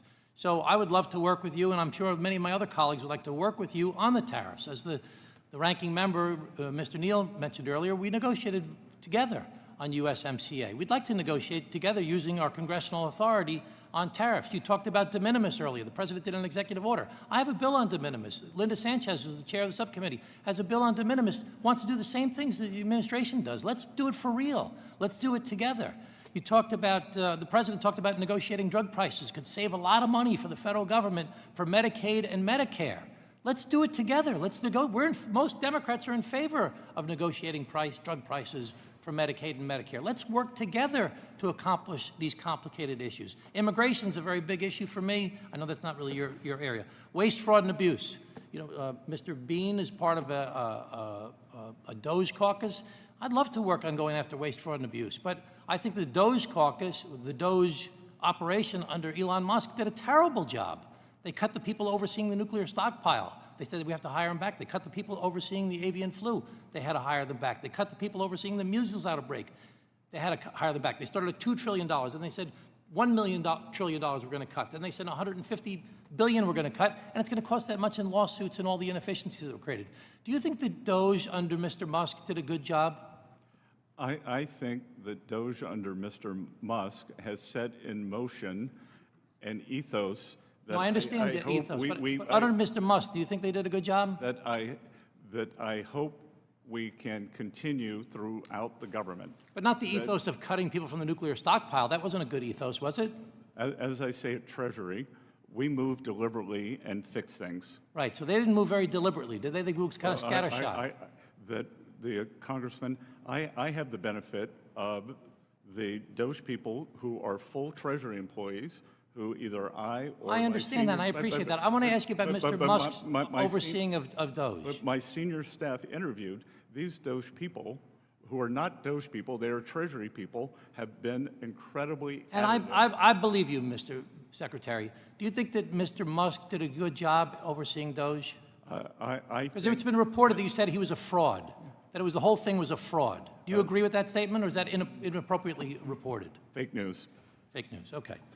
So, Mr. Secretary, I agree with 75% of the stuff that's in the big bill that you guys talk about. We call it the big ugly bill, not the big beautiful bill. But there's three things that I really don't like about it a lot. I don't like that we're continuing the cuts in tax breaks that we're giving to the wealthiest Americans from 39.6 down to 37. I think that's a deficit-producing, unnecessary tax cut that's going to just increase the deficit and not do anything to increase economic productivity in our country.